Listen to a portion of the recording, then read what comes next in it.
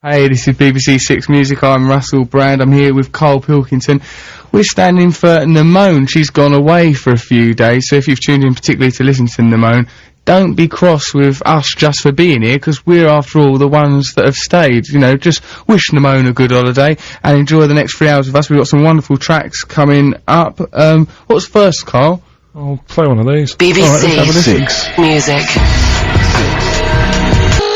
That was The Cure with Close to Me. This is BBC Six Music. I'm Russel Brand here with Karl Pilkington. Just looking after the show, really, while Nimone has a little bit of a break. You know, she's just having, like, a holiday from radio. But, like, she only works 3 hours a day, doesn't she, doing this job? So how much can she be enjoying her holiday? It's only between 10 and 1 that she'll be thinking, oh, right, I'll be working now.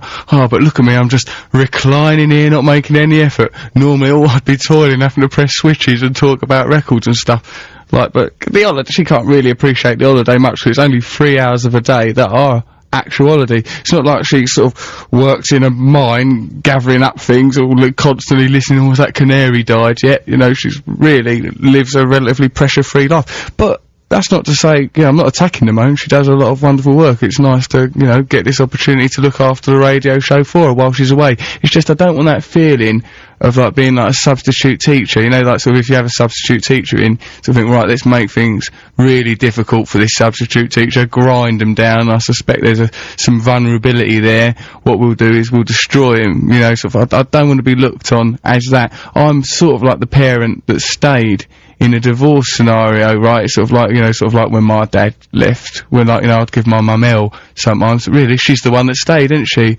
Poor cow. She didn't need that kind of aggravation.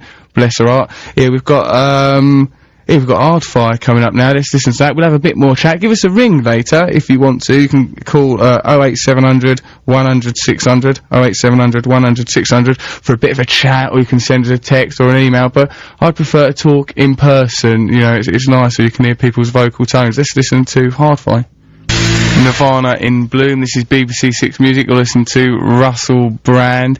This is like that weird purgatory week, isn't it, between Christmas and New Year's Eve? Well, because, like, when it's Christmas Eve, Christmas Day, then Boxing Day, then you've got New Year's Eve coming out. I sort of, like, I'm in that sort of weird hinterland where you forget what day it is. Like, I don't know what actual day it is. Days all get robbed of their meaning, don't they? Like, today definitely felt like a Sunday, I think. So that means, like, days have definitely got actual feelings. If today sort of felt like a Sunday, you thought it felt like a Sunday and all, Karl, didn't you? What, today? Today felt like a Sunday. If you had to sort of say, like, you know, you were just awoken from a coma, and you had to go, like, obviously you'd have other questions, first of all, like, why have you woken me so abruptly from this coma? But if, like, you were awoken from the coma, the first thing that goes is, what day do you think it is? Right, instead of going, well, surely, you know, you're the ones that have not been in comas. Forget that, you know, that this as a premise has got difficulties. You would say that, what did you say earlier? Yeah, just sort of, yeah.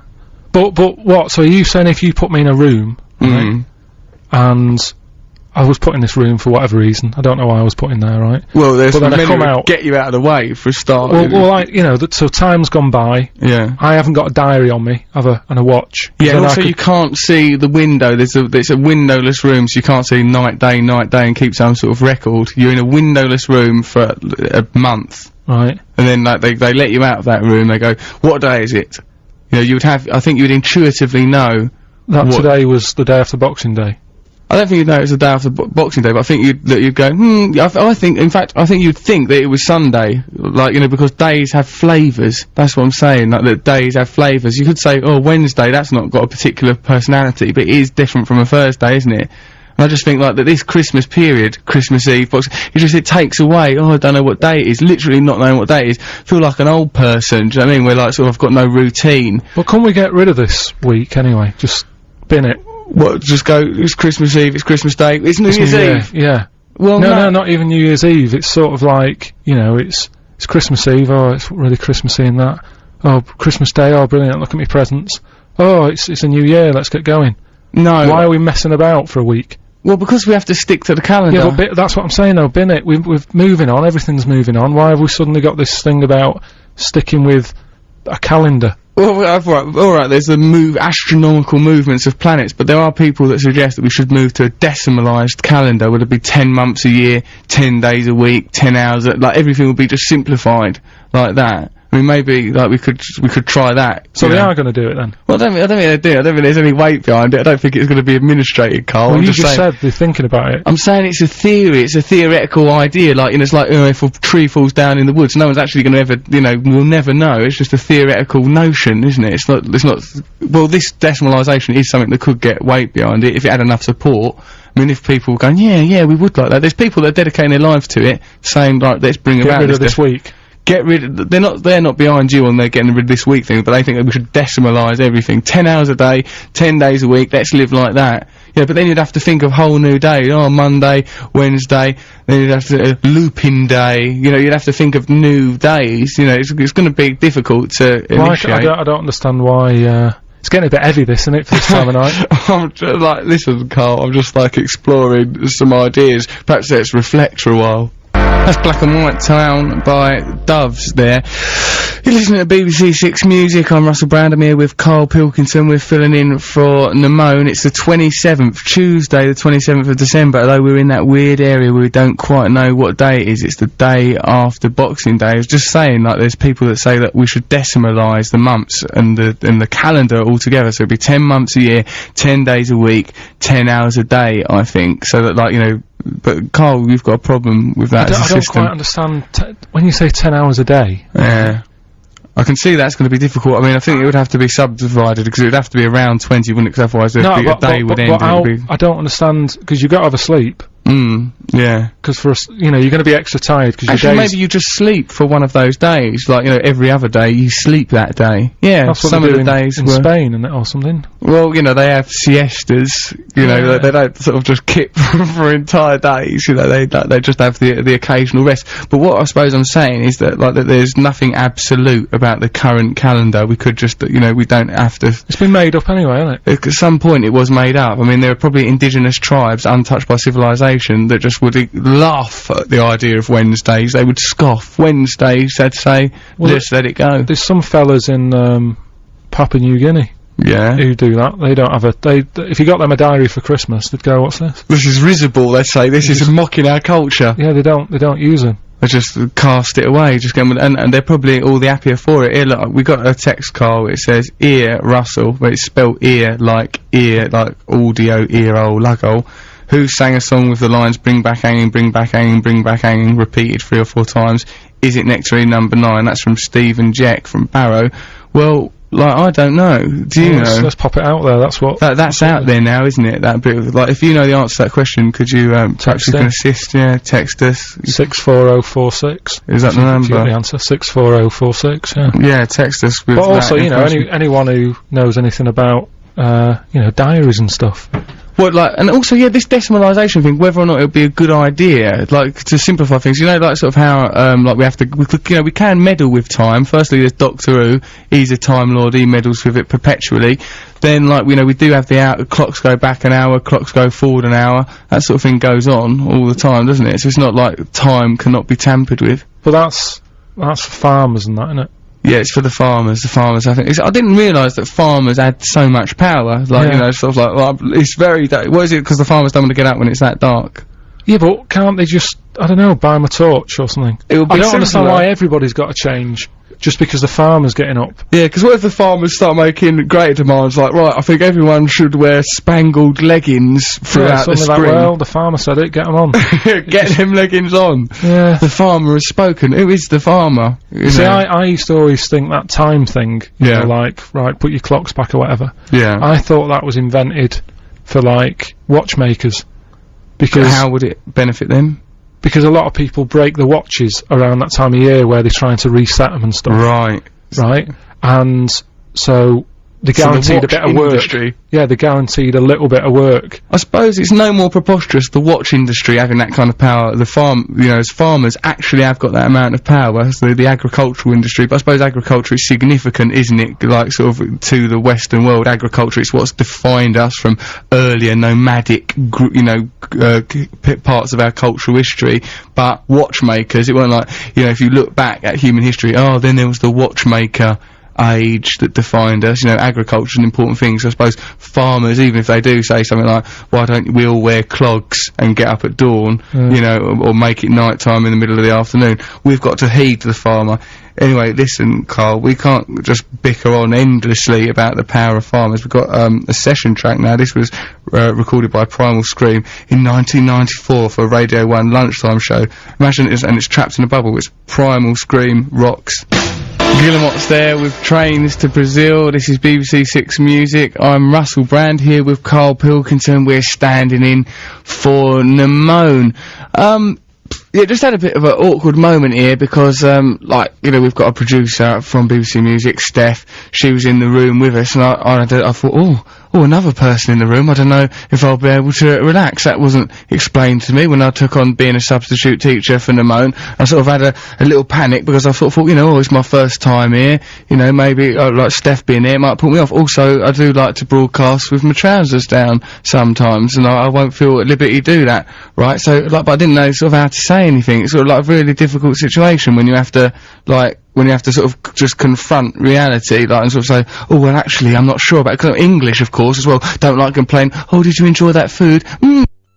There's a lovely scene in the film, his girlfriend visits him, and like they visit, you know, like sort of often in prisons, in Turkish prisons, I don't know how familiar you are, Carl, there's like a glass plate between the visitor and the prisoner, and he, in his sort of delirious mental state, got her to like press her, you know, her boobs up against the glass and everything, and he just sort of drooled and that, and she was sort of a bit emotional and crying. Well, they wouldn't look that good, would they? Pressed up against glass, I like that. But isn't that like a robber with tights on his head? It doesn't do anyone any favours. To distort the identity of the boob, so the boobs can remain anonymous, continue lactating into the mouths of strangers with their identity protected. No, I think it looks quite nice, like a Wonder Bar, isn't it? Like a see-through glass Wonder Bar. I think it's nice. Anyway, I feel a bit bad about sort of Steph, but like, it was like, you know, asking Steph to go out of the room, but it was just one of those things, you know, sort of felt uncomfortable. There's a term in psychiatry, right? It's called the elephant in the room, right? Are you having a go at her?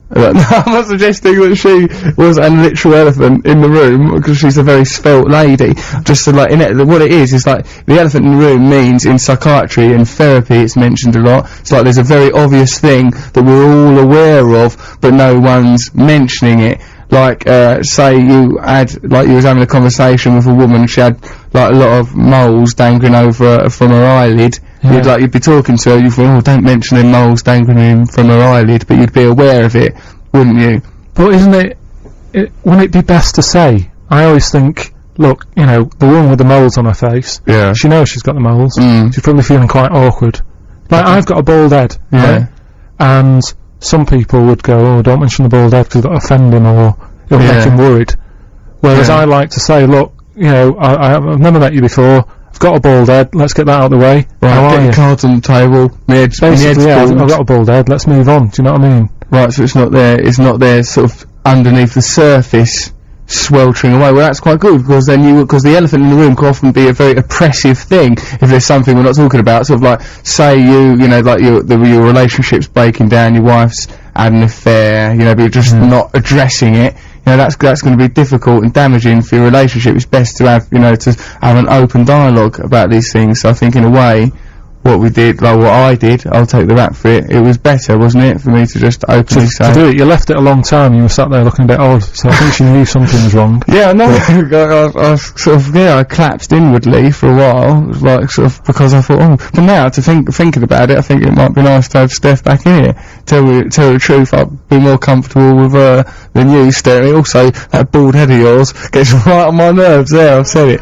That was all my love, Led Zeppelin. This is Russel Brand on BBC Six Music. You know, that Jimmy Page out of Led Zeppelin was all into the occult, and was mates with Aleister Crowley, the famous necromancer and occultist leader. Did you know that, Carl? Do you know anything about Aleister Crowley? I don't know. What sort of cult do you mean? Like, it's sort of like, ooh, dark arts. Well, Aleister Crowley's defining sort of phrase, he's like a epitaph or whatever, his favourite aphorism maxim was, do what thou wilt shall be the whole of the law.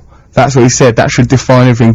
Do what you want, right? Do what you want. That's what he says that life should be defined by. Don't, you know, like, say if you went to Aleister Crowley and I don't know out to what degree Jimmy Page followed it, but like, you know, presumably Jimmy Page, for the sake of argument, let's say, if you went, you know, I'm thinking about, like, driving my skateboard into, like, my cousin's shins. And he'd say, do it then. Do it if you want. Do what. If you're going, like, I'm thinking of, like putting sort of white spirits into my fish tank. Do it. Do it. As soon as you thought it, you might as well do it. But then, like, was he known for that, though? Is that his only one saying that he did?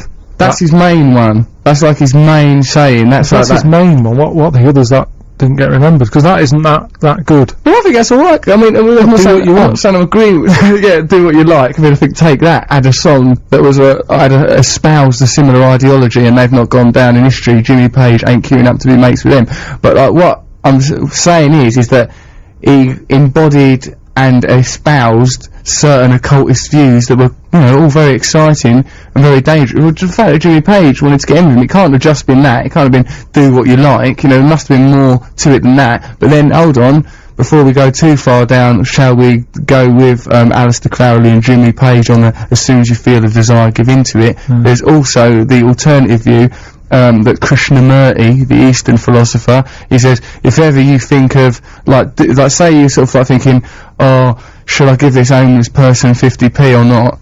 You should give him the 50p, because most of the time we go through life on autopilot. So if it ever occurs to us to make a decision, always do the good thing, always do the higher thing. Sometimes, you know, like, you know, we're in London, BBC6 Music, and sometimes I'll be walking through London, and one of my pockets is made just for money and bits of change for homeless people. What, you've just designated that as the homeless pocket? Yeah, it's just a left-hand pocket. It's kind of like whenever I'm given change in a shop, I'll look at it and I'll go, couple of 2s, couple of 5s and a 10. You just give them the 2s, the 5s, the 10s? Not straight away, I put them in my left-hand pocket, ready for when I see... But would a 50 not make it into the homeless pocket? No. The homeless pocket's for low denomination coins only? Yeah, right? So they're in my left-hand pocket. But sometimes, if I'm walking down the street and I see an homeless fella, I'll put my hand in my pocket, right? But if he doesn't ask, he doesn't get.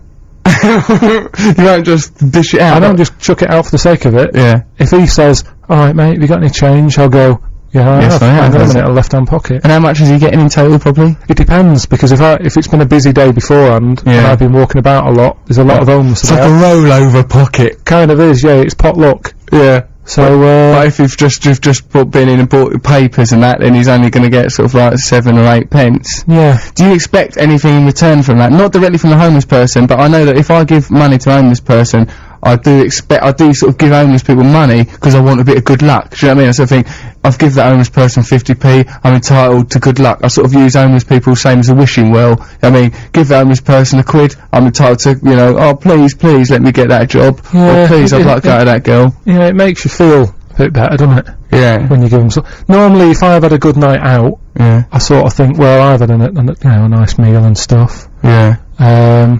Put something back. Normally around Christmas time, but there was one, like last Christmas, right, I took my girlfriend out, for something to eat, and we were on our way out at about 8 o'clock, but it's dark, right, and I saw like a little homeless fella in a doorway, and I thought, I'll give him a quid, right, but he was asleep. Yeah. And I thought, at what point when you're homeless do you say, do you know what, fancy an early night? Yeah. Well, he's probably just tired, delirious, or has drugged himself to sleep because of the unbearable pain. What time was it? Well, about 8:15, I think. I don't think time's relevant if you're homeless. Like the thing I was saying about the calendar, you know, if you're homeless, you're just out on the streets, aren't you? What does it matter? Like, must be up early in the morning, I've got a full day of excruciating poverty before me, I must get some shut-eye. Just sleep when you can, if you're homeless. Do you know what I mean? I don't think you have to stick to some regimented schedule, Carl. That must be one of the few pleasures of being homeless, is you are your own boss. Do what you want. Yeah. So they could actually do that saying, do what you want. Do what you like should be the whole of the law. Well, I'll tell you what I'm going to do. Go on. Play some Prince, because that's just what I want to do. Look at you living by your will. That was Going Nowhere, cut copy. This is BBC6 Music. I'm Russel Brand here with Karl Pilkington till 1 o'clock in the morning. If you want to send us an email, you can do that at russel.brand russell.6music@bbc.co.uk, russell.6music@bbc.co.uk.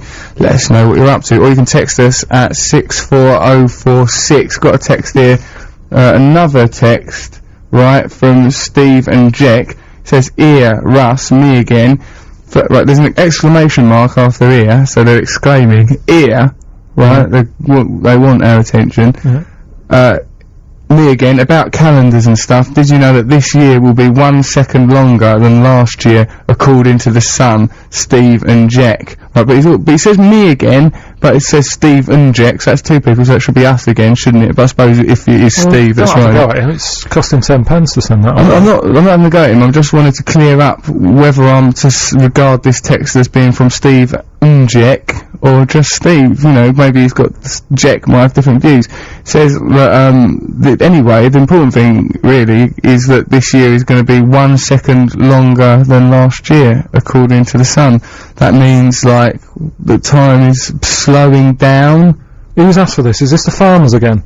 I don't think this is our farmer's request. Could we have years that are a bit longer? We want to go fox hunting. We want people to wear really spiky shoes. We want to be able to brush underneath foxes with the palms of our hands. They've got a lot of demands, haven't they? Yeah.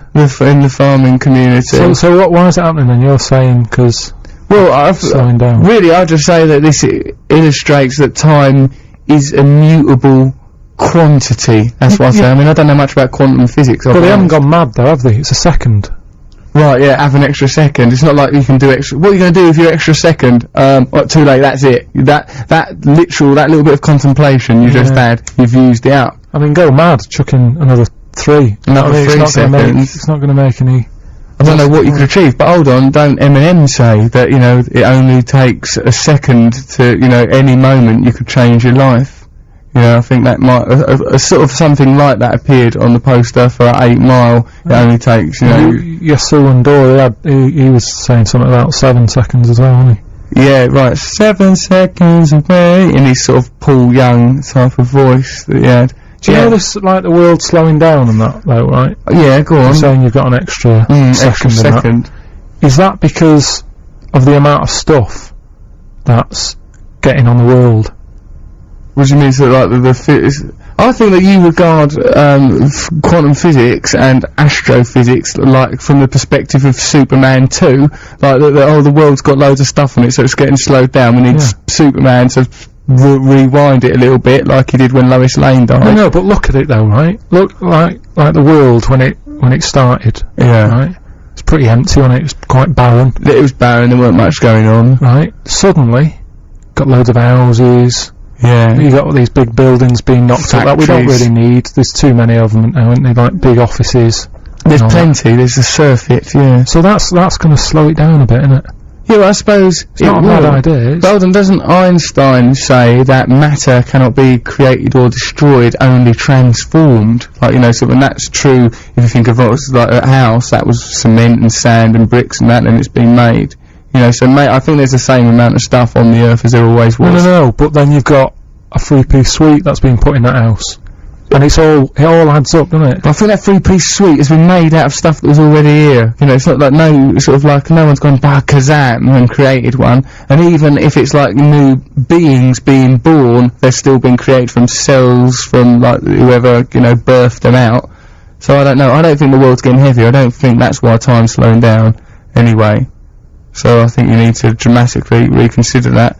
And perhaps you should do that during the next track, Carl. Dead Leaves in the Dirty Ground by White Stripes there. This is BBC 6 Music. I'm Russel Brand. Dead Leaves, Dirty Ground. It's all a bit dour and downbeat, isn't it? But it's because he knows she's not around. I suppose he's unhappy. That seems to be the central message. Yeah, I've got a text message here. What does Karl smell like? Does he smell like dead dogs? Well, I don't know. I don't really ever smell him. Not from this distance. I'm assuming that I've not smelled dead dogs either. But I reckon if someone did smell of dead dogs, you'd be able to smell them from a metre away, wouldn't you? The smell of death. It's got to carry over a metre. So I think I can confirm that no, he don't. Also, I know that he's got quite a regimented beauty routine. For example, the other day he went and had a facial. Yeah, but that's the first time ever, and that's because you gave it to me. Yeah, it's not the sort of thing I hang around. I probably won't go again. You enjoyed it though, didn't you? Little bit weird. What was weird about it? Didn't you like it? I just was lying there. Well, first of all, she annoyed me because she put like a hair hat on my head, which you don't need, because rubbing it in. The aforementioned baldness. And speaking of baldness, right, let me just tell you this. Stephanie's sat in there waiting for emails. She's looking at internet on combs and stuff. So she's rubbing it in. Yeah, why is she looking at the combs? Because she's got hair and I haven't. She's probably going, look what I can do. Comb my lustrous, glorious brown hair. Why should you just rake it across your scalp? But, yeah, the old, sort of facials and colonic and all that. When did that suddenly start happening? I think people just got more body conscious and more self-aware because we become more vain, more narcissistic and more self-involved. What I liked about that facial was when I met you just before the facial, I waited for Karl in a cafe sort of like round the corner from the place, and it was quite a low beat sort of a cafe, and even though it was in Kensington it was quite sort of, which is a posh area, it was quite a sort of a dour, sort of an ordinary sort of cafe. And like I was waiting, but while I was waiting for him, I sort of met these two women, right? One of them was about 50, one of them was about 40. One of them was quite a busty sort of a woman, you know, quite attractive, but about 40. The other one was sort of 50. They're both sort of like quite brassy sort of a women. I imagined, this might be my prejudice, I imagined they were married to criminals. That was, you know, I don't want to judge them, but that's what I imagined. And I was sort of talking to them, goes, oh, my mate's coming in, like, we're going for a facial, I'll get them for nothing. Like, people give you vouchers to go and have a free facial. My mate Carl's coming, he's from Manchester, he's a bit afraid of things he doesn't understand and the unknown. So they were, oh, right, okay. And when Karl arrived at the cafe to meet me before the facial, one of the women just off her own back goes, yeah, right, we're gonna do this facial here. She was nothing to do with the facial, it's just a random woman I've met in a cafe. Yeah, we're alright, love you for the facial. Yeah, I'm all nervous and stuff. And she goes, right, we'll sit down, we'll do the facial here. Meanwhile, the lovely busty one had gone off to the toilet. She re-emerged from the lavatory. Karl went, hold on, what's happening here, Thought that we'd got into some sort of brothel scenario, judging me on account of my past, things that I've moved away from. It's a lovely little conundrum. But then when you went into the facial, you were still like a bit edgy, you didn't like wearing that little dressing gown, did you? It's just like they know that they're in control and they're making you put on this little dressing gown that didn't fit even. Yeah. So I felt really sort of like open. Did you felt a bit exposed? You looked like a sort of a sweet little Japanese girl. Yeah, I didn't like it. And then I don't understand, why is it that whale noises are meant to be relaxing? Well, I don't know, I guess because of our primal, like, you know, perhaps at the dawn of time, when we were still marine animals, it'd be comforting, wouldn't it, to listen, oh, there's a lovely whale. But I don't know, maybe it's just like, oh, it could be moaning, like, oh Christ. So can you turn that off? She went, no. It's relaxing. I said, it's not, it's annoying me. You didn't enjoy listening to that. Well, what would you rather have? What would settle you? What kind of music or sounds would you have preferred to have had in that situation? The sound of the sea, waves are quite relaxing. Right. It's just not the animals that are in it, or the creatures or the mammals or whatever. Just give me the sea. Yeah, I've got an idea. Would you rather have had Enjoy the Silence by Depeche Mode? What about that? That's Star Sailor. This time, this is BBC 6 Music. I'm Russel Brand here with Karl Pilkington. We're standing in for the moment, just keeping things going, keeping the world spinning.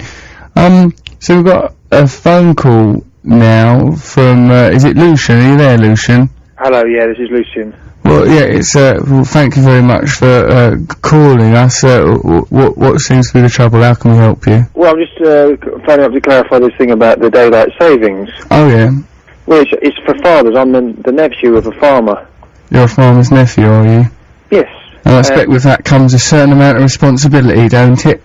No, there's no responsibility. No duties to be performed on the farm or anything? Well, no, not really. I don't live near the farm. I sometimes go there. We've just been there, actually, for Christmas. Was it nice? It was alright, yeah. I mean, it's a little bit depressing. Why, what, because of the fall of agriculture and everything? Yeah. Industrialisation of farming, it's going to be depressing. Exactly. Yeah. It's no longer a working farm. But really, it's just well, then, perhaps your uncle release his stranglehold over the quantum physics and let the day start when it's meant to start. That's what I'd say. Maybe that can happen now. That's my point. I'm saying that surely that can happen now because farming is now a defunct industry. But in the olden days, the farmers needed to get up when it was light, and so that's why we had daylight savings. Right, but now now the farmer's got to take his icy grip off the throats of the common man and just let us get up at a sensible hour. Let me tell you, it's the other way around. The common man has an icy grip round the throat of my uncle. Is it a literal grip, or is it very much a metaphorical grip? It's the same metaphorical grip that you started, yeah. It's not a literal grip. Yeah, well, my metaphorical grip was grounded in reality, Lucian. My one, it was a metaphor, but it was based on reality. So based on the reality of your tiny mind not understanding daylight savings. I understand that, if you're going to meddle with time, why don't we just now announce that it's 6 o'clock and all stop and, have a cup of tea and watch some cricket or something, You could hang yourself by your own petard as you're doing exactly this moment. What a nonsense thing you just said. Not by my own petard. Of all the things to get hung by, my own petard is the most humiliating, isn't it? Yeah, I've seen your little tongue licking its words out, is tying itself around your neck and strangling you on radio. That's an horrible way to die. You've got the mind of a criminal genius, Lucian. And also, why is it, do you know that this year's going to be 1 second longer? Oh, is it? Yeah, there's a whole... You're going to blame that on the farmers as well, are you? Well, I think they've got to take some responsibility for it. They're dabbling in our affairs. What about the electricians and engineers? Well, I don't think that they've ever gone, can it now be midnight? I don't think that electricians and engineers have ever done that, Lucian. Well, the farmers have never done it. They've had too much power. The farmers didn't say, "Oi, we want the clocks forward." Listen. We were quite happy. I'm not a farmer, I shouldn't be saying we.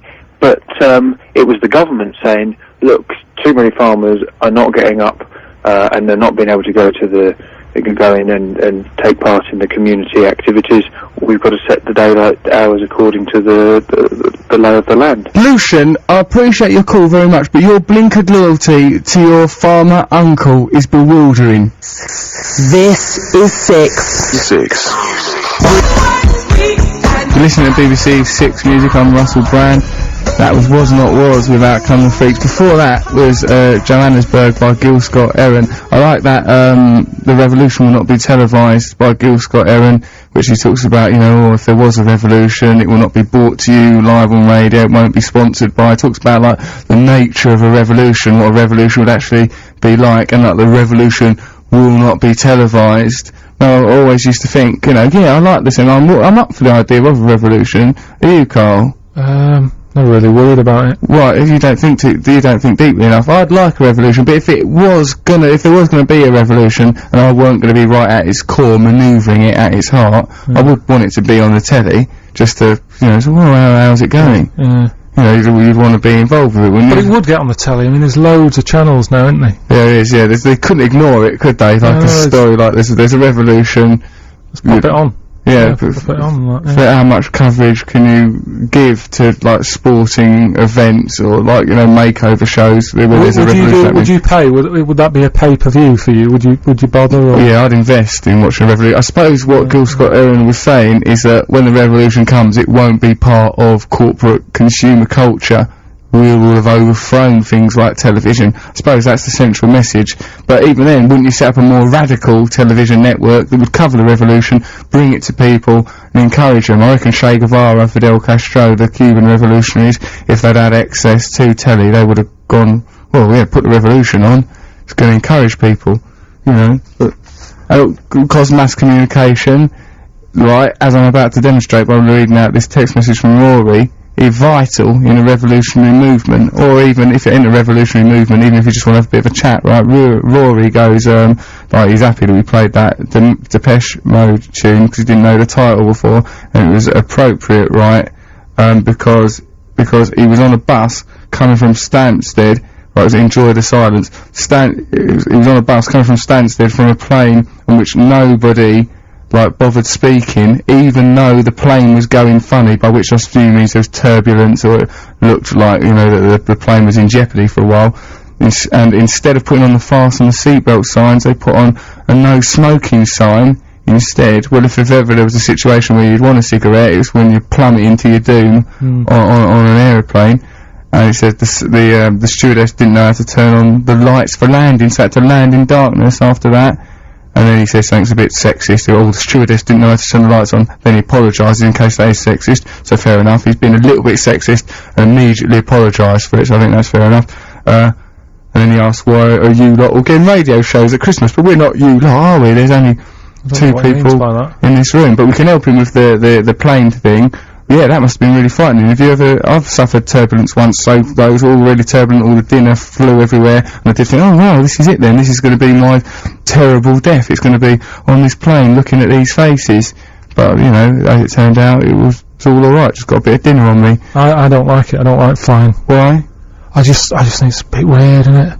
Right, you're high up, but I always have that thing of, we shouldn't be up here. See, we're all on radio now, so, you know, sort of technology immediately subverts, like, the natural state. We weren't meant to walk on our hind legs, were we, Carl? What do you want to do? Sort of dwell in caves, never going anywhere, staring at your own ghoulies. Sounds like a good night in. Sounds like, yeah. I mean, it's not too different from your actual life, is it? Yeah. So you've got a remote control in your hand and access to the internet. But do you know, like, I tell you what, always, like, I'm fascinated by on planes and that, right? Do you know, like, when somebody's ill? Yeah, I do know that. There's always a doctor on the plane. Okay, is there a doctor on the plane? Yes, there is, over here. And there always is. Where are you getting that knowledge from, though, Carl? You're getting it from films? No, just because I've been on a couple of long flights, and that's when it always happens. The ill people, the legs start clotting up or whatever. And the old legs clotted? And they go, oh, is there a doctor on? And there always is. They never go, oh, there isn't one on, what are we going to do? There's always one. I don't reckon that. No, honestly, there is. And my point is, you know, nurses and doctors always say they never get enough holidays. Yeah. Yeah, whenever somebody's ill, they're always on thing. Yeah, if the toilet's bunged up and they ask for a plumber, right, never one about. But then they can just drop the whoopsie directly onto the ground below, can't they? They should never need a plumber, just a stick. Good point. Fair enough.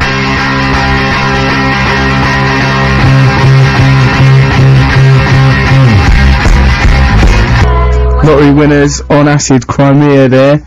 I got into that. I quite liked it. It's sort of quite upbeat. It took me away a little bit, but I can't help but think about, like, as soon as anyone says lottery winners, I have to think about, is it Mike Carroll, or whatever that is always referred to as Lotto Lout, Mike Carroll, whatever it's called, that proper, like, I like him, because I like it that sort of, he's just built himself a sort of a moat of vulgarity with his wealth, right? He does like all that stock car racing, like on his grounds of his mansion, and all his like neighbours are, oh God, this was such a lovely neighbourhood. That he burns tyres and that. He's just all reckless, living his life with all a band of his sovereigns. And like when he had to go to court to be given an ASBO, he just he turned up drinking beer, like in the court. Well, you can't do that, you know. You're in court. And well, I'm rich. I should drink beer whenever I choose. I like it. I like the decadence of it. I'm into him. Do you like him?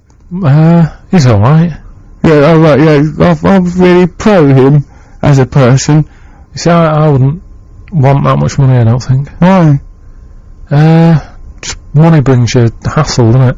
With money. No, because imagine if you've got absolutely... I think what money does is it provides you with some sort of buffer zone, protects you from the world, right? Because like if you've got, like, if you're really rich, you don't even have to look at gas bills, you don't even know that there are problems in the world. If you've got a bit of money, oh, it's alright, you can stay in hotels, you can get cabs everywhere. If you've got no money, you're just on the street. Oh, yeah, but I didn't say I didn't want any.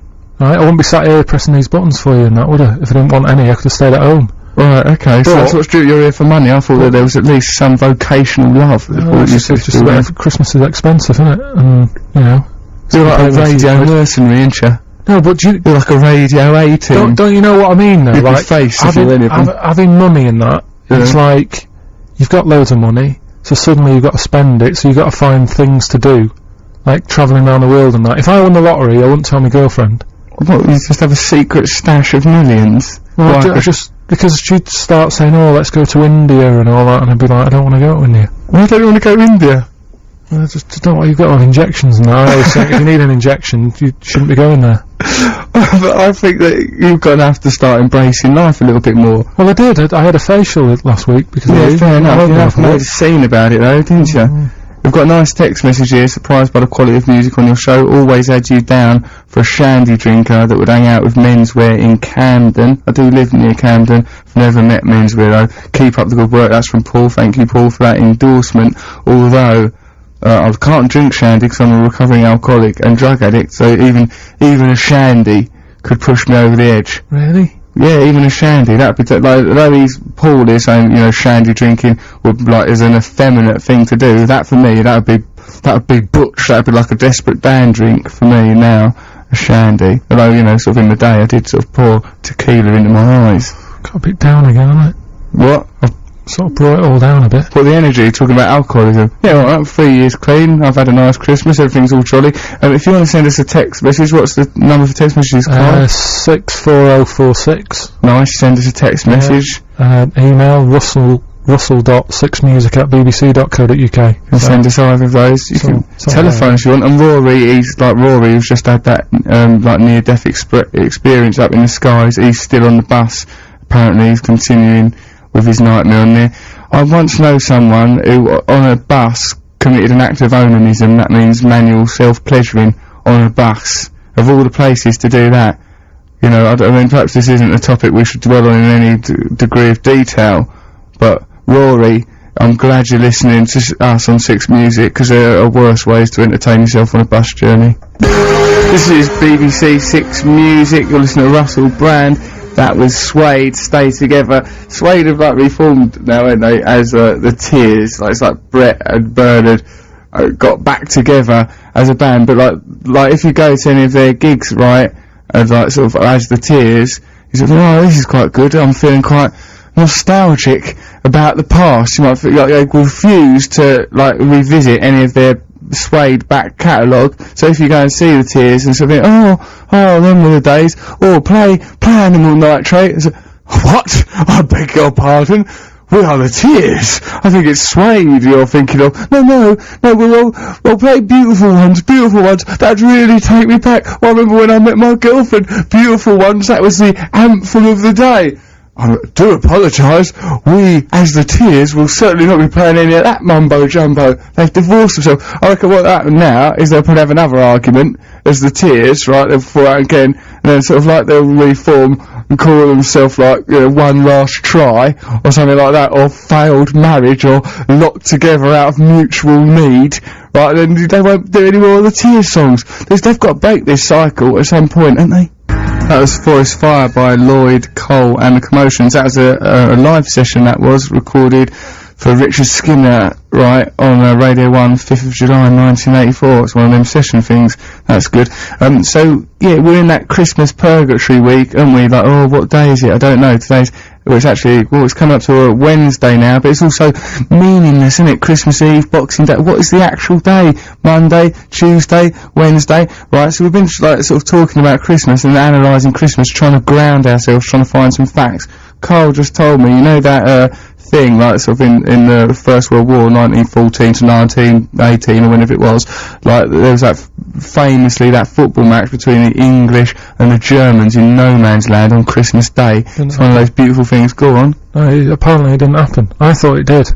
I thought it did. We all, as a nation, as a continent, I think, believe that there was that football match between the English and the Germans, Christmas Day. Oh, the guns fell silent, and it's a beautiful, poignant football match that showed, even though there's this war on, we're not so different, and it shows the futility and senselessness of war. But you saying that, why do you think that did not happen, Carl? Well, a little bit of me says, you know, they're going into battle.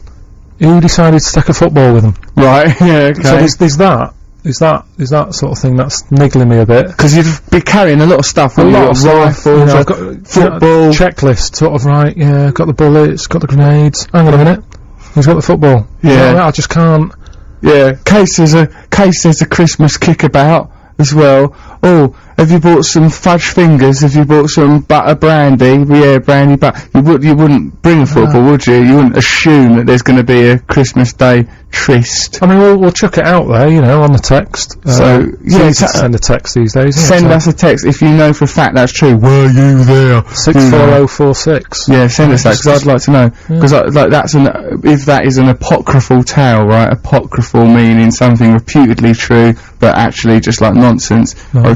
Yeah, right, for an example of an apocryphal tale, Carl, is, you know, George Washington, the first President of the United States, apparently, like, you know, they say that he chopped down a cherry tree, right, on his father's grounds, and his father said, "George, did you chop down that cherry tree?" And he went, "Father, I cannot tell a lie. Yes, I did." His father was so impressed by this display of honesty that he just went, "Oh, well, don't worry about the cherry tree then, son. You're a very good lad." Right? So that's an example of an apocryphal tale. Could he have blamed someone else? Was anyone else around when he cut the tree down? So no, because this is an example, right, of not about like, sort of, it weren't like he was up against it. It's not like George Washington's dad had him in a sort of a prime suspect scenario where if George Washington didn't come clean, he was going to get caught anyway. It's about George Washington's integrity and morality, so that's why that tale has come about, because it demonstrates, oh, George Washington, what a good man, because it ain't actually true, it never even happened, right? It's just to demonstrate that he was an honest and decent man, and it illustrates the idea of sort of like, say you and I, like, on our way home tonight, we nicked some equipment from this studio, like that computer, that computer screen thing. If we nick that, right, but we probably won't nick it, but the reason that we're not nicking stuff from here is probably, is it because of fear of consequences, or is it because, oh no, it's wrong to steal from Six Music, it's a good radio station, it's an authentic, music based, so let's not nick none of their stuff, or is it because we think there'll be consequences? Carl, what do you think? What you asking me? Why? I'm asking you. I've already got a laptop. I've got a laptop at home. Alright, then the stapler. Why aren't you going to nick the? Are you going to nick? Do you know what? I can't remember the last time I used one of them. I don't need one. I haven't used them for ages.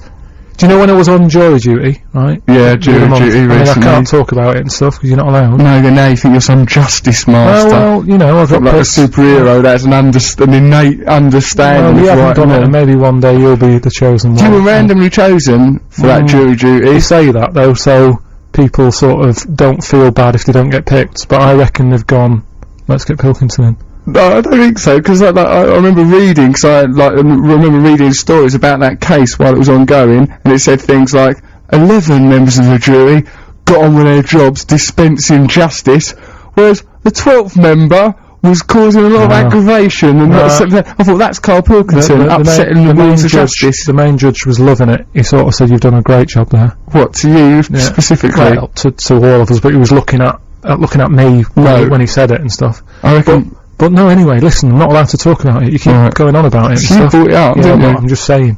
But something that I used there that I haven't used for years, right? Pencil sharpening. You sharpen pencils? Well, I didn't do it, but I was close to it because they give you pencils to write your notes and stuff. Yeah. I saw one there. I was close to using it, and I thought, will I use it because I haven't used it in ages, or will I try and keep it up and not use it? Well, like sort of a personal challenge, go the rest of your life. Yeah. It's interesting because there's probably there is a finite number of times that you will use a pencil sharpener now for the rest of your life. You might only sharpen another 2 pencils for the whole rest of your life. Yeah. It's terrifying to think about. So if you know about that First World War thing... Oh yeah, definitely. Give us a bell. 64046 would just want to know if it happened or if it didn't or whatever, and that, and we'll put another song on. Lonely Shines. That was R.E.M. Electrolyte. Before that it was Loneliness Shines, Malcolm Middleton. This is BBC Six Music. I'm Russel Brand here with Karl Pilkington. We've got some nice text messages, right?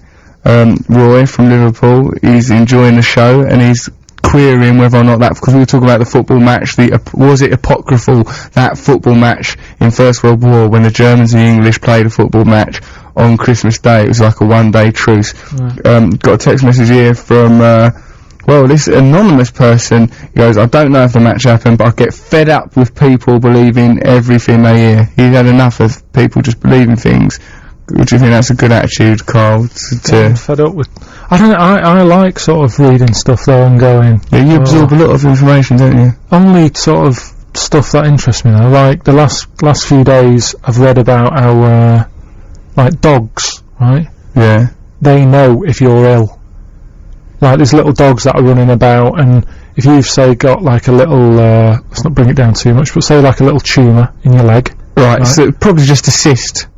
Yeah, alright then, yeah. Yeah, it's not malignant. But I don't know how good the dog is. I don't know if it would know if it's a cyst. I'm not suggesting that the dog does a full-on diagnosis, Carl. I'm just saying that just for the purposes of this example, let's say it's a non-malignant tumour, it's just a cyst, it's just water retention, it's nothing to worry about, but the dog still knows. So the dog sort of goes, oh, what's going on here? Yeah, how does he express that? I'm not sure, I didn't read... See, this is probably an example, like this gentleman or woman saying, like, you know, I get fed up with people believing everything they hear. He's probably be fed up with you believing that, because, right, how does the dog know, right, one thing, is it just some intuition? How does he communicate that he's in possession of that knowledge? I don't know. Like that dog that went sausages, tumour, carcinogens. I don't think that the dog will be able to relay that complex information. There was another one as well that they gave to people who had fits. Right? Another dog. Yeah, there's loads of different types of dogs. Well, this one's good for fits. If it's fits you're having, sir, you might like this dog. Don't flash around near its eyes, it will panic. It had to be a small one, because what it would do, it would sense that its owner is about to have a fit before even the person did. Right. And it would wrap itself around the fella's head, so that when he... Like a dog hat to protect his head, like a dog crash helmet. I don't believe you, because that sounds like a cartoon where a woman's wearing a fox fur and then the fox turns to him and goes, "We really shouldn't be at this banquet." I don't think that sort of thing really happens in life. Dogs wrapping themselves around people's heads. That should go on the list. I think it's quite feasible there may have been a Christmas Day truce between Germany and England. They had a football match, although it makes you think, yeah, who fought to pack the football during a World War situation? That's more easy for me to believe than a dog wrapping itself around someone's head before that person has a fit. That's only because you're choosing now, aren't you? You're sort of going, I don't want to believe that. Whereas I'm open to it. It's like, well, let's see, you know. Don't try to come across as if you're a prophet, Carl, like, and I'm like some unbeliever, some doubting Thomas figure, like, there's none so blind as them that won't see, that you can wrap the dog around your head to prevent you having fits. I just said to you, though, I said, and something else I read was, like, picking your nose is, they're saying it's now good for you. Yeah. And you're going, oh yeah, brilliant, I'm happy about that. So you pick and choose what you wanna... Bogies is what I pick and choose. Mucus! Yeah, but no, there's at least some logic to that, like, you know, it's the if you pick your nose, it's good for you, because you told me this, because it's cleaning out impurities, right? So there's a logic to that. It's feasible, isn't it? It's not such a leap as believing that canines will wrap themselves around someone's head out of just because their prescient dog reckons that the person's going to have a fit. Just find that difficult to believe, Carl. Yeah, I'd love it now, right, if there's someone who's just listening to Six Music, little dog wrapped round having a fit, like, just go, hold on a minute, let me just prise Fido away from my luggo, listen to this, oh my word, why is this person refusing to believe the simple truth, these naysayers? Well, text us if you've heard of that, 64046, and it's not, you know, that's what I've heard, that's all I'm saying. Okay, alright, fair enough. Like, if you've got any information on that, what's 6404? 64046, yeah. Nice. Just texting. Okay, it's gone midnight now, it's getting quite late, we're into our final hour. You know, we were talking about Suede and the Tears before, it's very separate identity. Nathan from London says, it looks like Tears have all but split up already, cancelled gigs and talk of discontent by Brett and Byrne. What kind of relationship are those two men in? Why can't they hold it together? What is it? You know, it's like they're bound together by some sort of creative, shared ideal, but... It's just some people don't try hard enough, do they? It's like relationships now, weddings don't last long and that, do they? People get married and they can't hack it. I reckon that Brett and Bernard should get some sort of dog, perhaps just a corgi or something, and when it senses they're going to have a little row, it just wraps itself very quickly around Bernard's head and sort of grabs Brett by the ghoulies. That was XTC, The Disappointed. This is Russel Brand, this is BBC Six Music. I like that, The Disappointed. My favourite XTC track is that one that goes really high, like a really high thing, say a sunflower. I really like that, I can't remember what it's called, just give us a text if you know, and you can tell us. We've got some other texts, right? You know, we're talking about that famous football match in World War I, where on Christmas Day there was a truce, the English and the Germans played a football match. The insanity of war is thereby demonstrated. We wondered if that was an apocryphal tale or if it actually happened. We've got a couple of text messages. Yes, it did happen. Please stop talking rubbish and play music. Our TV licence is paying for you to have a chat. Shut up. That's quite like aggressive, but at least the information is been included in that. Yes, the match did happen. Sorry about that, you know, but we're not actually being paid very much for this, so don't feel begrudged, and also, like, I've got a TV licence as well, so in a way it's like a vortex of endless mirrors pointing at each other. Right, and there's another text message here. It says, according to the last Tommies on BBC One the other week, where WW1 soldiers related tales of war, it did happen. That's from Roger in Blackpool. So, alright, on the balance of this evidence, that did happen, that football match, Carl. So, there you are. So whatever you heard, people saying that it didn't happen, that's just people just trying to ruin your appreciation, because that's like, it demonstrates the beauty of human nature, doesn't it? Oh, even during this war, all this senseless killing, millions of young men sent to their death, human spirit conquered that just for a couple of hours. They played football. Must have been a strange match, though, I'm thinking. Yeah. I heard something else about war and that, right? Yeah. This little, sort of Japanese fella, right? Yeah. I think it was in the war in about the 70s. Would that have been Vietnam War or something? Vietnam, Cambodia, you know, I think those were the 70s wars. Right, well there was this little fella, right, who was so dedicated to being a soldier, that his boss, I don't know, is that a sergeant or a... Yeah, I guess it's a sergeant, captain, right, you know. Well the captain said to him, right, listen you lot, because there was about 30 of them, he said, we're going into war now, this is your job, right? Yeah. We don't want anyone sort of not trying the best. It's important. No shirking. You're fighting for your country and everything, right? And they all went off, and one by one they got broken up a little bit. Yeah, you know, that's bad organisation. Either killed or they bottled it or whatever. Drifted off. But this one fella, I can't remember his name, which is a bit bad because he was a grafter. You know, he gave it 100%. He carried on, right? Sort of working his way through like the woods or wherever the battle was going on. Yeah. And he got split up from all the others, and he kept going and going, right? And like surviving in the woods for years and years, right? And because he was on his own, he didn't know that the war was over. Yeah. The war had ended, right? He just carried on. The captain fella probably retired. Yeah. But for 30 years, this little fella, he just carried on. He carried on because he didn't know it was over, so he was living in the woods and stuff. And I think what happened at the end, this kind of got on the news because his family was like, where's our little, whatever his name is, right? Yeah. He went out to battle, we don't know where he is, what's going on. For 30 years. It's going on and on. And then some kid was walking through the woods or something, saw this fella, and he said, what are you doing here, right? Yeah. And he said, oh, I'm still in war and that. He goes, what war? What are you talking about? It ended ages ago. And he was like, no, I don't believe you, right? So the kid wandered off, and he went to find the sergeant. Who is this kid? I don't know. Sleuth kid? I'll find that sergeant, so help me God. He went to found the sergeant who'd retired and everything. He said, look, sergeant, what's his name? Let's call him, I don't know, give him a name. Dave. Dave, right? Dave's still in the woods. And he's like, you're joking, aren't you? Yeah. He said, no, Dave still thinks the war's going on. Will you at least come and see him and let him know it's all over, because he doesn't believe anyone, right? He's dedicated. So Dave, so the kid and the sergeant got the sergeant, went to see Dave, and if the sergeant's that near to the woods, couldn't he have just popped in? He didn't know. He was just oblivious. Dave, he was just on the periphery thought Dave of the woods. Had died or whatever, given up, ran off. He didn't know, and they gave him a load of money and that. I said, look, we owe you back pay. Right. Gave him like 30 years pay or something. He'd been fighting this war. What kind of contribution was Dave making to this war if he can be in the woods 30 years? He's not seeing anybody, he's not shooting anyone, there's no war happening. What did he think military life was about? Just being in the woods? Sounds like an Enid Blyton story. He's just a man in the woods. That's where all the stuff goes on though, doesn't it? It's sort of... Well, yeah, but there's got to be some sort of conflict, some sort of combat, hasn't it? I mean, well, not really, no. We've just been talking about a load of army people playing football. So... Well, so he could have just been there doing keepy-ups for 30 years alone. Sing Me Spanish Techno by the New Pornographers. This is BBC 6 Music. I'm Russel Brand. That's alright, wasn't it? I enjoyed listening to that.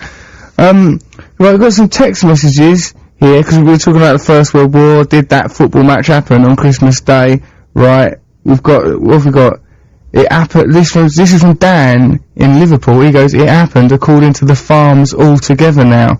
right? He says, why not play it and find out? Well, we might do later, I'm not sure. But you're all together now in no man's land. Together in no man's land. So, right, I mean, I'm not saying that perhaps, you know, the Farm, they're not sort of historians of much repute, you know, are they? But look, a great band, but can we trust them on history?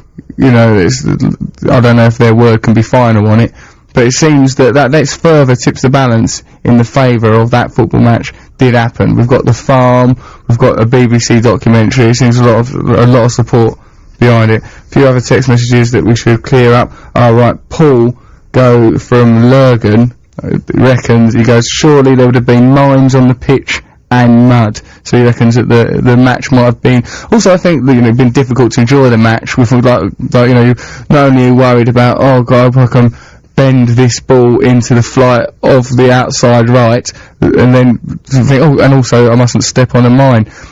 Also, you think, sort of, say that there was sort of a fight or something on the pitch, and you sort of, oh god, no, he elbowed me when we went for that header.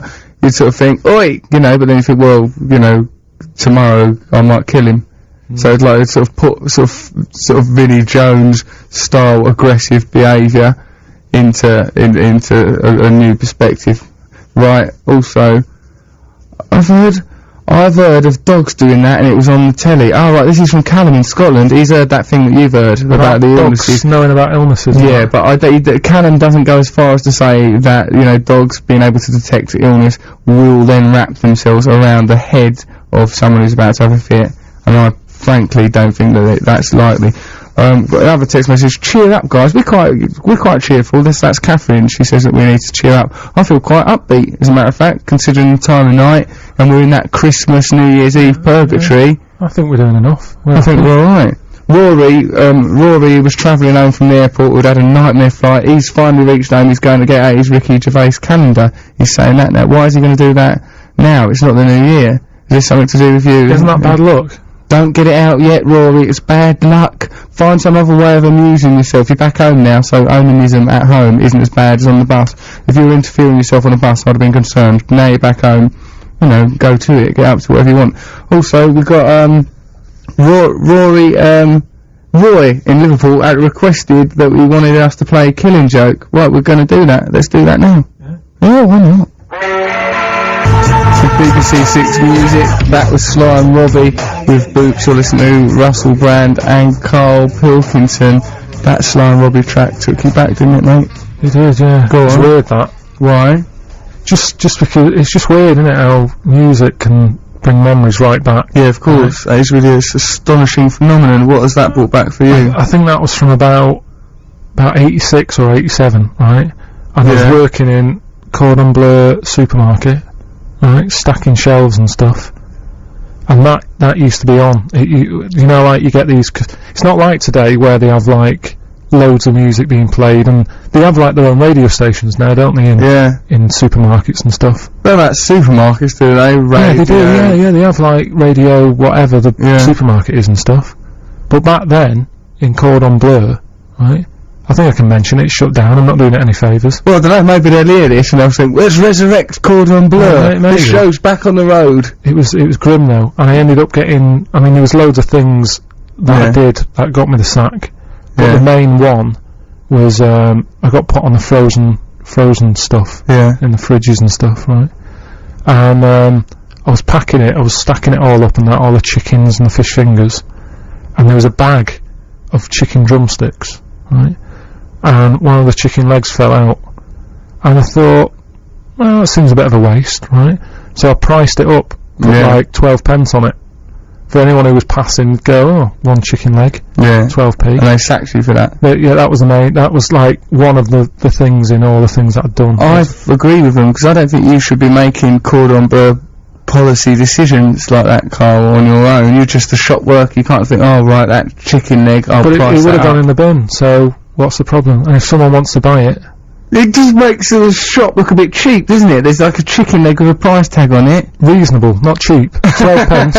I think that's alright. I'd be disgusted by that. So listen to Sly and Robbie, it just suddenly straight away when I heard the start of that, it was like, oh, It used to be that and Bruce Springsteen with Born to Run. Must have been the same year. They take you back, 1987, they take you back to 1987, pricing up chicken legs. Yeah. Many people would argue that's where you should be in 2005 and 2006, pricing up chicken legs, instead of polluting the airwaves with your ridiculous theories. Right, but like, isn't it that, that's the musical equivalent of Proust, like the French writer Proust going, like, when he had this type of cake, Magdalene cakes, I think they were, he took one bite of that and his mind goes flooding back to his school days, you know, just like the smell of those and the taste of those cakes. There's parts of our mind are enmeshed with certain experiences, like, so for you, Sly and Robbie takes you back to pricing up a chicken leg. I think that's probably what Sly and Robbie had in mind when they wrote that track, Boop, or they probably thought, but why is Proust getting sort of, you know, why is he remembered for saying what I just said? I didn't know he said it, right?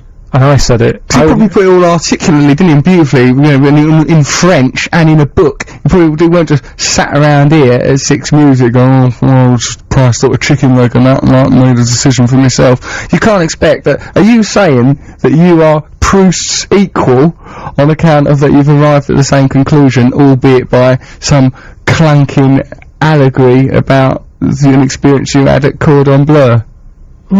Yeah, because we're both saying the same thing, aren't we? Yeah, I suppose you are, but Proust is like, you know, he's a writer, isn't he? So everything is about language, what he's doing is about the beautiful manner in which it was written, not only the observation, but the way it was articulated. Not that I have read that thing. I think that, you know, in one way, Carl, yeah, what you have said is as valuable as the work of Proust. But in another way, you are a worthless reprobate, and he is a very grand writer. Fleetwood Mac with Long Grey Mare. This is BBC 6 Music. I'm Russel Brand. Before Long Grey Mare, we had, I Understand It, Idlewild. It's been alright, isn't it? So yeah, I'm Russel Brand. I'm here with Karl Pilkington. We're looking after Namone's spot while she's away. It's almost the end of our show now. It's coming up to 1 o'clock, but we're going to be back tomorrow and the next day while Namone's off doing God knows what that woman's up to. What is her surname? It's a mystery. She don't say it, I think, for tax reasons, or like, you know, she's just keen to maintain anonymity. I don't know what the reasons are. But like, over the last couple of hours, like, it's been quite valuable, and it's been informative and educational. Right, I think the one thing we can definitely conclude that football match, which we queried, was it apocryphal, did it actually happen, or was it a real genuine event? I think we can conclude from the farm and from the text message we got that football match did happen on Christmas Day 1915 or whenever it was supposed to be during the First World War, so that's a good thing, right? That's one thing we've learned. Decimal calendars. Can I just say on the war thing? Go on. Because once we've wrapped up the war, it's over, we're not going back. That's which is the way you should approach war. Definitely. The war's won, it's over. Move on. Yeah. Move on. But did they really do the thing with the white flag as well? Yeah, I think that's just a general thing that happens, yeah. I mean, I don't know why are you bringing that up now? Cause just settled wars. Just because we've just said, like, you know, I didn't think it would have happened because I don't know who would have took a football with them. But if I was in charge of an army, I wouldn't give them a white flag. Because it sets the wrong tone, doesn't it? Bring your white flags, I've got a very bad feeling about this battle. Yeah, so get on with it. Don't give them, you know, reasons to start waving a flag about and ending it. Don't even fight to the end. Pack a white flag. No, don't give it them. I'd rather give them the football. Like the football, at least that's good for morale, isn't it? Like, okay lads, yeah, bring some bullets, better take a white flag, I'm not feeling confident. They look ever so butch, some of them German boys. Yeah. Well, I think they would use their pants or something, like a handkerchief. Do you know what I mean? I don't think they'd pack white flags in the event that this war goes dreadfully wrong. I think you've got to approach war in a much more upbeat manner. Right, that's what I'd say. What else? With pants, the multi-purposes, them flags, they wouldn't have had flags. Right, that thing you said about, like, dogs, we've had, like, Callum from Scotland says, right, about, you know, Carl earlier said that there are dogs you can get that, will, if you're epileptic, they sense you're about to have a fit, and then they jump up on your shoulders and wrap themselves round your head like a canine crash helmet. Well, we've got a text message from Callum in Scotland. He says, the wrapping around the head bit is poppycock. The dog will bark to alert a fit and lie beside the person as they have it. That sounds feasible, that like, it can intuitively sense there's going to be a fit. What I will not accept, Karl Pilkington, is that dog will then leap onto the shoulders of the person and protect their mind like that. That's preposterous. That's what he said. I don't understand how a bark's good enough, because it could just be someone at the door and you're not ill. Because this is a highly trained dog, isn't it? It's like there's somebody at the door. Perhaps it can distinguish. Perhaps it does a different, bark for that or something. Like, I like it that you can accept that the dog, that's unreasonable. The dog might bark because there's someone at the door, but you will accept that the dog will jump up on someone's shoulders and wrap it round like a dog hat to protect people. Your facility for sorting information out is broken. As far as you don't know what is good information and what's bad. I'm surprised you don't address yourself. I'm surprised you managed to get here. Right, so I think we can conclude that, that to a point is true, but not to the ridiculous degree that you claimed. Oh. Whether or not that Japanese man in the army, I mean, you hear stories about that, but I think that might be another one of those apocryphal tales. That, the Japanese man, he goes on fighting for another 50 years. What was he doing? Who was he fighting? What did that war entail? I think it was Vietnam, I think it was. Why are the Japanese fighting in that war? Well, what's it got to do with him? I don't want to be exclusive, but the Vietnam War was between the Vietnamese and the Americans. But to turn up from Japan to join in, it's not, it's not an holiday, it's not an 18 to 30 war, right? And the other thing that I wanted to say about is, that Proust thing and your crazy rhubarb about, this is the most important thing is, we're getting close to truth from, by collating and gathering all the different opinions and different bits of information from a great number of people, we're getting closer to truth. Here's this experiment that was done. If you go to a church fete, Karl, right, the horrors that can happen to you at church fete, you were thrown off an altar at church fete once, weren't you? Yeah. Let's not go down that road, because I think that's marred you. Do you know what? Do you reckon we should hold this story, right? Because we're back tomorrow night. If we've got them now, right, the listeners, they'll be going... Well, hold off the story? Yeah, just because we've got, 3.5 minutes to fill, and we've got a track, and that will get us nice. What's going to be the final track? Probably, She Don't Use Jelly, Flaming Lips. Okay, let's do that, but tune in tomorrow, because we've got a mind-blowing story about how we as one consciousness will respond better than we do as individuals. Thanks for listening. Have a little bit of sleep now, or continue listening to Six Music, and we'll be back tomorrow carrying the Moan's package for her. Take care. Hey, so we were just listening to Six Music Plays It Again presents Liverpool, talking about the new Wave 6-part series that was on Liverpool's music scene post the Beatles, presented by Janice Long. We've got the news coming up now. It's going to tell us about things that have been happening recently. After that, me, Russel Brand, and Karl Pilkington will be with you for the next few hours. But first, the news. That was Underworld, Born, Slippy. You're listening to BBC Six Music with me, Russel Brand, standing in for Nimone. She's still off. Christmas is over now. The balloons are withered. The tinsel is sort of hanging listlessly from the tree, but still Nimone clings to the idea of it being an holiday. I'm here with Karl Pilkington, holding the fort. You alright, Karl? Yeah, I'm alright, yeah. What's the problem? Do you begrudge Nimone a holiday period? Well, like you say, Christmas has been and gone, and she's still...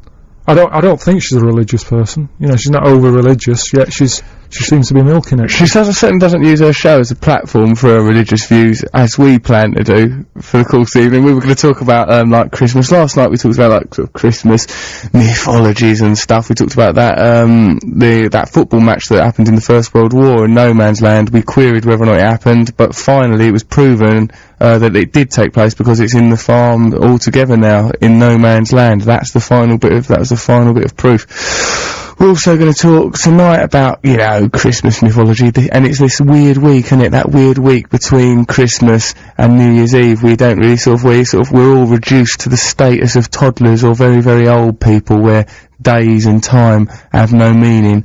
I'm sort of like a substitute teacher. If I'm sort of a substitute teacher standing in for Nimone, I don't know what that makes you, Karl. It's terrifying to speculate.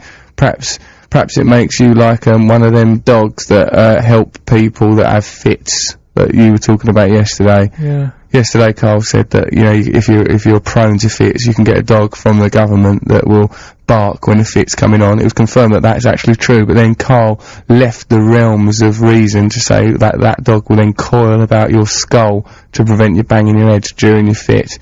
Perhaps like that's your I mean, we're not going daft. I mean, it was the right sized dog for that job. It wasn't like an Alsatian or something. It was like a sausage dog or something. I'm not saying that it's like a good wrap-around type dog. Right, fair enough, Carl. It's not the dimensions of the dog that prevented me from that, if thinking that was reasonable. It's not like, hold on a minute, how big is this dog? It's like that a dog won't just coil itself around someone's head. And, you know, we settled it. We've agreed to disagree. That's an agreement.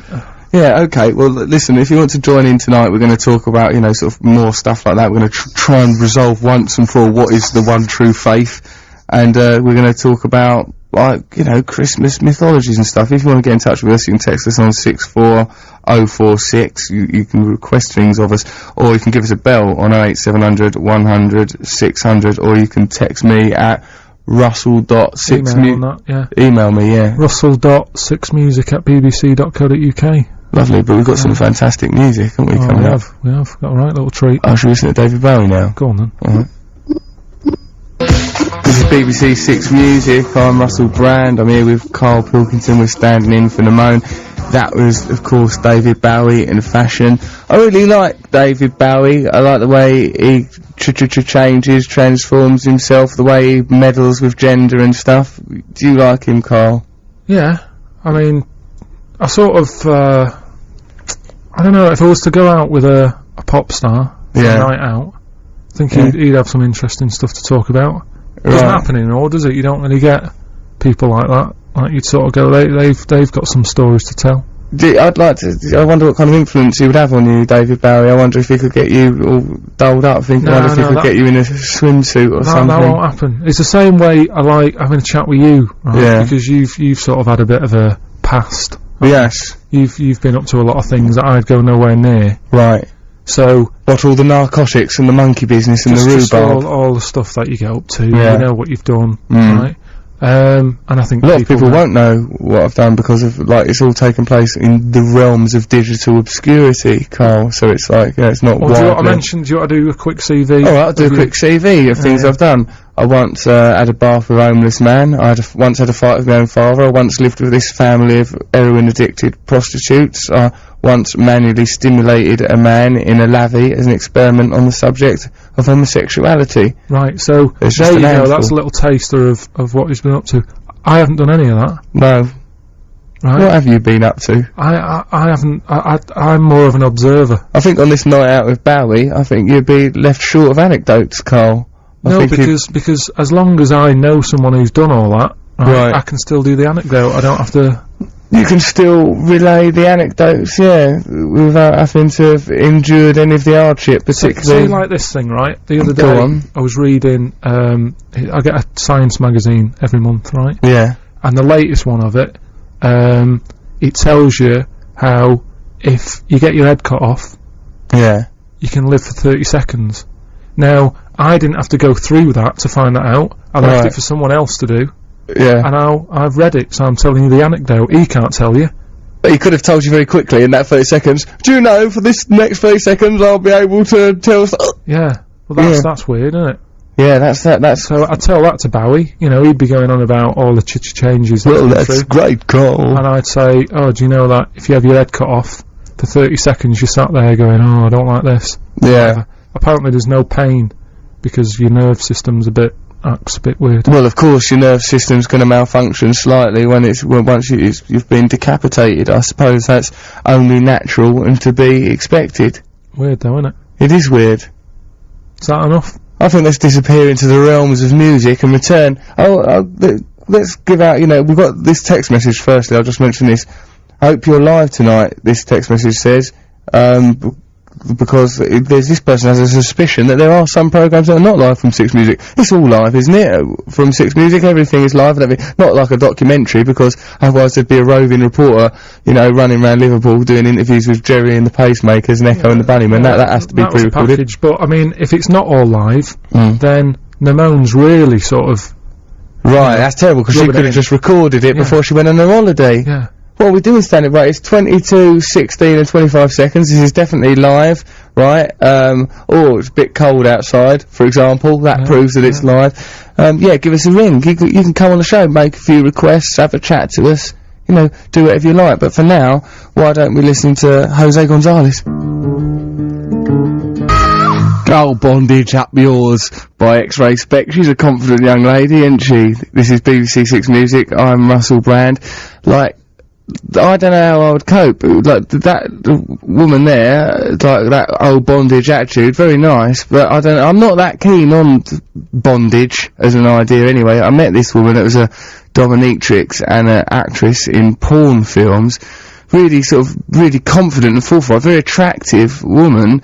But I don't think I want to be dominated. I'm dominated in everyday life, isn't it? You just get onto a bus, they dominate you. We've got to have the right change, and then driving the bus really quickly so you can't get up the stairs. That's a situation where I'm subjected to humiliation. I don't want to drag that into my sex life. And also, the stuff they get up to, the dominatrix is, what you want to know, you're curious.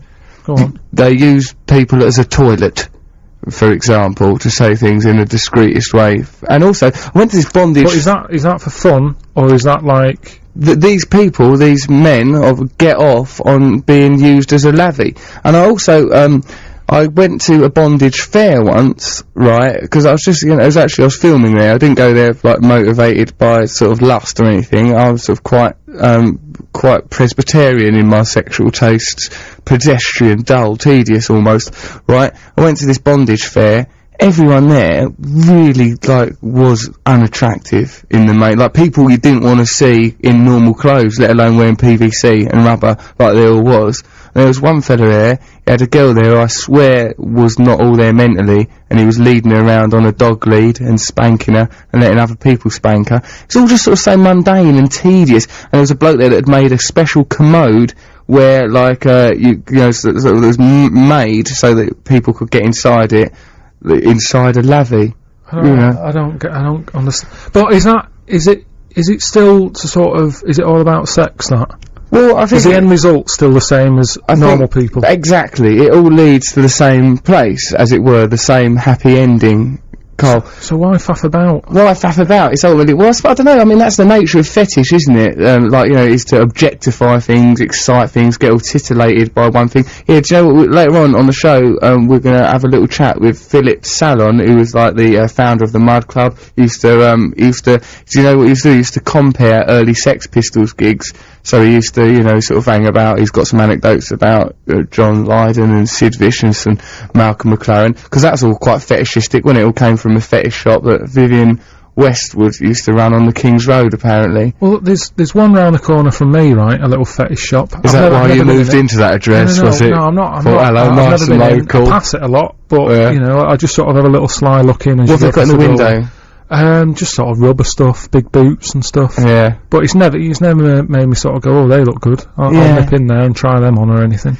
Yeah. But what's really odd, right? It opens at about 8 in the morning. What kind of pervert gets up at 8 in the morning and says, by thunder, if I don't get a bodice on quick smart, I can't go through the rest of the day? Don't get it. It's weird. Oh, Sainsbury's isn't open. Yeah, you can get a pair of rubber boots. You can't get yourself a pound of carrots, but if you want to get yourself a sort of a rubber mask, you can do, and some love eggs. That's Unsatisfied by 9 Black Alps. This is BBC Six Music. I'm Russel Brand. I'm here with Karl Pilkington, standing in for Namone. We've got some text messages. Rory, he was texting us last night. He had a terrible journey on a plane, then an awful bus journey. He's very impressed that this is all live. He thought that this has been scripted, pre-recorded and edited. He's astonished that it's all this is all live. Omnibuses and Planes was how he was travelling last night. He says that would be a good name for a song. Well, I suppose it would be, but sort of that's just a minute part of the work done. So that if you're in a band and you sort of spend all your time thinking, oh, what would be a good name for the band, spend hours doing that, and then think, oh no, we've not written any songs. That's the mistake I made with a bedroom band like some years ago. Never got anywhere, and it was a result of that attitude. Got some inquiries about this beheading rhubarb that you've brought up, Carl. Right. Says if you get your head cut off and you live for 30 seconds, which bit lives, the head or the body? That's from Richard in Huddersfield. Can you clear that up, Carl? I think it said the Ed continues for 30 seconds. Yeah. Right? They had it, they cut it off, popped it on a stool or something. Yeah.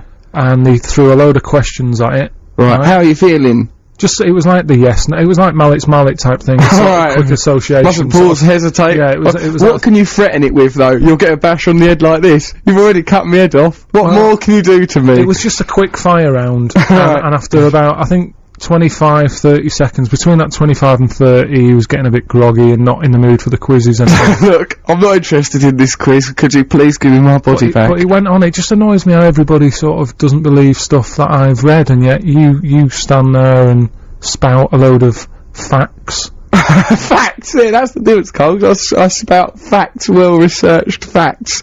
Although, sometimes the things I say are a bit spurious.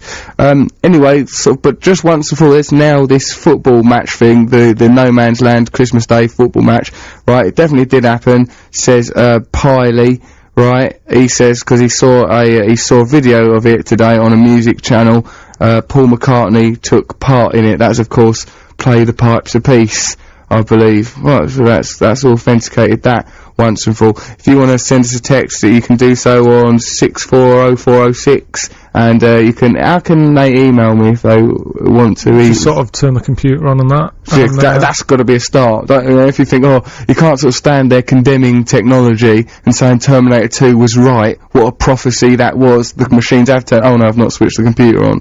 Well, yeah, just do that. And russell.6music@bbc.co.uk.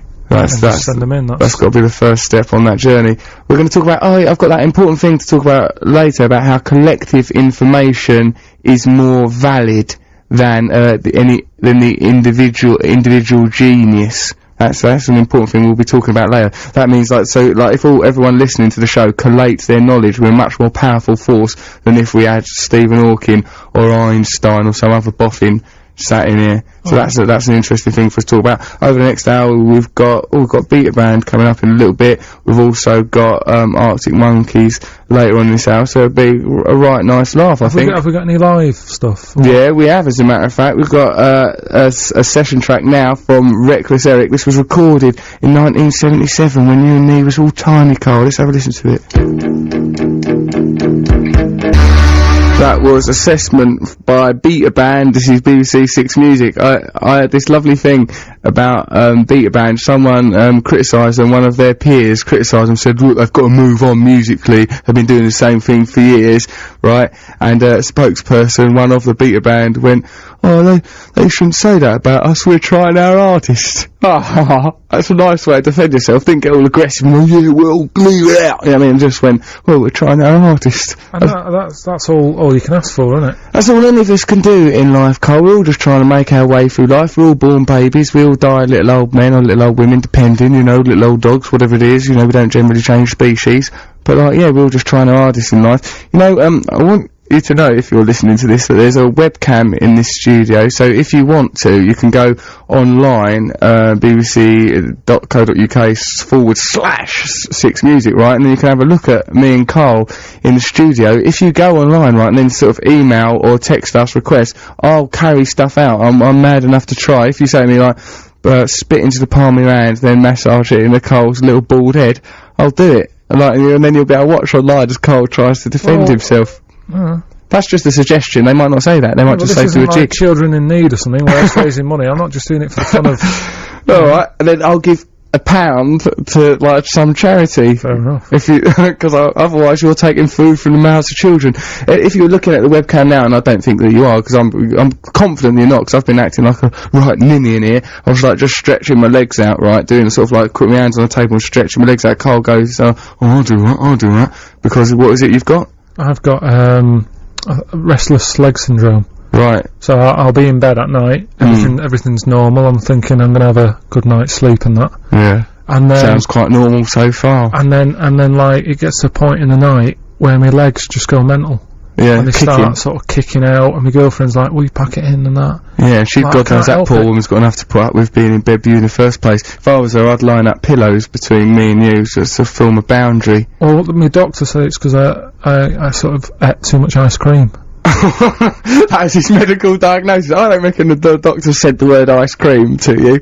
Did he? I'm sure he said something about you've got too much sugar. Stop eating ice cream. So he probably said something about glycemia or something like, all sounded all probably complex and medical. But he probably then had to keep translating it down and down and down till you could understand it, and then just say something about ice cream. Just say, stop eating ice cream, Carl. But just grew tired. I just wanted you out of the surgery, probably in the end, wasting his valuable time. Probably wanted to get himself struck off rather than practice medicine anymore.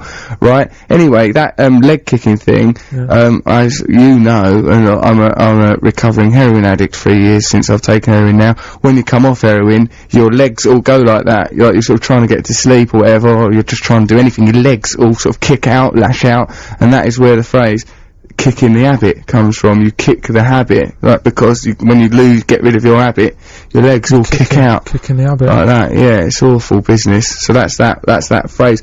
Also, that's another thing you can send us, or text us on 640406, text us, how did phrases and bits of language come about? I've got one. Right. I read about this ages ago, so I might not get it perfect. Well, even I think if you would have read it, if you were sitting there now with the literature in front of you, I think as it went through your brain, it would just come out as a big pack of silly daft lies. What is it? It was something, you know, that saying, chucking the baby out with the bathwater. Don't chuck the baby out with the bathwater. Meaning, if you have like sort of a good idea, or an idea that's a bit dubious, so don't get rid of the whole idea, because you might lose like a pearl, something good within it. The baby out of the bathwater. Yeah, I've heard that phrase. Well, it came from like years ago, right? Because all these sayings are from like years ago, aren't they? Yeah, of course. And what it was, in the olden days, people used to have a bath, right? But because of the shortage of water, the whole family used to use the same water. Yeah, that must have been unpleasant, wouldn't it? That's what I think you'd end up. What if the person, your older brother or someone immediately senior to you, is dirtier than you? This was the problem. Right. And because everybody was working,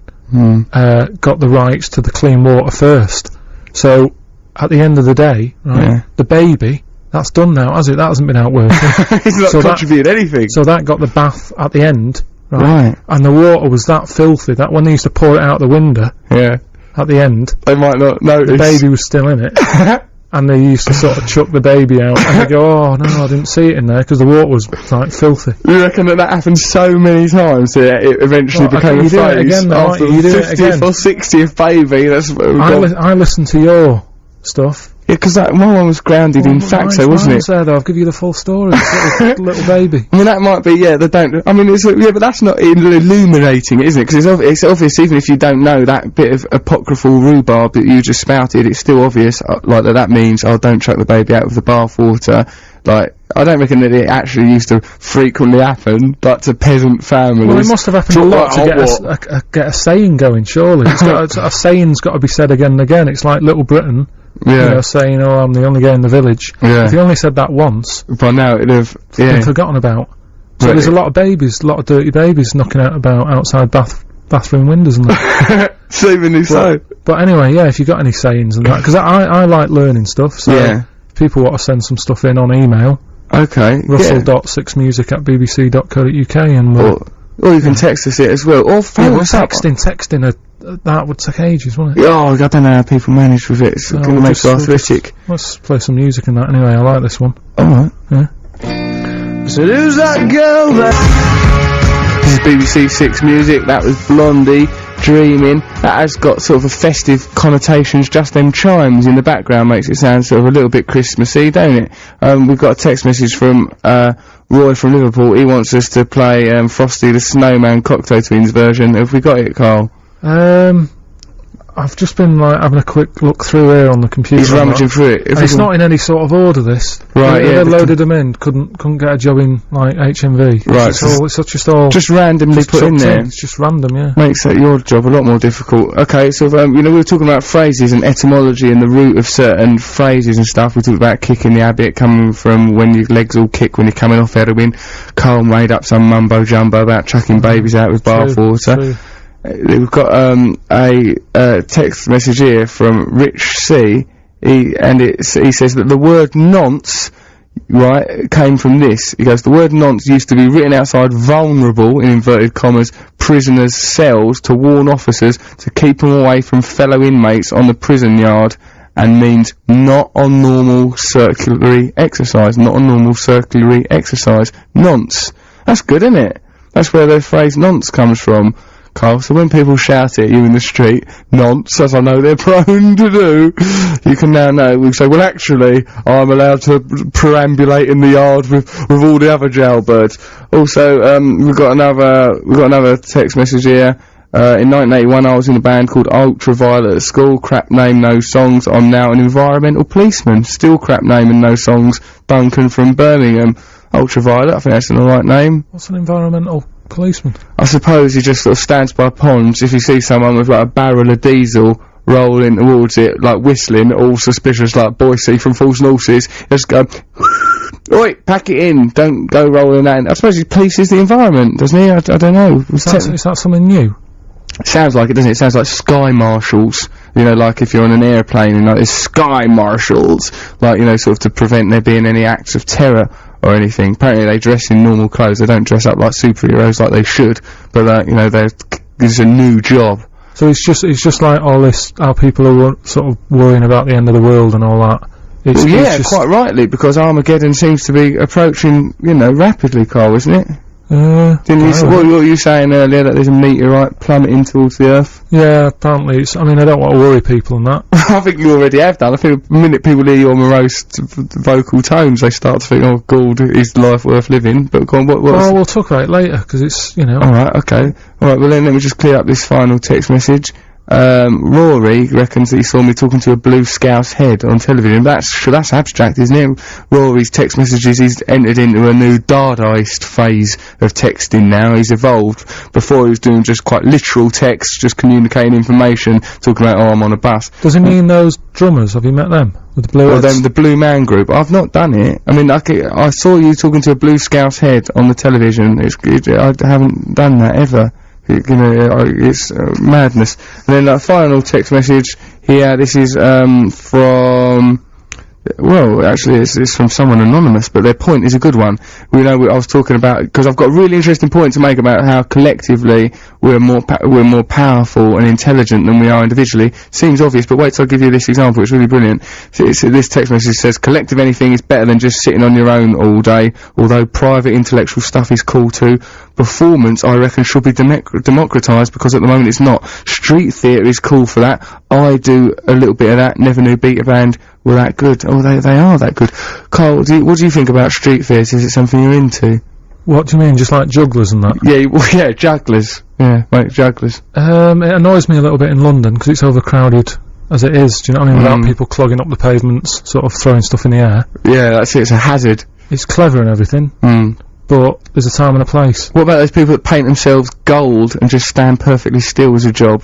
They're in Covent Garden. Just getting in the way. You know, we've got enough statues, you know, proper ones without people pretending to be. Do you know what I mean? If we sort of had this problem of statues dying out, I'd say paint someone gold and stand them still, but we've got loads of statues, haven't we? Because before you'd get to that, you'd say, let's just make some more statues. Because I'm not criticising anyone that does that, you know, because perhaps that's what this guy does, right? Does, you know, street theatre and stuff, and I don't want to seek to criticise him. But, like, I think that, before, I'd have a few more options before I got to the point where I thought, right, I'm going to paint myself gold, like that woman at the beginning of Goldfinger, stand in the street perfectly still.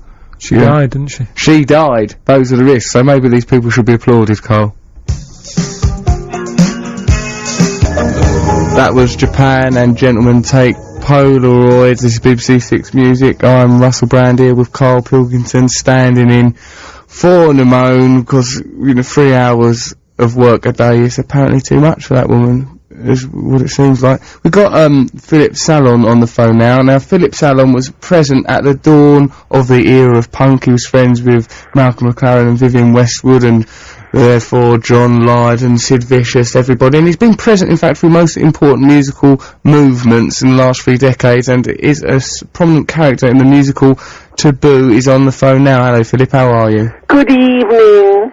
I see you're in fine spirits, are you? I'm not, I'm bitter and twisted. Why are you bitter and twisted? I don't know, I hate Christmas. But anyway, New Year's coming, which is an all birth. So I suppose you enjoy that a little bit more. You're Jewish, aren't you? So you've got no reason. Christmas is a time of taking.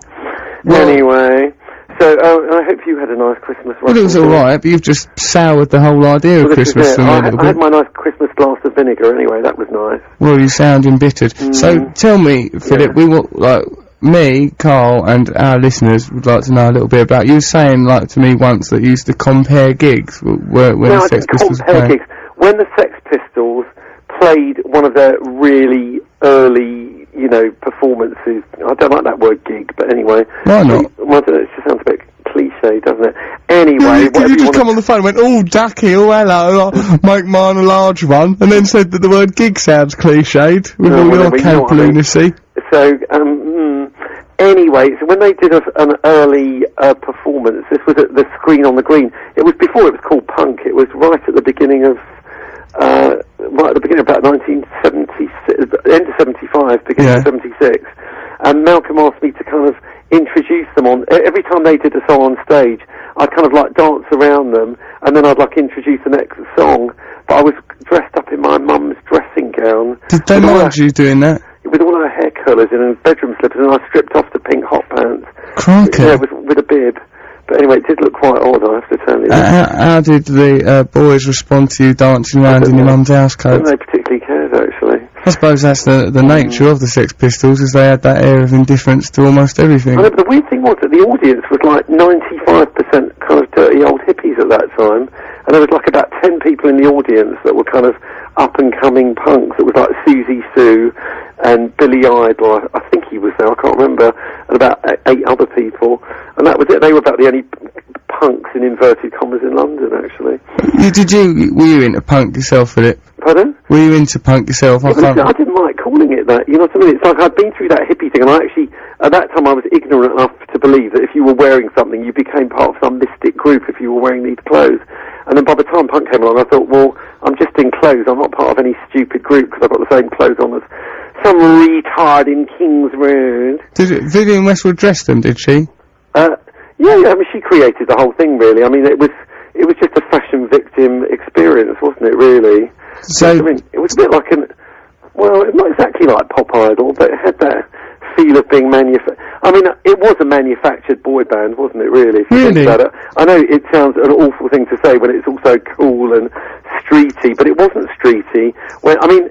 If you work out how things have gone up in price, what people spent on those clothes at that moment in time, it was phenomenal, really, for people who were meant to be kind of like, not working class, give us 10p. Yeah, but I don't think working class people go around saying, give us 10p. Now, Philip, what I wanted to ask you is, like, that John Lydon would say, though, that whole movement was representative of an ideology, and the clothes he wore were sort of like old bits of rubbish that he found in the street and stuff like that. He wouldn't say, I was doled up in safety pins that Vivienne Westwood made, would he? Well, but he was, though, wasn't he, really? Although I heard he was the innovator of safety pins. I mean, he wore all their bondage stuff and all that stuff, but I mean, he did embellish that one. I think that was the one thing he did invent, was safety pins, basically, as far as I know. Did it at the time feel like a sort of an ideological movement, or do you think... No, it did not. It was just like, what's fashionable at King's Road at this moment in time. Right, just wearing little, like, pork pie hats and stuff like that. Because it was kind of, it just wasn't... I mean, the look was kind of all this street kind of. I hate that word working class, because anyone who works is working class. You know what I mean? You could run a business and still be working class because you work. Listen, let's not get into class structure, Philip. That's a very complicated argument. Yeah, what I want to know is, did you meet Nancy Spungen, and was she a terrible influence? I think actually, I mean, it was Sid Vicious really that was one. I can remember. In about 1976, I was in King's Road, and I saw this boy walking down King's Road, and I remember I was in the shop, and he walked past, and I goes, that bloke is an exact stereotype of everyone in King's Road. He was like, at the time, it was 60s was in, so he was wearing like these drain pipe trousers, pointed winkle picker shoes, the 60s haircut, the whole, and everything was like the stereotype of what was going on. And then I walked into Vivienne's shop, and he was standing in there with somebody or other, and he was like guffawing in the corner, like at some magazine or book or whatever it was. And I thought, I wonder what he's laughing at. So I walked over and goes, "Can I have a look?" And he turned it round, and it was a book on concentration camp victims, and it was all dead bodies. Oh my word! I goes, "Well, what's funny about that?" He goes, "Oh yeah, good fun, isn't it?" Well, and that was vicious. Yeah, that was him. This was before he joined the Pistols. And I mean, I don't want to speak bad of the dead, but... Well, you just said that he laughed at the Holocaust. Yeah, well, that's the worst thing. But he was just ignorant. Do you know what I mean? It was like... He's only young, though, wasn't he? He had a terrible upbringing. His mum was... No, I don't blame upbringings, but the thing is, though, he just thought it was like he did everything in a stupid way. So it's like what punk was meant to be, all the kind of aggression that was like the opposite of what hippies were earlier. You know what I mean? It's like, oh, yeah, let's live that. And so he did it to its ultimate and murdered somebody. It's like he lived it out. Because he was just stupid. He was the embodiment of punk. You know, if he'd have lived, like, 3 years later, he'd have been like king of the new romantics in frilly shirts and long hair. But he just happened to be, at that moment in time, in that fashion cult for him. And so he got caught up in that little bit, you know, which was just about to kind of go out of fashion anyway, really. Philip, you've given us a wonderful window into the world of punk and exposed the ideology behind it. Philip, we'll have a little chat to you later, but let's have a listen to what it was about the music, wasn't it, ultimately, Carl? Let's have a listen. That was Travelling Light by Tindersticks there. This is BBC Six Music. I'm Russel Brand. I'm here with Karl Pilkington. We're here till 1 o'clock in the morning, standing in for Lamone. Right, yeah, what I wanted to tell you about is the collectivisation of information, right, sort of how, like, this is essentially a way of saying that two heads are better than one. We all know that in a way, but listen to this experiment, it's really brilliant. Apparently, this bloke, scientist, went to a church fete, and, you know that, like, if you go to a church fete, maybe you have to guess how many jelly beans is in that jar. Yeah, stuff like that, or how many sweets in this jar. And it's like a big jar, there's thousands of them in there. Yeah. Right? Like, well, sort of, what this scientist did is he, instead of having a guess himself, like saying, oh, I think there's 4,362 jelly beans in that jar, what he did is he made, as a part of the experiment, they made a register of every single guess that everyone who went to that fair had made, right? So say 500 people had a guess, and, like, you know, he got all of that information. He then added together all the numbers, divided it by the number of people that had entered, and that was exactly the number of beans that were in the jar. Right, so... What did he win? I think he just got the sweets. He weren't doing it, he's not a gambler, he's not in it for, just for the sweets. He's not like a sugar junkie. He did it because, for the love of science. And what he learned is, that's an amazing fact, that, like, no individual got it exactly correct of all the people who were guessing, but if you added together all of the guesses that people made, and then divided it by the number of people there, that was the exact right number. So it's as if there's some collective intelligence that knows the answer to questions. So, like, perhaps if we were all to combine our intellects, we'd be able to solve the riddles of the mystery of the universe, the mysteries of the universe. Yeah, but it also helps. Yeah. I mean, it helps if there was a load of, saying that 500 people all looking at jelly beans. Yes, right? yes. Surely you'd get the answer quicker if those 500 were made up of Stephen Hawking, Einstein, I don't know what they're like. What's the use Stephen Hawking's knowledge would be in a situation like that? I mean, he's just going to stare at the jar for a bit and go, He's not going to be able to, like, use worm theory on that, is he? No, but I'm just talking as a collective. Yeah, well, it would be better if the collective weren't made up of absolute goons and twerps and ninnies. Yeah. It's like, do you know when you get those big operations? Kids with 2 heads and all that. Right? Yes, of course I know about the old kids with 2 head operations. And they get, who among us doesn't? And they get a load of, like, the world's doctors together to work on it, don't they? They all come from all over the world, and do they get like an A team of doctors? Yeah, it's better if you're, like, ill, right? It's better to have a really bad illness because it's taken more seriously, I think. Do you know what I mean? If you go in there and it's something boring, I hate it when doctors say, "Oh, don't worry, this is like." We do these every day. Yeah. For me, that's like, well, you're not going to be concentrating then. You trouble your doctor too much, in my opinion. You was in there with your little bedtime kicky legs, weren't you? And now, what is it that's No, I'm just saying, though, hang on a minute, though, hang on. No, I'm not saying I've got 2 heads, I'm just saying, when a kid's got 2 heads, to get all the world's doctors I wish you did together. have 2 heads, because there would be a 50% chance that one of them would have a better personality. No, but what I'm saying is, right, 2 heads, all the world's doctors, And all those doctors, I don't know where I'm going with this now, Russell. I don't know where well, you're just saying that it would be better to have all the world's doctors conglomerate to sort of stop your little kicky legs. But we got a text message from some woman, I can't find it now, saying that you need to just take zinc tablets. It very nearly ruined her marriage, having those kicky legs, she said. And your poor girlfriend, God knows what else she goes through. When she's awake, she has to listen to your inane ramblings. When she tries to get to sleep at night, you're lashing out with your little feet, jabbing away under the duvet. Zinc. Zinc, take zinc tablets. I can't find the email that she sent us to tell you the truth, but... Well, she might not be a doctor. Why am I listening? Because she saved her marriage, that's why. Yeah, but we're all Here we go, I found it. We're all right, it's Vicky from Crystal Palace. For restless legs, take zinc and magnesium tablets. Honestly, it works. I nearly got divorced before I found out. Right? So there's that. Also, so that's that problem we've solved for you. And someone just sent a text message saying, that you know the phrase back to square one? Like, oh right, well that's back to square one. Apparently that used to come from radio commentary for football. There used to be a series of grid references. Like, oh right, it's in square two, now it's gone up the field. It's Stan Liddle on the wing for Liverpool. He's moving through square three. Oh no, he's been intercepted. The ball's been booted upfield. So it was more like sort of computer battleships. It's like yes, an audio, exactly that. It was an audio version of computer battleships. People at home used to make grids and sort of go square one, 9 across, and all that. Goal, they'd say. You sank my battleship. What an age it was. Oh, now it's all about Sudokus, isn't it? It's all Sudokus now. You've cracked them, haven't you? This is BBC 6 Music. I'm Russel Brand. We just had 3 in a row. We had Love in a Trash Can from Ravenettes. We had Prince Buster with Al Capone, and that was, of course, the Jam with Bitterest Pill. I'm here with Karl Pilkington. Karl, this is one of my favourite little Morrissey stories. And you know, like in the back of music magazine, sometimes you have like a little quiz. Oh, Morrissey, what's your favourite colour? Morrissey, what would you do to save the world? You know, where would you like to go on holiday? You know, those sort of things. You might get them in smash hits or something. I don't know what they have these days for kids.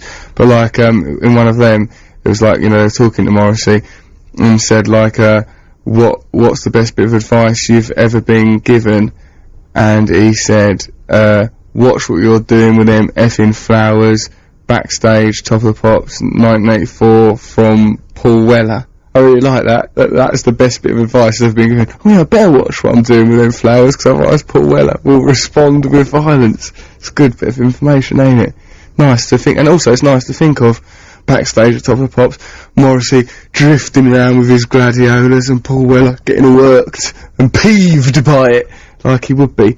So, we're exactly halfway through our commitment to 6 Music now, like looking after my own show while she's away. Have you enjoyed it, this half of it, Karl? It's been alright, hasn't it? It's alright, isn't it, for the halfway stage? I've just playing some songs, some good songs and that. Playing some nice songs. Having a chat. Bit of a chin wag. We've solved quite a lot of problems over the course of the last couple of days, but now we must look to the future, Karl, right?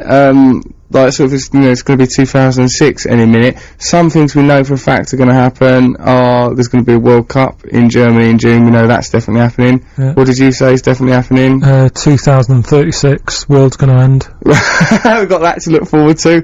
Armageddon. Right, because a meteor's going to hit Earth. That's what you think. Something like that, yeah. But always, and they do, like naysayers are always saying the world's about to end, aren't they? Well, they are, but what worries me is nobody seems to be trying to sort it out. What can we do, Karl, if a meteorite's going to strike the planet? I mean, time whizzes by, doesn't it? This year went really quick. It did, didn't it? And people who are looking out for meteorites and that are probably going, oh, we've got a bit of time on this. Yeah. Don't worry about it yet.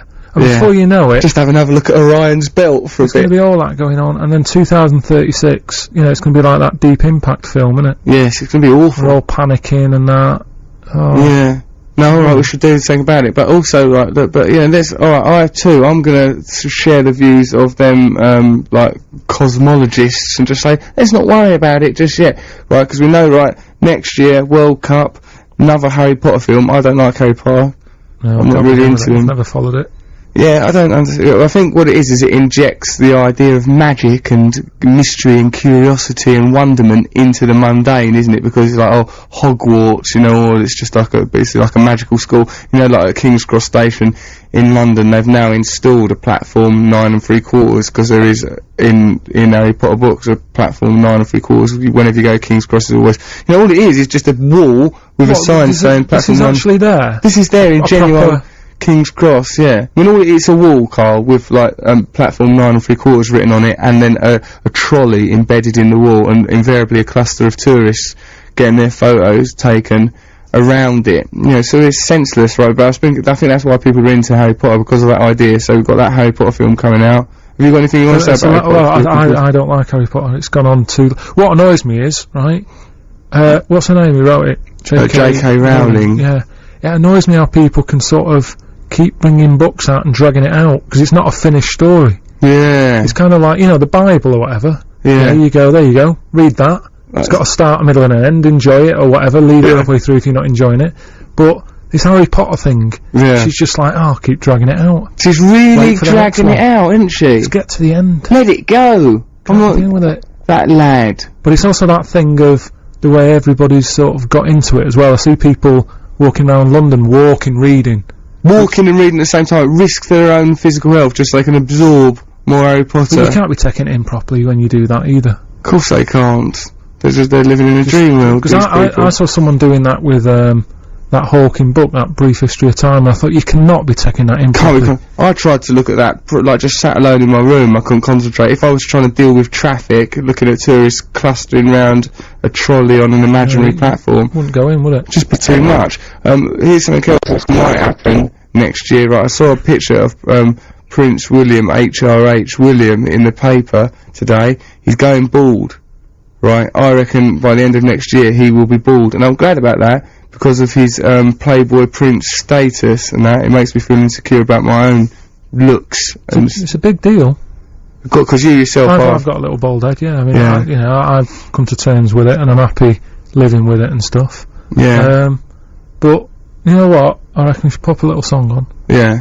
I'll tell you about my bald head after. I mean, if that won't keep them tuned in. Anyone who's not intrigued to hear about your slowly balding head has got no interest in music or conversation and may as well not be alive. Supergrass there with Finn, right? This is BBC Six Music. I'm Russel Brand here with Karl Pilkington, standing in for Namone.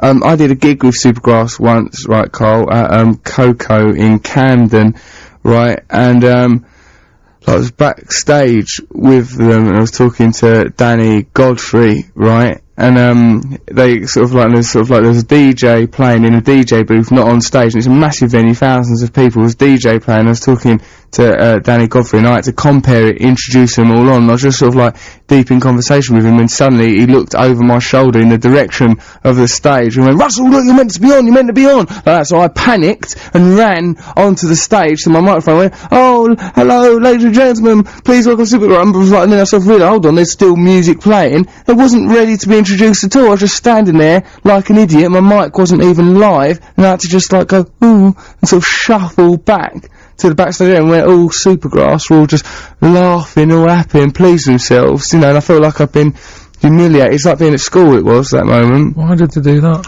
For a laugh. I mean, like, afterwards he sort of goes, like, you know, guys, I was only mucking about that, I was only mucking about that. I goes, oh, no, it's alright. So then when I went back on to introduce them genuinely, I goes, oh, I don't know, Supergrass might not be ready. Danny might be off having a threesome or swinging about in Primrose Hill, up to no good, you know. And then, like, so I said it, but then he didn't hear that properly, so then he sort of came up to me and goes, oh, what was that? What was you saying? Just it ended up spiralling out of control. In the end, I just, like, just left some chocolates and flowers for him and just went and sat in the corridor. Yeah, I didn't even leave on chocolates and flowers. I mean, it just ended sort of a bit strangely. Nice. It's a good little story. This is life, Carl, you know. You can't sort of just change it to suit, you know, to make it more convenient, to make it a better narrative. So, right now... We were talking about bald heads. Yeah, we were talking about your bald head, weren't we? Well, we're just saying to you, like, you know, you've got, you know, good head of hair. Yeah, I hope I never ever go bald. I would rather get a terminal illness or have my arm cut off than lose my hair. Why?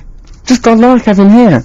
No, well, I did But it's one of those things, isn't it? You just get used to it. It's like, oh, I've got a bald head, there's nothing I can do. Yeah, I suppose you've got to have a zen attitude to it. You've got to have one of a detachment. You can't be attached to your hair. Once your hair is no longer attached to you. No, not really. Didn't you used to have, like, what you were saying, your hair weren't very nice anyway? Well, I used to go to this, you see, I think there's two reasons why I could have a little bald head, right? Yeah. Either, right, I did a 24-hour shift once, right, working in some recording studio. Yeah. And why would that make you go bald? I don't understand. Because it's wearing yourself out, and it's the first thing that goes, isn't it? It's like, you know, when you say that, right, and it's all about looking after yourself, isn't it? And stuff, and people say if you don't look after yourself, your hair falls out. Yeah, they do say that, and I'm worried. This is quite late night, we're doing all the moans. Yeah, but the thing is, saying all that, I've never seen, like, a bald caveman. And he wasn't getting all the right nutrients. Yeah, hold on, those cavemen, it's mostly drawings, isn't it? Captain Caveman, only find one or two packed in ice. Yeah, because they're depictions, aren't they? They might not draw a bald one. You know, why would they do it? Like, they're not actual cavemen, are they? It's not like Captain Caveman's not real. There's only them ones that get preserved in ice once in a while. That don't happen that often. So I don't think that that's any evidence, really. They may have been bald cavemen. But go on, so you think this 24 hours of stress? So the 24 hour of working. What were you doing? What was your job? It was in like a recording studio, right? And remember Smokey, you know that living next door to Alice. Ooh, the blooming hell's Alice. Right. Yes, I remember it. It was those sort of, that band had a load of cassettes that needed making up. For some reason there was a rush on. Yeah. Right, for that song. It was very popular, as I remember. They wanted like 50,000 cassettes knocking up of, you know, living next door to Alice. I can't get enough. And I wasn't allowed to go home until the job was done. Right? And that's horrible. They should work in shifts, Carl. It should be like, you know, 8 hours, then go home. It's not like that in these days, though, is it? It's all about, you got to get the job done, right? You stay until it's done and stuff and all that. You weren't like an assassin, it was only packing up cassettes for... Yeah, but Smokey, they were big at the time, right? So anyway, so it's either that why I've gone bald, right? Or, right, I used to go to this hairdresser's. And like today's hairdressers, it's not just about getting your hair cut, is it? They put nice little gels on your head, nice lotions. They rub your head and get the hair follicles all something for the weekends, all that lot, right? Yeah. Which is good, and there's probably less bald people knocking about now. I don't know if there is. Well, I don't know. I'm just, you know, but you think that this barber? Why? What was wrong with your childhood barber? It was like a little shed, right, on a train station. I wouldn't want to get my hair cut there. Like, you know, if they can't even afford good premises, they're running it from a shed on a train station. Yeah. Why go there, Carl? Just because I've kind of felt sorry for him. It's like, well, if I don't there you are. You've paid the price, you know, that if you lay down with dogs you get fleas. If you go to a barber who's operating out of a shed on a railway track, you're going to end up with a bald head. Precisely. But it was this shed, like a shack, right? And every time a train came past, they had to stop cutting because he'd have my eye out. Right? It was sort of shock and stuff. And there was one time, right, when I'm there, and you know, like, they like to wash your head before you go, you know, giving it a style. Yeah. And he said, "Do you want it washing?" And I said, "Yeah, go on then." He said, "Right, just give us a minute. I've got to take these cups out of the sink." Oh no, you had cups in the sink. There's all cups in there and stuff. Probably putting out fags in it. And, you know, and maybe a little bit of Vim to clean the cups. Vim! And that would have been... Vim cannot be good for your hair follicles. That's what I'm thinking. So it's either Smokey or this barber that was operating out of a love shack. Someone's to blame.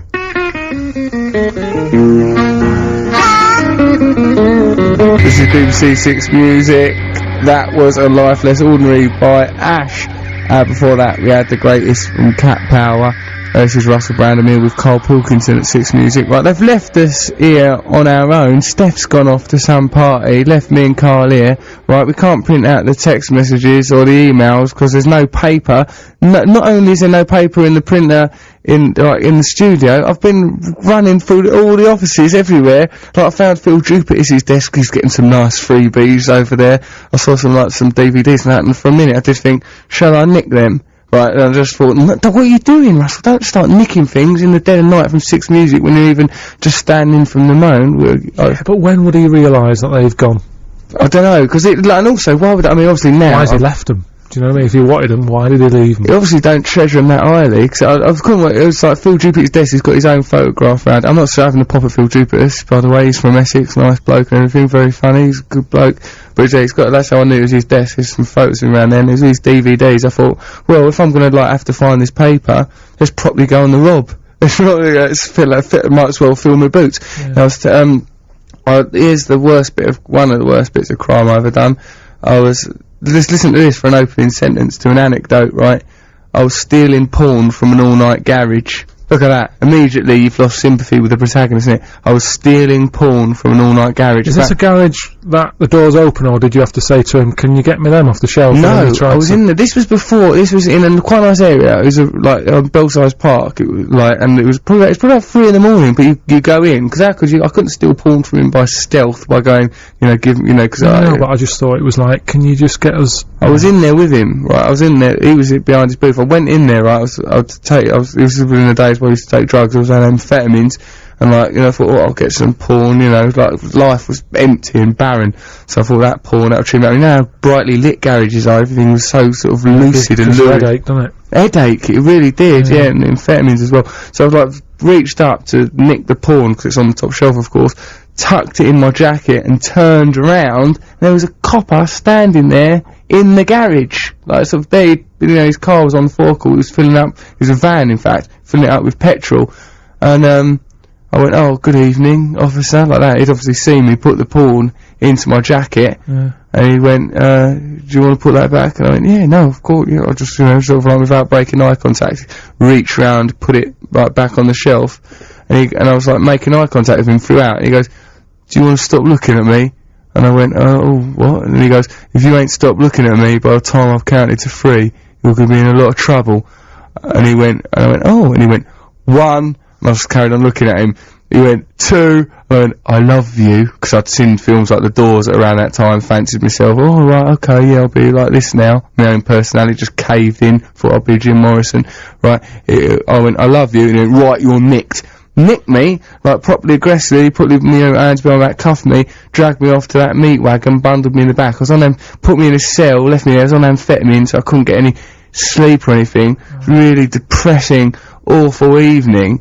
So, I suppose crime in a way doesn't pay, because it was criminal for me to have had the amphetamines, criminal to attempt to nick the porn. So, I suppose we'll just have to accept there is no paper. But why has Steph left us here? I feel like we're sort of home, a couple of twits, dogs dying on cars, we've been abandoned in a car, or we're home alone, couple of ninnies, Carl. What are we going to do? Though, isn't it? It's alright, we're getting by. We're talking of robbing and stuff, right? Go on. Seeing as you've opened up to a little bit of crime, it's like a confession box, isn't it? Yeah, that's easy. Do you know when you do that with a vicar in a little room and you say, I'm not Catholic, I've been up to this? I haven't done it, I've heard that they do it. Yeah. Does the vicar ever say, well, look, I'll tell you something about me so you don't feel as bad? No, I don't think he does, because, what would he say? I've got an interest in the young. He might, what could he possibly say to make it better? Oh, fair enough. But no, I'm just telling you. That's how it works anyway, Carl. I just wondered, I've never been. He's been absolved. He's absolving, isn't it? Just by showing a bit of contrition, that's what it's called, and it's showing that you feel bad about these things. So a few Hail Marys, how's your fathers, or our fathers, you're clean as a whistle, then you can go to the afterlife with a clean conscience. I don't want to sort of sit in a booth with a priest saying, I was stealing from an all-night garage. Also, Father, forgive me, I've been rummaging around in Phil Jupiter's drawers. Yeah. So I don't have to tell you a story then, because we've... Tell us one. You're not in the role of a priest, I don't think. I don't see how you could ever be cast in that position. Alright, well, but I'd like to hear a story of you robbing. I've robbed a few times. Go on. Nothing major. Mars bars and that. But the one that I was going to tell you about, right? My mum and dad, right? They've moved from Manchester. They've retired. Yeah. Right, in country bit of Wales and that. Nice. And what they do there, it's a bit like the producers here. They don't want to stay there if they can shoot off home or have a night out, right? Yeah, exactly. Steph's gone off. Off she goes, leaving us in the lurch. Well, shops in Wales, because there's not that many people, they sort of go, look, we'll pop some stuff in the phone box, right? Yeah. Leave your money on the phone, and we'll leave bread and milk and papers and stuff in the phone box. You leave your money, and we'll pick it up tomorrow. From being from Manchester and that was like that. What? That's mental. Yeah. Right? We used to just go. There was loads of stuff there ready for the taking. Just took it. Yeah. Oh, Carl, you exploited the trust of the people of Wales. Hang on, you've just told that and I didn't have a go at you? Yeah, you will, probably because in the back of your mind you knew that you had these abhorrent crimes against the Welsh. My one, I didn't actually do it, did I? I didn't actually, if I come swaggering in here wearing Jupiter's G-string, then you would have the right to point the finger. Oh, I'm sick of this. This is BBC 6 Music, I'm Russel Brand, that was Beauty Dies Young by Low Gold. Before that we had Our Friends Electric by Tubeway, Army, this is me, Russell Brand, and Karl Pilkington. Abandoned we are at 6 Music Studio. Steph's nicked off to a party, left us here, there's no paper in the printer. We've been wandering around trying to find printer, find paper, crying our eyes out. We are, the pair of us. We're lost. Got a text message here, the K-Man, you're a legend, keep up the good work. I can only assume that's for you, Carl. Someone here from Northern Ireland telling us that they love us. We've got a lot of text messages, but I'm having to read them directly off the screen, so it's very confusing and disorientating. What's this one? I hope will you be in Germany watching the World Cup? I don't know, I might pop over, but, you know, these are... It's on the telly, though, isn't it? Yeah, maybe save myself, you know, that sounds like quite a test of my endurance. Yeah, so let's listen to some Smiths in a moment. I wanted to tell you this thing about Morrissey, right? There's this girl I used to know, it's another relationship I nosed up. Her mum was like a famous pop star, but what I was more interested in was that her mum was friends with Morrissey, right? And like when this girl I used to go out with was little, Morrissey came round to visit her mum, and this little girl said that Morrissey had that quality that that people sometimes have, that when you're a child you get transfixed by someone and think, oh god, I really want that person to like me. She was about 6 years old. Morrissey come around the house and she thought, oh god, isn't he amazing? He was talking to her mum and that, and she sort of went off and like sort of all transfixed by Morrissey, drew a picture of him, right, and then sort of 6 years old came over and like, you know, showed Morrissey this portrait she'd done of him. Morrissey took it, looked at her and said, I don't like children, I prefer cats, and handed back the picture as if there was a critical element to his judgment, like it was like as if the picture had been better, because he looked at the picture first and then give it back. If the picture had been better, he would have been alright with it. It was the fact that it wasn't a good picture. He didn't make any allowances, like, oh, it's a child has done this. Morrissey was a hard man when it comes to judging art, but... Is that a bad thing, though? Well, no. I mean, I suppose, like, you know, we come from a culture where children are sentimentalised, don't we? You know, so, listen, if a child did me a drawing, even if it had depicted me being, like, brutalised by a fiend, I would still go, that's lovely, well done. Would you? Have a biscuit. Yeah, of course I would. Yeah, I would, Carl. It's not in my nature to be abrupt with children. I used to work in a pub, right, and children from over the road, this estate over the road was all full of, like, these loopy little children. They used to come and throw ice cubes about and cause chaos in the pub. And I used to go, all settle down now, kids. You know, the other, like, barman used to throw them out. I just, oh, bless them. I can't, you know, I've liked children. I can't, you know, I sort of think they're happy, aren't they? Adults, everyone's miserable. You know, children, don't let them get on with it. As long as they're not, you know, sort of getting themselves into, like, potentially hazardous situations, jabbing forks into plug sockets, straying into Neverland, asking for Michael Jackson to babysit. You know, as long as they're going mad these days, though, aren't they? Children. It's hard to, yeah, they just run riot, don't they? I don't know if they all run riot. No, they do. Most of them do. No, it's probably, like, I bet you, when you were a child, I bet you got up to all sorts of rosy cheek caperings. I was a naughty child. I think, you know, it's just in the nature of children. Yeah, but no, they just run riot, don't they? They just run riot. Well, like, you know, so Morrissey then was performing a great service, and I think Morrissey can afford to be abrupt with children when he creates artwork of this nature. So, this kid did the drawing for Morrissey. Did she then go off and do a better drawing because he dissed it? No, I think she was really distraught, and it put her off doing drawings for iconic pop stars of the 80s. It depends what sort of a kid you are then, doesn't it? Because I'd go off and... Do you know, like, remember Tony Hart? With the gallery and that? Yes, I remember him well. you know, he needed to put a lot of those drawings in the bin, as far as I'm concerned. You think that the standard was too low for the gallery? Yeah, you know, it's sort of, 4.5, and it'd be a picture of a sun and a tree and that. You go, that's not that good. If you're 4.5, there are mitigating circumstances. They have to be taken into consideration, I think. You know, you can't. Yeah, I think when it comes to a child's drawing, that aesthetic quality is not the only consideration. It's not like only merit, innit? It's, it's done a drawing. You just sort of, you're grateful that the child's done a drawing. I think, I'm not attacking Morrissey. No one, I bow to no one in my adoration of that man. But I'm just saying, like, if a child does you a drawing, you've got to think, the child's done a drawing, not, the perspective's wrong. So at what age are you saying that you can say to a kid, look, that is rubbish? Never. I don't, even with your, I don't think there's ever... 14-year-old. Still be nice to it. 15? Still, always. And then they're on the cusp of adulthood, there becomes a whole different journey of reasons why you should be nice to children. They're very vulnerable at that age. They're just discovering their sexuality, their identities. They could get entrenched in a quagmire. I think we've got an obligation to be nice to everyone.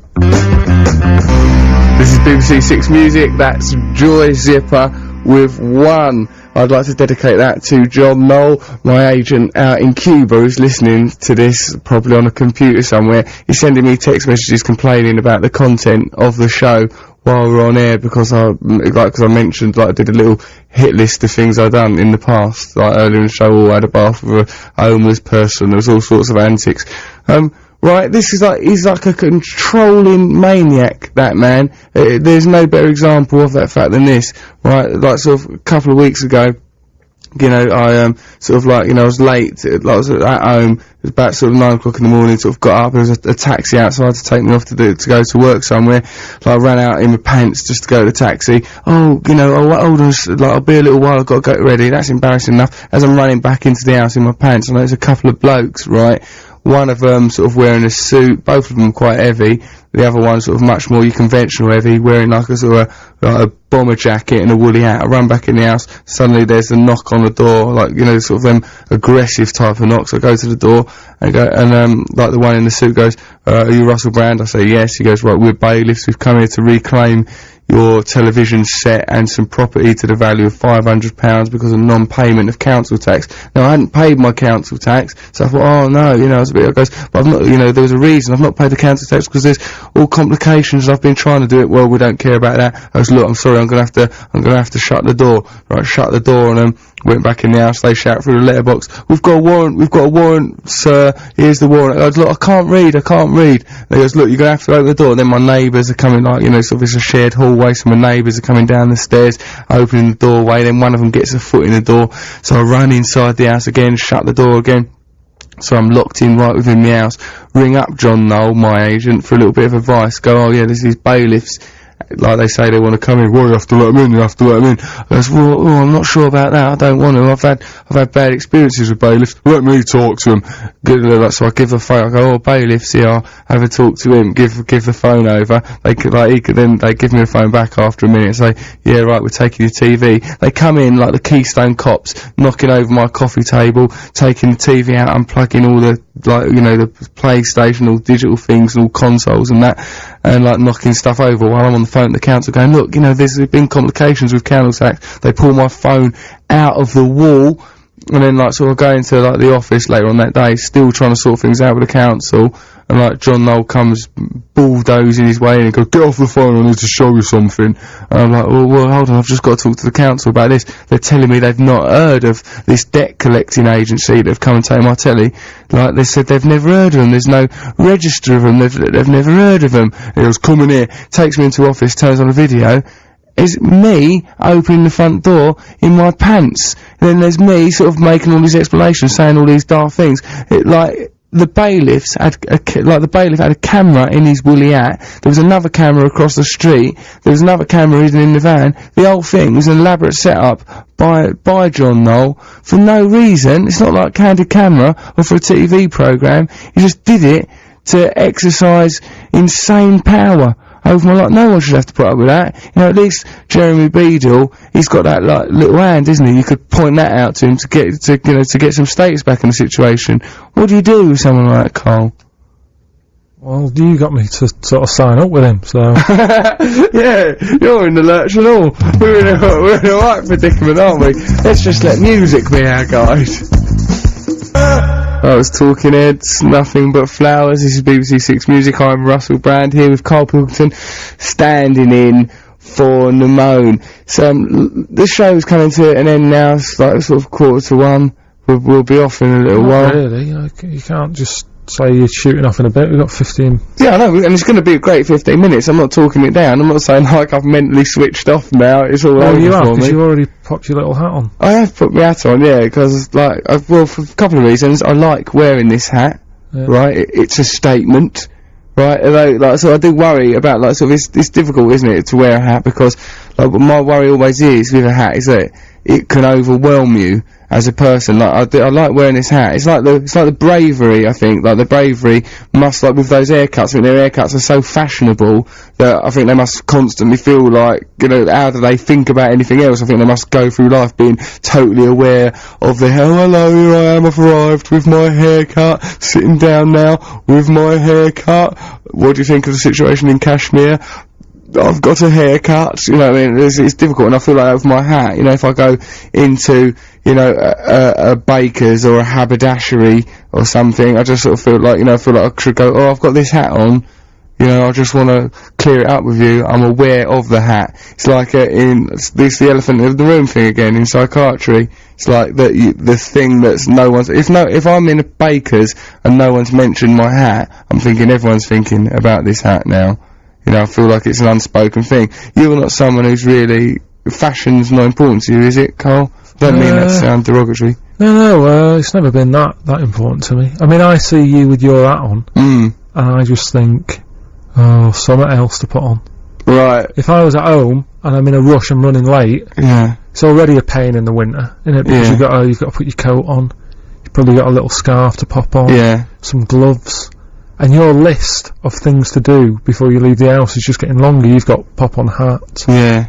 Do you know what I mean? And you were saying yesterday you're thinking about getting a cane.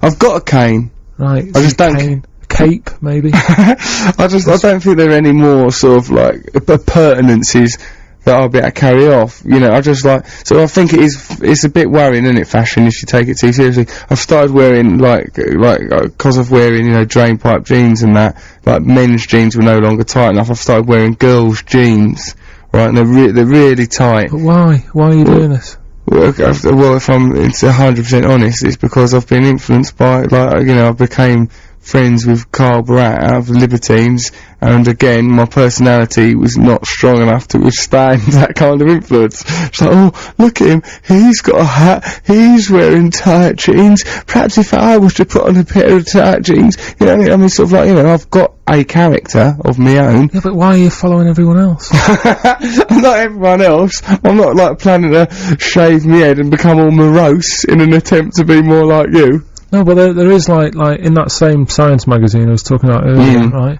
there's a bit in it about how sheep, you know, that saying about follow the sheep flock. and stuff.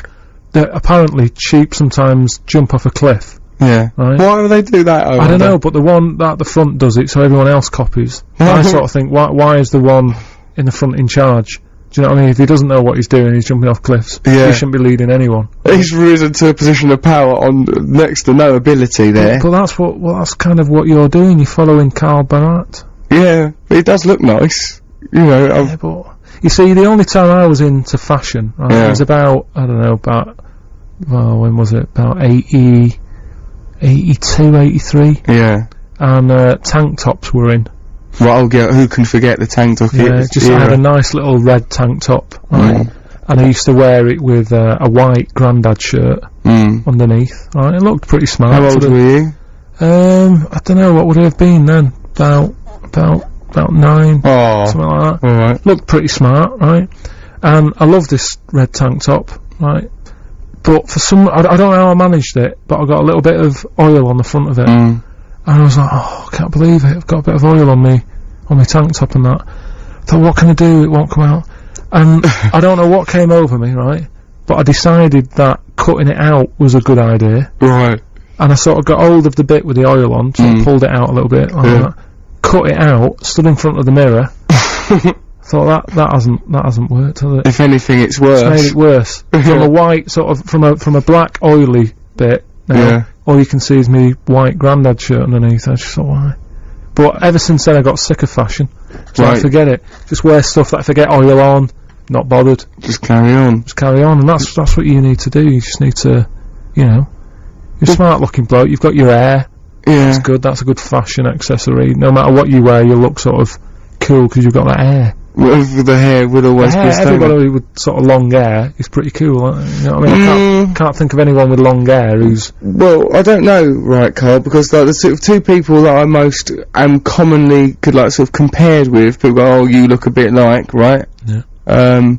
Justin Hawkins, right? Oh, I don't like being compared to him physically. No. And, like, not that he isn't, a very talented man. And, Lawrence Llewellyn-Bowen.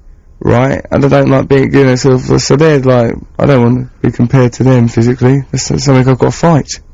No, good point. I've got a hat. That's Soul Sister Brown Sugar by Sam and Dave.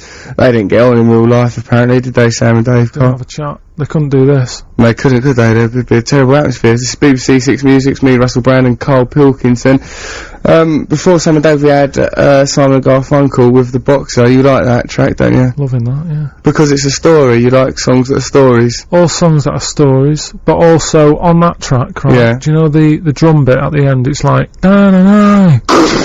Yeah. That big crash. They did that by holding some sort of drum in a lift shaft. And they went, that sounds good, doesn't it? And they were like, yeah, let's record that and use it on the track. No, they can't have been doing that anyway and then decided to incorporate it into a track. Surely they were saying we need an echoey drum. They experimented back then, didn't they, with music and that, and they might have been in a lift shaft just banging it going, that sounds good, doesn't it? And how did they get there? Not again, you're always having a go.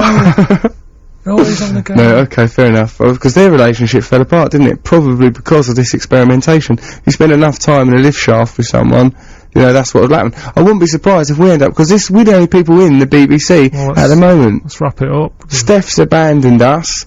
I'm worried. But I think that we must be very careful in the elevator. There's no paper in the photocopiers. We've just been left here. It's like, in the lift shaft, I want you to stay very close to me, Carl.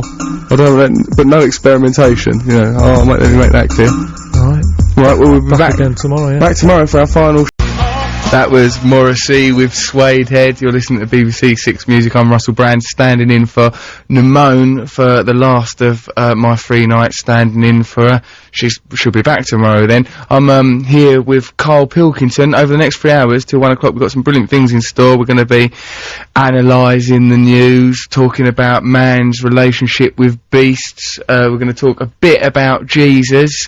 In a Christian sense. We're certainly not going to undermine Jesus, who did some jolly good work. We're also talking about extraterrestrials later in the show. Karl might do some Bible readings, and Karl's got a brilliant competition, ain't you, Karl? Yeah, it'll be alright, yeah. I'm looking forward to it. It's very exciting. We've had a few requests for the feature. Yeah, so Rockbusters. Yeah, Rockbusters. That's it. That's what it's called. Yeah, so we'll give away some DVDs and that. They'll be loving it. Yeah, I think that's going to be awesome. A bit of fun for all of us. We might talk about mysteries and doppelgangers a little bit later. Send us some text if you want to make predictions for things that might happen over the next year. But we've got some fantastic music coming up over the next hour. We've got a session from 1992 of Radiohead. That would be amazing to have a little listen to. We've got Arctic Monkeys, XTC. We've got loads of things. It's worth staying with us for the next 3 hours, if only to hear Karl's competition. I don't know the answers to these. I'm going to join in that competition because some of them prizes are desirable, so stay with us. That was Coldplay with Talk. You're listening to 6 Music. I'm Russel Brand, standing in for Nimone over the Christmas period with Karl Pilkington. I think, today's the 29th of December. This is like the last legitimate opportunity we're going to get to talk about Christmas. Later on in the show, we've got a lot of other topics to cover. So let's quickly just talk once and for all about Jesus and Christmas and that. Now, I've had a look at the Bible, but I saw that Passion of the Christ, last year, and Right, sort of, it's good, sort of, because of it, like, as much as any sort of, biblical story can be, it's authentic, you know, used, like, Mel Gibson, who directed it, used authentic Latin languages and Aramaic and stuff to tell the story, right, and it's sort of, you know, as we all know, Jesus did those miracles, did many wonderful things, preached peace and compassion, right, so what I thought was, right, fair enough, focus on those things for the films, for the film Passion of the Christ. Where I'll take issue with the film Passion of the Christ, right, Carl, is that there was a scene in it where, like, Jesus as a younger man, before he's, started getting properly into the preaching, so there's a scene where he's, like, credited with the invention of the dinner table, right? Like, he's there at home, like, in the workshop with Mary, and, like, he's making because, like, you know, in, sort of ancient, or not ancient, in biblical times, they, sort of, apparently, dinner tables, they ate at tables that were sort of like, you'd sit on the floor, you wouldn't sit at chairs, and, like, Jesus, however, he's working on a waist-tight table, Mary comes in, she sees this, Jesus, what are you doing? It's a table I'm making, mother. You know, she goes, a table, you say, at waist height, and he goes, yeah, like, you may not think it now, but I've a funny feeling it might catch on, right, and almost winks to the camera, and I think, like, why do you need to, like, Jesus has done all these amazing things, why do we need to make out that he invented the table? I've looked right through the Bible, start to finish, looking for a bit saying Jesus was the mind behind IKEA, then there's no evidence to suggest that he is at all. But it's the same thing, isn't it, as the sort of Shane Ritchie problem, though. He doesn't know what he wants to sort of own. Do you know what I mean? I like Shane Ritchie, he's a likeable fella, but sometimes I wonder if an alien landed and said, you know... As one might. And said, Shane Ritchie, what does he do? Or whatever, if they talk like that. I'd go, do you know what, mate? I'd say, you've got me there.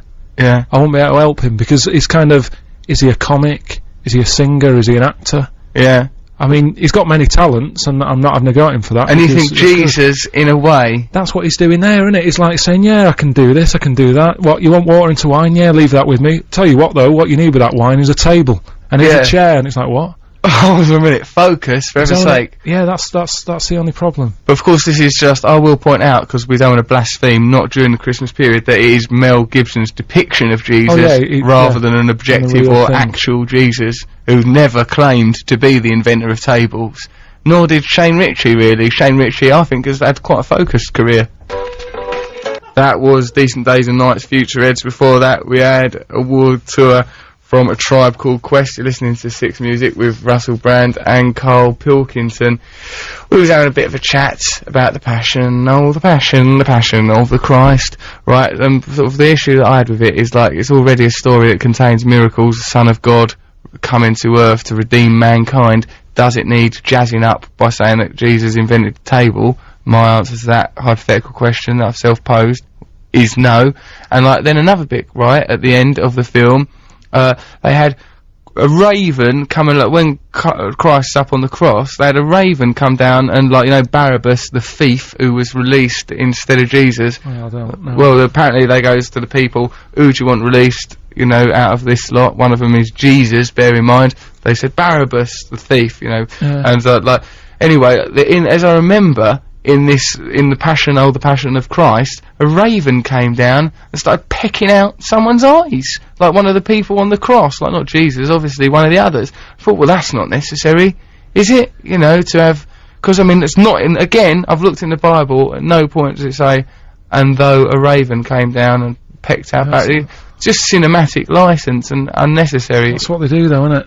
Yeah. But I don't think I'm going to bother seeing it, because it's been out ages, hasn't it? It's sort of gone now, that. It's sort of let it go. And look, you're reading the Bible anyway, aren't you? So you can just get the information first hand. I mean, it is interesting, all different religions and stuff. Yeah. And about a year ago, right, I kind of thought, you know, people talk about it a lot, there must be something in it, you know, there might be something in there that I'll enjoy, something to do a couple of days a week. Yeah. I like stories, and a lot of it is about stories. A lot of it's, parables, stories and that. Fables and all that, fables, right? So I was like, I could get into this, and I was looking at different religions, and I thought, what I'll do, I'll just try them all out, and sort of find out, you know, which one, sort of, do you have to give the most time to, because I didn't want anything that was overpowering. Right, yeah, well that's the thing with a religious faith, you don't want to have to devote too much time to it. Too much time, I didn't want to have to get up too early for it, but, you know, I'd be willing to help people out. And I think at the end of the day, if you're prepared to do that, then you're onto a winner. Yeah, fair enough. So I didn't get that far into it. I saw a little Buddies fella. Because I thought, they always seem happy, they're always singing and stuff. Yeah. I've got a bald head anyway, right? Fair enough, you're on the way. And I spoke to some fella on Oxford Street.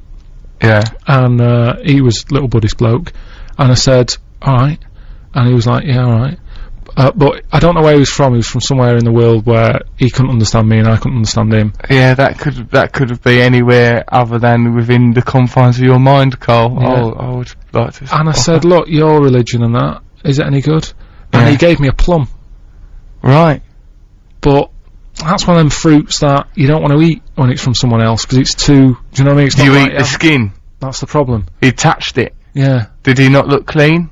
He did look clean, but it's sometimes, you know, you see films where they inject stuff into fruit. I don't think that's part of Buddhism. I don't think one of the tenets of Buddhism is inject fruit with an elixir to make people Buddhist. It's all about giving and generosity and spirituality, isn't it?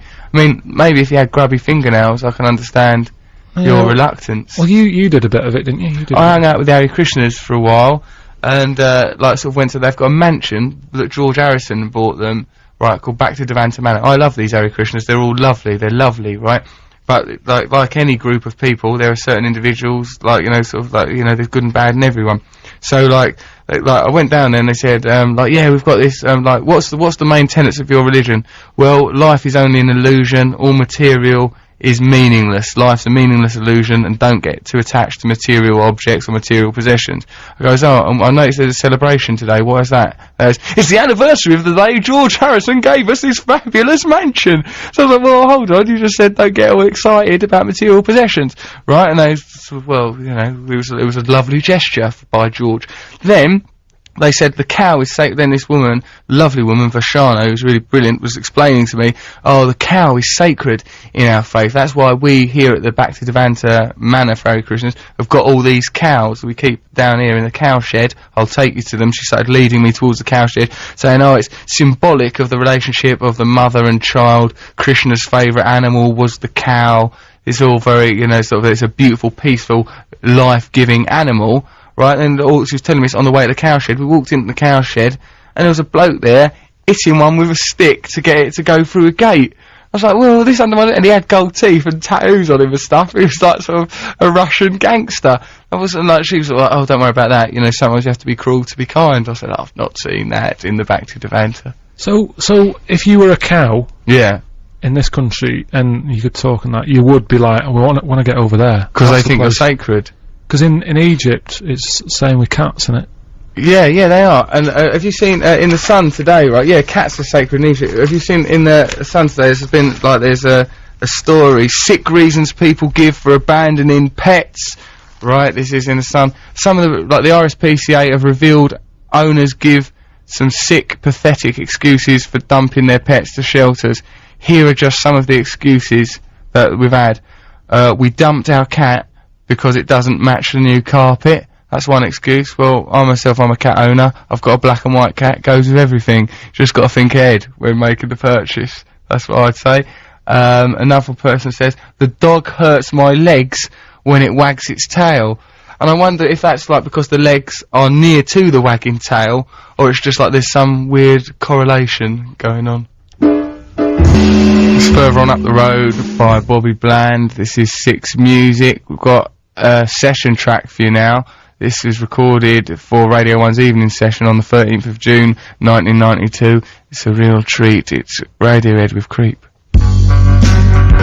This is Russel Brand on 6 Music. That was Radiohead with Creep, recorded in 92 at one of the Radio 1 evening sessions. And when we queued up the track, I described it as a real treat, which Carl was then all cynical about. Oh, real treat. But it just then made me feel alienated and confused, which made me appreciate a ballad of alienation like Creep all the more. So by insulting me, you've inadvertently enhanced my enjoyment of that track, because if that track is for anyone, it is for the dispossessed, and in that moment you made me one of them by going, real treat.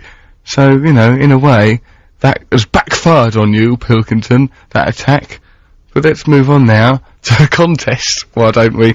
Right, so Carl does these competitions, Rockbusters, is that what you call them? Call it Rockbusters, yeah. Right, I'll just give you a little taster of how it works. Go on. If you haven't heard it, then you don't know what goes on. Yes, go on. Basically, right, I give you some initials Yeah. of an artist or a band or something. Yeah.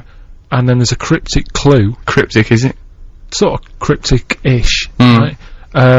That gives a clue as to that band or artist. Right, it sort of makes up the title of the song. Okay, so if I said to you, if I said, I gave you the initials ND. Yes, ND. And then I say, what would I say? I'd say something like, oh, that garden tool, it's not yours, that, right? That garden tool is not yours, and we know that the initials are ND. And that would be... Right, so... That'd be, like, what's a garden tool? Garden tool, I don't know, a hoe, a spade, well, you can a shovel. But the one I'm thinking about is a rake. Right. It's not yours. What you're doing with that, you've stolen that, right? So that's nicked. Nicked. Yeah. Drake. Nicked rake. Nick Drake. Nick Brilliant. Drake. Nick Okay, Drake. so this is that's the competition, and like if you can, that's not an actual one. Now that was just an example. I don't know the answer, so I'm going to be playing along as well. The prizes are essentially it's Carl's DVD clear out, right? It's DVDs that you've watched or you're bored of. Yeah. Right, one DVD is The Day After Tomorrow. What have you got against that? It's just, I mean, I like sort of weird things that happen on the planet, anything with a tornado in it, or bad weather, and all that. I love all that, but I've seen it, don't want to watch it again. Right, so that's one prize you could be winning. Phone Booth, Colin Farrell film. What? Enjoyed that, but I watched it once, loved it. Yeah. Watched it again just to see if there was any flaws in it, any little holes and that I could say, oh, they aired there. Troubleshooting. Couldn't find any. Yeah. The only bad thing with that is, I don't know if you've seen it, but it's basically the message is, you know, don't pick up the phone or don't help others. Yeah, that's all it is. Don't pick up the phone, that's the central message. I wouldn't mind that, I'll be in the running for that, because I've not seen either of those. Got Nighty Night by Julia Davis, that DVD, that's still in its cellophane wrapping, that's nice, isn't it? Yeah, I thought I'd left it too late, it's sort of been and gone. Right, the bus has gone, it's right. And then you've got Marion and Jeff and The Life Aquatic. I've seen The Life Aquatic, that's a really good film, why are you giving that away? Didn't like it, it was all it's sort beautiful, I've really enjoyed it, it's visually stunning.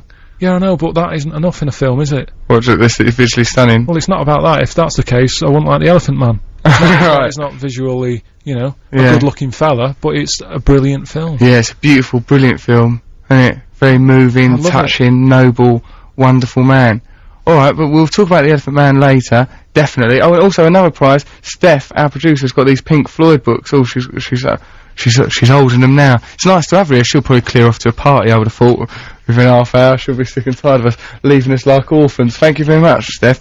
Right, these Pink Floyd books, Dark Side of the Moon, The Making of Pink Floyd's masterpiece. Oh, that'd be alright. So yeah, it's like 3 copies of that. So if you can answer Carl's cryptic rockbuster, also I'm going to be in the running. So, but if I get one right, I'll take it. But I won't take all the prizes, and also I might not get any right. So, go on. What's the clue? Do you know what I think we should do, right? Because people will be loving this. Yeah. Let them get some pen and paper on that, right? Right, and then we'll do it after. And we'll do it after the next. Sunny Road from Emiliana Torini. This is 6 Music. Russel Brand standing in for the moment with Karl Pilkington, who just said that he reckons that he could have Emiliana Torini's voice playing in his head at all times. Don't you think it would eventually, though, it would start to annoy you, wouldn't it? No, it's soothing, isn't it? Alright, but say you don't want to be soothed, perhaps you're entering into a bout of aggressive lovemaking with your partner, and you've got Emiliana Torini's Sunny Road, all gentle, and that might be what I didn't tell you is I've got a little volume knob on the side of my head. You turn it down a bit, yeah. Well, no, but that's, you've undermined the premise. You said you wanted it all times. Who wouldn't you like to have in your mind at all times? Musically. Ice Cube. Something like that. Ice Cube, making you insecure. I don't like any song when you can't hear what they're telling you. Right. Do you know what I mean? You like it to be clear. You like there to be clear narratives, which is why about every 10 minutes you bring up your love of In the Ghetto. In the Ghetto, Elvis, brilliant. You can hear it, there's a story, it's got a start, a middle and end. But all this rap, I can't hear what they're saying. Right. Opera.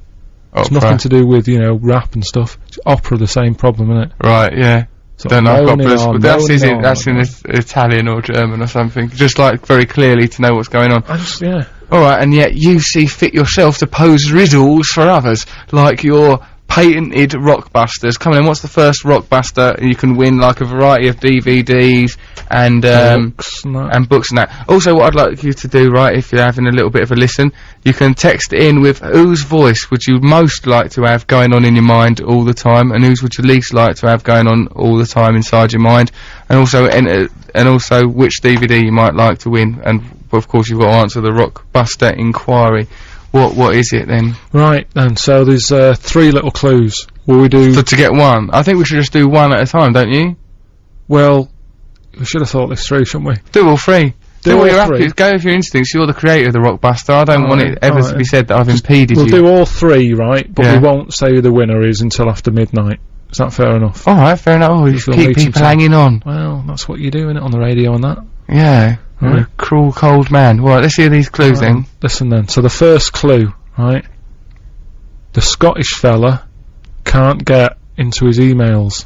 Scottish fella can't get into his... What's the initials? KL. KL. Scottish fella can't get into his emails. Now the Scottish fella, forget, he's not an artist who's Scottish and that. You've just got to look at that clue and think about, right... Scottish fella, you think Jock, Hamish, something like that. You could, think about the way they speak or something. It could be, do you know what I mean? They're really cryptic, right? Really cryptic? I mean, sometimes it's easier just to look at the initials and go, who could that be, and then think about the clue afterwards, think about the initials first. Are they so cryptic, Carl, that sometimes you just think, well, you've wasted an hour of my life? Well, we'll see. I'll let you decide that when I give you the answers and that. You might, go mental. Brilliant. Alright, so that's the first one, right? Okay, what else? Second one. Yeah. If you get, like, a light bulb, right? Yeah. And you look after that light bulb when it's young. Yeah. Right? And, you look after it, you teach it stuff. Yeah. What's going on there? Right, what are you doing? And the initials are? R. Just R? Just R, yeah. Looking after a light bulb, nurture it, treasure it when it's young, the initial is just R. If you can answer, if you know the answer, these are baffling to me, but if you know the answer, you could be winning Life Aquatic, Nighty Night, or the making of Dark Side of the Moon. I've just had a look at that, it's really interesting. Yeah. And what's the third? The last one is, the Australian fella picks 2 men. The Australian fella picks 2 men. Yeah. Initials are? E. Okay, so... Okay, let's go quickly summarise it for us. So the first one, the Scottish fella can't get into his emails. What's going on there? And the initials are KL. Right, okay. Second one, you get a bulb. Yeah. Right. You look after it. Yeah. Right. While it's young, you nurture it. And that, you nurture it, and that, you're teaching it stuff. What's going on there? Yeah. Initial R. Right, R. And the third and final one, the Australian fella picks 2 men. Right, Australian fella picks 2 men. Okay, so those are the 3 clues. E is the letter for that one. Right. You can text us on 64046, or you can give us a call if you like on 08700 100 600. We'll get you right on the air. Or you can email us at russell.6music.co.uk. russell.6music@bbc.co.uk. There you are, it couldn't be less confusing. And we'll just let them get on with that whilst we're chatting and playing songs and that. And we've got plenty of songs to be getting on with. After midnight, we can just, pick out a winner and... We'll reveal the answers and let out the booty. Also, sort of perhaps text us, what artists would you most like to have inside of your mind at all times? And what would be the drawbacks of that? Surely there would be some problems. Let's get on the music, shall we? It's Going Nowhere by Cut Copy. Before that we had Statue of Liberty, XTC. This is Russel Brand standing for Namone on your BBC 6 Music. I mean, with Karl Pilkington, with his Rockbusters quizzes and queries, right? I was about to say, you wasted everyone's time because I think they're impossible, that no one will ever, if we could sit here till the end of time and no one will get those, cryptic clues. We've had, already, 4 people that have got them completely right. Brian from Manchester, you're right. Who else is right? Ian in Southend, you're right. Then there's someone from Scotland, TC in Glasgow, he goes, you can keep them DVDs, lads. He ain't interested. He's not getting seduced by your contests. And then Paula from the bank says, I don't have a Scooby on those Rockbusters, but I'd like a Pink Floyd book. Well, Paula, working in a bank, you may have a good, strong foothold in the world of capitalism, but you can't start throwing your weight round here. You will have to enter the competition like a normal person. Carl, I reckon that you should think of some new ones, and we should give these people the prizes because they've come up with it so quickly. I know, but we've only got what do you want me to do? Go home and see what the DVDs are? Go and get some more DVDs. Perhaps, you know, perhaps you could give up some of your shoes or something. No, just leave it. Listen, if you were getting into Buddhism, you'd have to renounce some of your material possessions. I don't think you'd stand a chance. Whoa. That person offered you a plum, you turned your nose up at it because you thought he was a bit grubby, then you're clinging on these DVDs already making way. I reckon we should reveal the answers and you should think of some more. You've got more of these things in your mind, haven't you? Yeah, but we haven't got many DVDs. Of course we have, we'll get more. I'll tell you what we'll do, we'll go over around Jupiter's desk. He's got all sorts of DVDs lying around there. We'll go and load ourselves up with Phil Jupiter's booty. Come on. Right.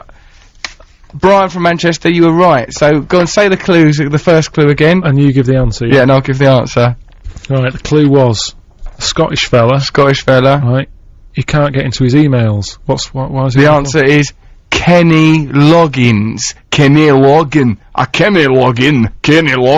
Correct answer, Brian from Manchester. I would never have got that. Alright. The second one, right, you get a little bulb and that, right? You sort of look after it, right? Yeah, when it's young and stuff, and you teach it stuff. Yeah. Right? The initial was R. Yeah. Razor light. You raise a light. You literally raise a light. And what was the third and final one? The Australian fella picks two men. Picks two men? Eminem. I'll have that one or that one. Eminem. Perfect. Well, Brian from Manchester, you were right. Ian in Scotland, you were right. Right, so send in, text us or call us now. Tell us what, you can both have a copy of the Pink Floyd book, but then we've got to divide up phone booth, nighty night, day after tomorrow, and Mary and Jeff between you. Do you know what, right? How about this? Yeah, right? well, they do a playoff. No, what I'm thinking is, why don't people make their own? Yeah. Send them in to us. And we'll do them. Right, we'll challenge it. Oh, well, like it's a two-way street, Carl. Right, you send your ones in to us, but we want prizes off of you. And the only currency I understand is kissing from good-looking women. That was Caught by the River by Doves. Before that, we had Five Man Army by Massive Attack. This is Six Music with Russel Brand and Karl Pilkington. Thanks very much for your text messages. Right, Mark Smith, you were just a bit too late. You did have the right answer with for Carl's cryptic Rockbusters quiz. Right, it was Kenny Loggins, Razor Light, Eminem. Yes, that's true. And here, this is actually Steve from Cardiff says that he would like to have Joe Strummer in his head. He'd like to have Joe Strummer in his head. What if one song was sort of going over and over in your head? Not necessarily one song, one artist. If he had to have it permanently in his mind, constantly, he'd go for Joe Strummer. He wouldn't like to have Ozzy Osbourne in his head at all times, particularly because Ozzy would occasionally get bored of performing and just start making emotional demands, wouldn't he? Oh, I can't work the remote control, Sharon, that kind of stuff. Yeah, probably like an instrumental's best as well, isn't it, thinking about it? Get an instrumental because then you can, if you need to... Yeah. What if you need to focus on a task, on some administrative thing? Callum reckons that he sent a text saying he would hate to have Sean Paul constantly in his mind. Can anyone understand what he says? No, I don't know if anyone can. So that's what's bad, isn't it? Because it's like, he could have something really important to say. Yeah. And we're all going, what's he saying? Yeah. Oh, I don't know. What about like we were talking about Jesus earlier. If Jesus had murmured, yeah, or, you know, just been inarticulate or used opera, then Christianity would not have taken the world by storm in the fashion that it has. And we wouldn't have tables and chairs. We'd have no table, we'd all be sat on the floor, eating our food off of tiles with bleeding gums. Can you imagine what kind of world that would be, Carl? Got another text here, this is from Catherine and Peter in Bath. They're enjoying our show, and they said, can you explain the meaning of apocryphal rhubarb as mentioned in last night's show? Could it be a new religion or a new religious concept? Well, apocryphal means, like, I think it means at least a story that's reported to be true, reputedly true, but ain't necessarily so. We gave the example of George Washington chopped down that tree. Carl still doesn't understand this. I don't know how you get all these... where's the room in your head, right, where you're keeping all these words? I cleared it out of a big blaze of heroin throughout my teens and 20s. I'll tell you, right, I got a new phone the other day for Christmas. You know, I sort of treat myself. Well, you bought it for yourself? Yeah, just a new little mobile. Right? Yeah, okay. And it's got that predictive text on it. Yeah. Right? And I'm sure that my new phone is brainier than me, right? I would not dispute that. I reckon we should let it co-host the rest of the show. No, I was probably sending a text to you, and I was putting I was putting in ain't. Yeah. Right? As in, like, I ain't got a clue. Is not, yeah. Ain't. And I put in ain't, looked at the screen. Yeah. And it had brought up biotechnology. It brought up biotechnology? Who's sending that on a text? Well, possibly terrorists. I mean, so, like, I think it's good that it's anticipated that. You were trying to say ain't. Ain't. I mean, I don't know if it works on everyone's phone. It'd be interesting to see if different phones are brainier than others, really. Because, you know, there's a machine somewhere in the world, some computer machine. My phone's a daft, it interferes with my life. What would it say if you put in ain't? Just try and... I can't be bothered, Russell. Alright, well, let's try it. We'll do it now. Let's just put in ain't now. A-I-N-T. Ain't. You see, what's probably happened is it's got used to you. It's got used to me doing it. So hold on, now it's typing this. Core blimey, I'm ever so lonely, so I am. What wouldn't I give for the company of a lady or sank? That's what it's gone on. It's just predicted my whole mood there, just from that little bit of information that it got then.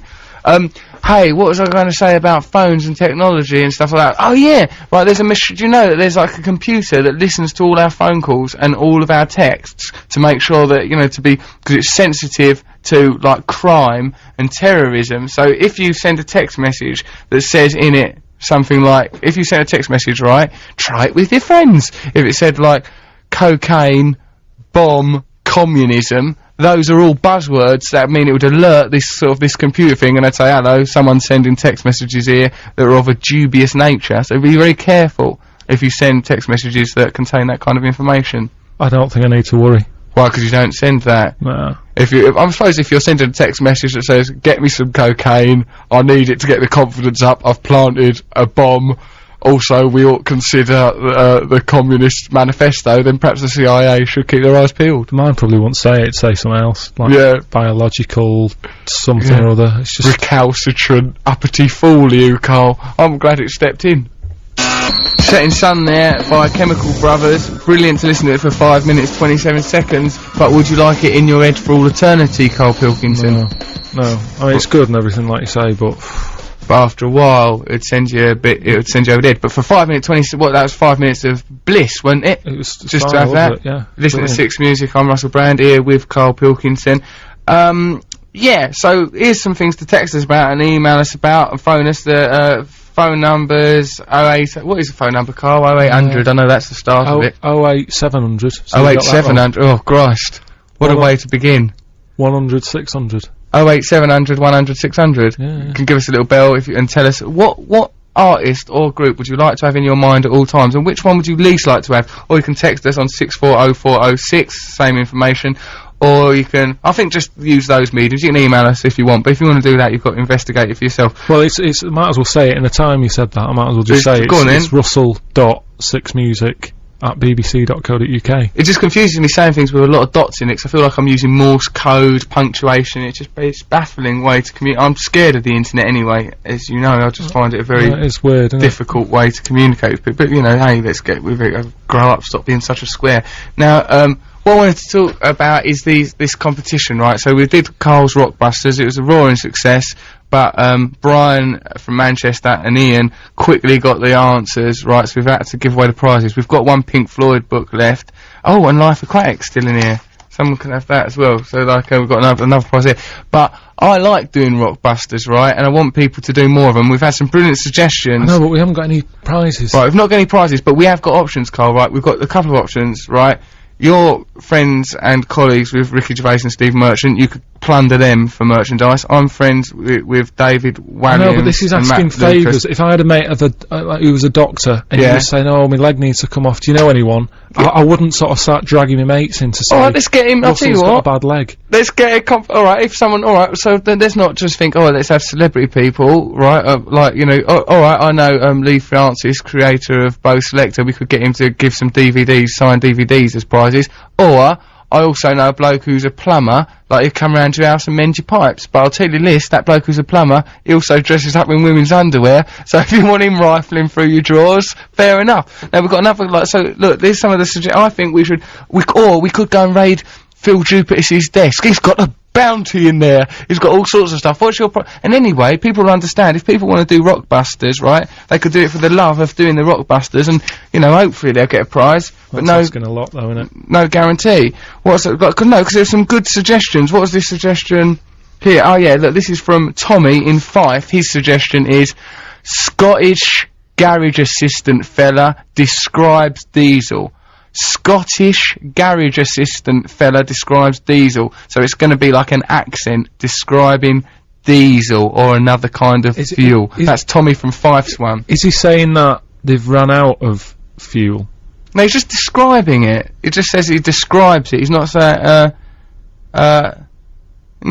Scottish, yeah, I think that'd be a better clue, yeah. He's saying that they've run out of fuel. Scottish garage assistant fella says that there's no fuel here. That's Tommy from Fife's suggestion with a little bit of Karl Pilkington magic just sprinkled over the top. Then, there's another one, that painting smell nice, what's going on there?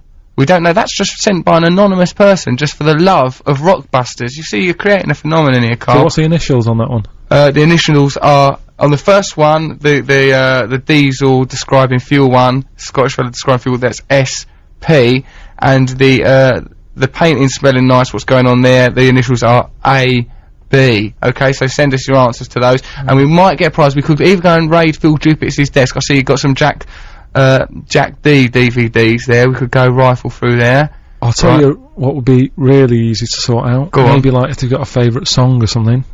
Favourite song? And we could play. Oh yeah, we could play. Alright, we could do a request, but also I'm up for nicking some stuff now. I don't know, my blood's up, Karl. But like, you said, like, we've got a commitment. Once we've like given out a prize, we've got to give it. All I'm thinking is, right, if we say, oh, we'll get some signed DVDs, right, it's not going to happen for the next week because it's New Year and stuff. We're not going to, right? And then it's just that long wait. And I remember when I was a kid, right, and like I joined the Dennis the Menace fan club, with the Beano, filled it out and that, and every day.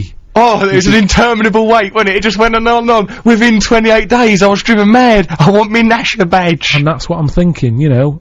Rory, who's sending a lot of texts. Good old Rory, God bless him. He's good, he's been there every night for us, supporting us, right? He's been a rock for us, but Rory. Say if he took part, and his days are going by, and he's getting up every morning, looking out at the postman, going, where's me post, sir? there's nothing. Like he goes all Dickensian. Excuse me, has there been any letters in the mail for me today?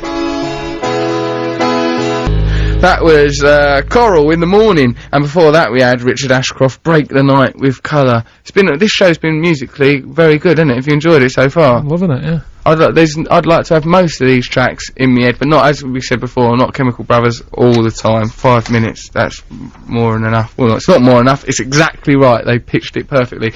Got an email, or we got, you know, like we're doing our Rockbusters quiz. Well, we've got some more suggestions from people. This one is from Mellow Simon in Surbiton, right?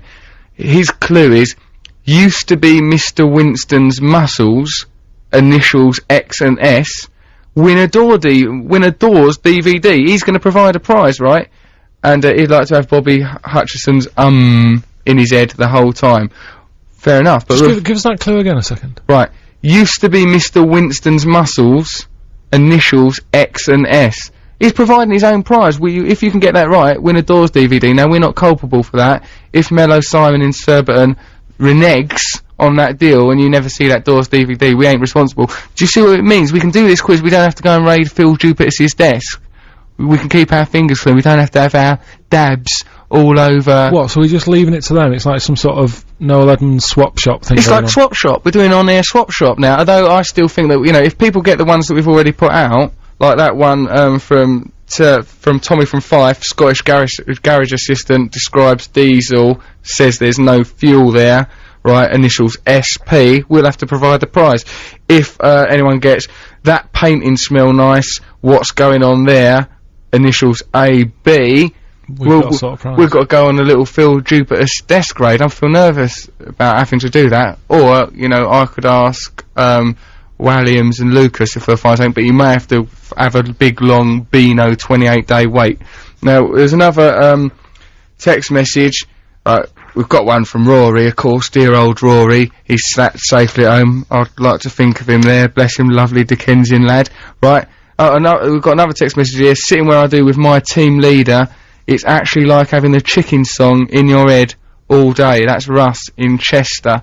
Oh, I wouldn't like to even hear that once. So it would be disconcerting. Oh, and someone wanted to know what apocryphal rhubarb means apocryphal means something that's reputedly true but is unsubstantiated, and necessarily true. Like one of them things, not like an urban myth like you're always on about, like that woman having spiders laying eggs in her eyes or something like that.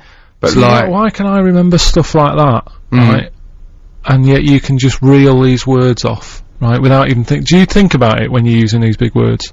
No, they're just ingrained in my mind. But like, you know, I'm an only child, did a lot of reading as a boy, because I was all sort of all lonely, weren't I? So I was like that, you know, Beano comics was my only friends. But what about like when I've spoke to you sometimes, you start doing Latin and stuff? Don't start doing Latin. You did. There was one time when you said something. Carpe diem. Seize the day. Everyone knows that. I know that from the film Dead Poets Society. What it is, I'm good at collating bits of information that sound impressive. I'm good at doing that. A lot of, like, you know, information, right, like, you know, a lot of information I've got about, like, Wilfred Owen, Siegfried Sassoon, World War I poets, that comes from Blackadder. Do you know what I mean? Sort of, I get little pop cultural tidbits, collate them together in my mind, and then I'm able to send them back out to the world. Carpe diem means seize the day, live the moments. But why didn't they just say that?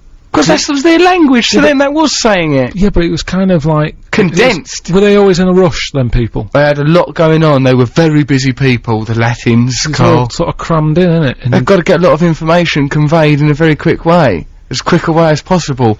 In many ways, they're a lot like us.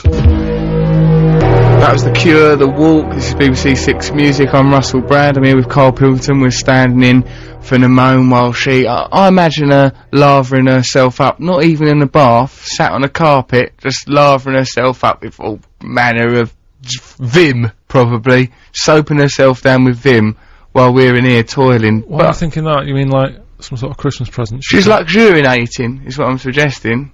There's a lot of soap about, isn't there? Well, so she wouldn't need to use Vim, particularly not at Christmas. No, I just was thinking, like, suddenly at Christmas, soap comes in all shapes and sizes, doesn't it? Why is that? I don't know, because it all does the same thing, doesn't it? Yeah, did you... You got some from that facial, didn't you? I got a bit of that, yeah. I went in there, using it. Well, it's... The problem with all that stuff they give you in that facial place, right? It's all very well, right, if you got nothing else to do with your day. Yeah. But for me, I want to get up and out and have a wash in about 3 minutes. Right. All that stuff they do takes about half an hour. Half hour washing yourself, putting different pastes and gums and powders. It's not just washing yourself once. It was like you wash yourself and then you wash again. It's like, I'm not... do you know what I mean? If I worked down the mines, I'd say maybe there's some, you know, muck under there. Yeah. But I'm only sat in here. Sat in here, how dirty is your face going to get? Not that dirty. It's not, is it? Particularly as I've curbed most of my habits. Now, what we've got here is a lovely... You know, we're doing these Rockbusters quizzes, right? Tommy from Fife is sent in, like, his clue. Scottish garage assistant fella describes diesel or lack of fuel. We amended it a bit. The initials are SP, right? That is contingent upon doing the answer in a certain accent. A Scottish accent, as he specifies, right? Your one was an accent about Kenny Loggins, wasn't it? Scottish. Kenny Loggin. Right, that was like another accent-dependent one.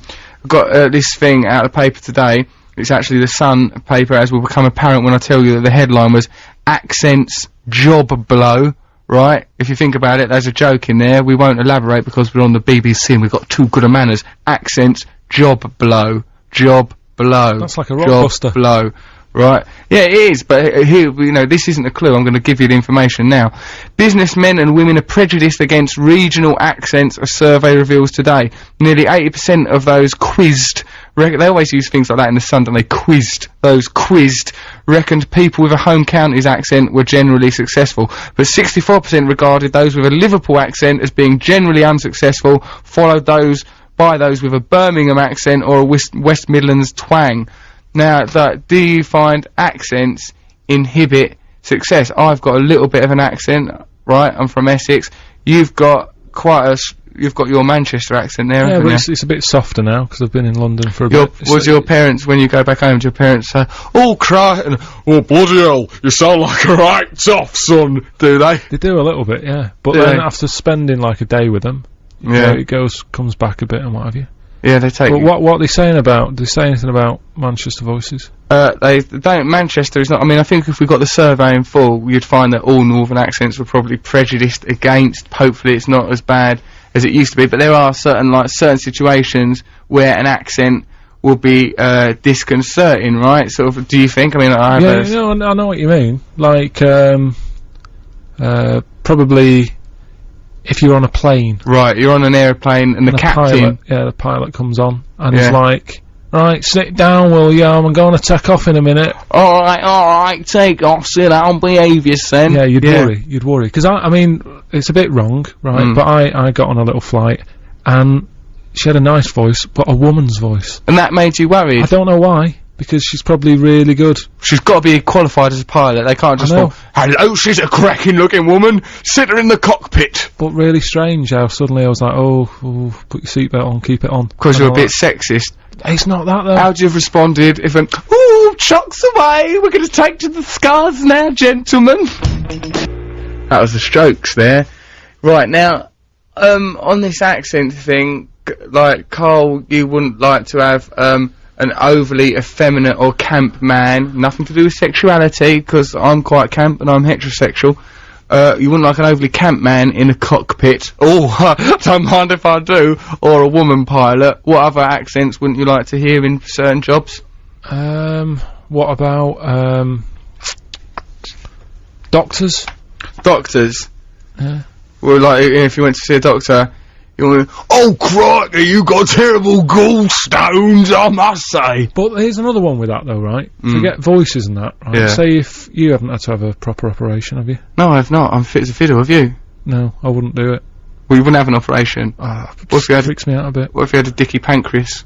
I thought I had one of them yesterday, but it was just too many tangerines. That's all it was. Thank heavens for that. Dodgy pancreas. Oh no, I've just eaten 6 tangerines. But what's that thing that you reckon 6 bananas will kill you? Isn't that stupid? It's 6 or 7. I don't think there's any number of bananas that can kill you. No, you can't. It's like loads of, like, if you have... potassium. It's got to be in a row, not just like, oh, I'll have one later, and you've got to... straight off, you unwrap all 7 bananas, unpeel them, neck the lot, you'll die. It can kill you. I don't believe that for a second. If that's one of those things that Carl's just heard and believed, send a text message to either validate that or to disprove it. Like he was saying, people that have fits can get living dog hat helmets to wrap around their skulls to protect them. He was claiming just yesterday on this very radio station. Well, listen, here's another little point, right? We've said about, like, a doctor having like a Scouse accent or a ranking sort of Manchester or whatever. What about, right, you go in hospital, it's something pretty serious, you got to have a new kidney. Right, new kidney. Yeah, they're pretty vital, aren't they? They're vital. The nurse is there, she's going, right, Mr. Brand, everything's going to be alright, I'll just stroke your brow, don't worry, don't sweat and that, the doctor will be in a minute. You're lying there on your bed, doctor comes in, right, he's about 12 years old. 12. He can talk the talk. Right, he's got all the lyrics. He's doing all that, and he's going, yes, I liked you on, Big Brother's Big Mouth and that's one of my favourite programmes. I'd worry if he brought that up. He's really posh and everything, and he sounds really... Would you make a point of it? Would you go, aren't you a bit young? I would. I very much would. I'd say, look, I don't think you've had the experience of life. You seem very, very young to me to be tampering with my inside, and I don't know if I want you to see me in my pants. And he says, look, either you let me do it, or you don't have it done, and you're gonna get ill. I go booper. I go private rather than... And also, if he's a doctor, they have to take an oath, Carl, not to unsettle you. If he starts saying things like that to me... Alright, what if you're having an operation done, probably it's brain surgery, people have finally grown sick and tired of your behaviour, the physician comes in, right, he's got one robot arm, and one eye a bit like the Terminator, and he talks in a, well, Mr. Pilkington, I will be able to conduct this operation, but you must behave with absolute candour. I wouldn't put myself in that situation. Because I don't like going to the doctors and that. Yeah, but you've got this brain disease. You say about this oath, right? When I was oath. When I was a kid, right? Maybe this is what put me off doctors. Go on. I used to not nick, because we were thrown out, but take a lot of cakes from round the back of this cake shop. Yeah. They used to chuck them out at night. Right. And they weren't off, it's just that they've got to be extra cautious, haven't they, these days? They can't take risks with cakes, Carl. Right. That's what did for Janis Joplin. Destroyed her. So I used to go jump over the wall, get, like, cream donuts. Yeah. They were all there, Congress tarts, all the stuff, brilliant, top quality stuff. Yeah. But I think I ate about 4 of these cream donuts. Yeah. I think the cream was off. Doctor came round, right? I'm there in bed, absolute agony, right? And he says to me, Mum, can't do anything, it's too late, he's going to die. Really?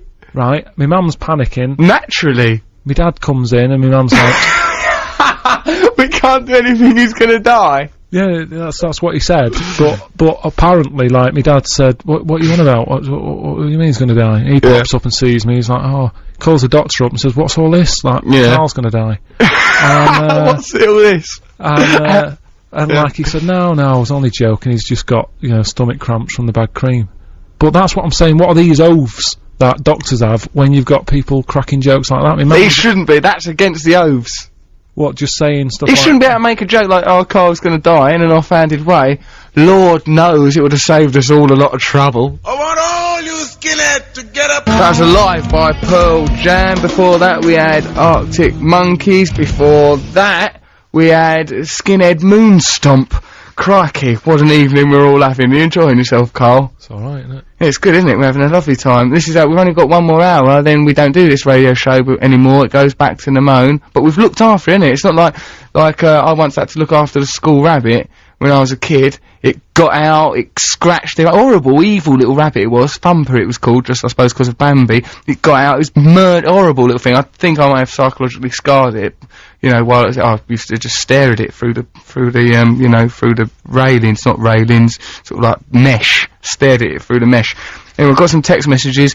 We've got to clear up.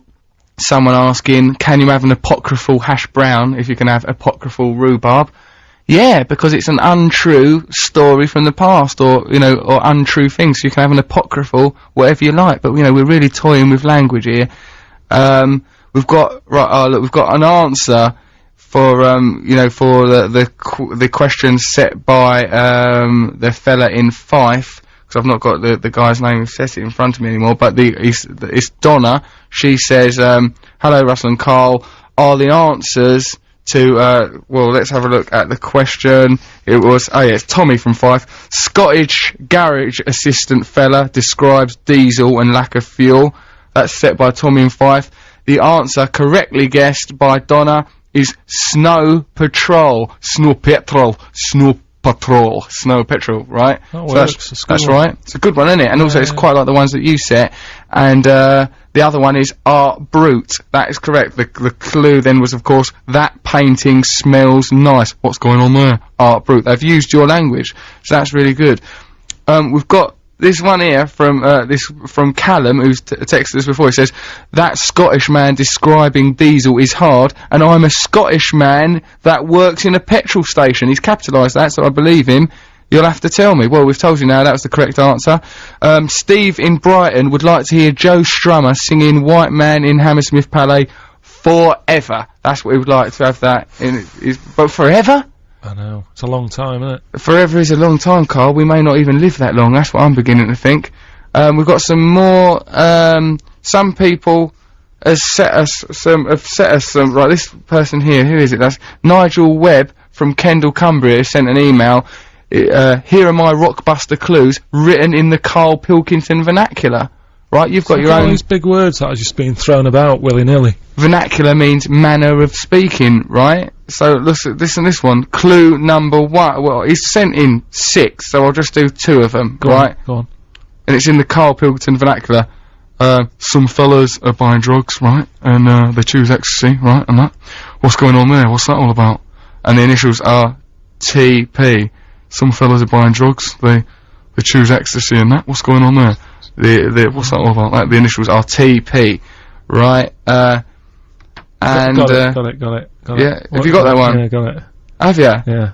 Right, but like, we're leaving it. Don't say X, we'll leave it for them. Yeah. Right, and also, if you send it in your text whether or not you really want us to nick something off Phil Dupitis' desk, or try and get something off the Little Britain boys, or Carl to get something off Ricky Gervais, it's going to be a lot of pressure on us, but if you really want a present, we will do it. It's good for us to have responsibilities, I think, Carl. Another one, this is an easy one, I would actually get this one. This is set by Nigel Webb, Kendal, Cumbria.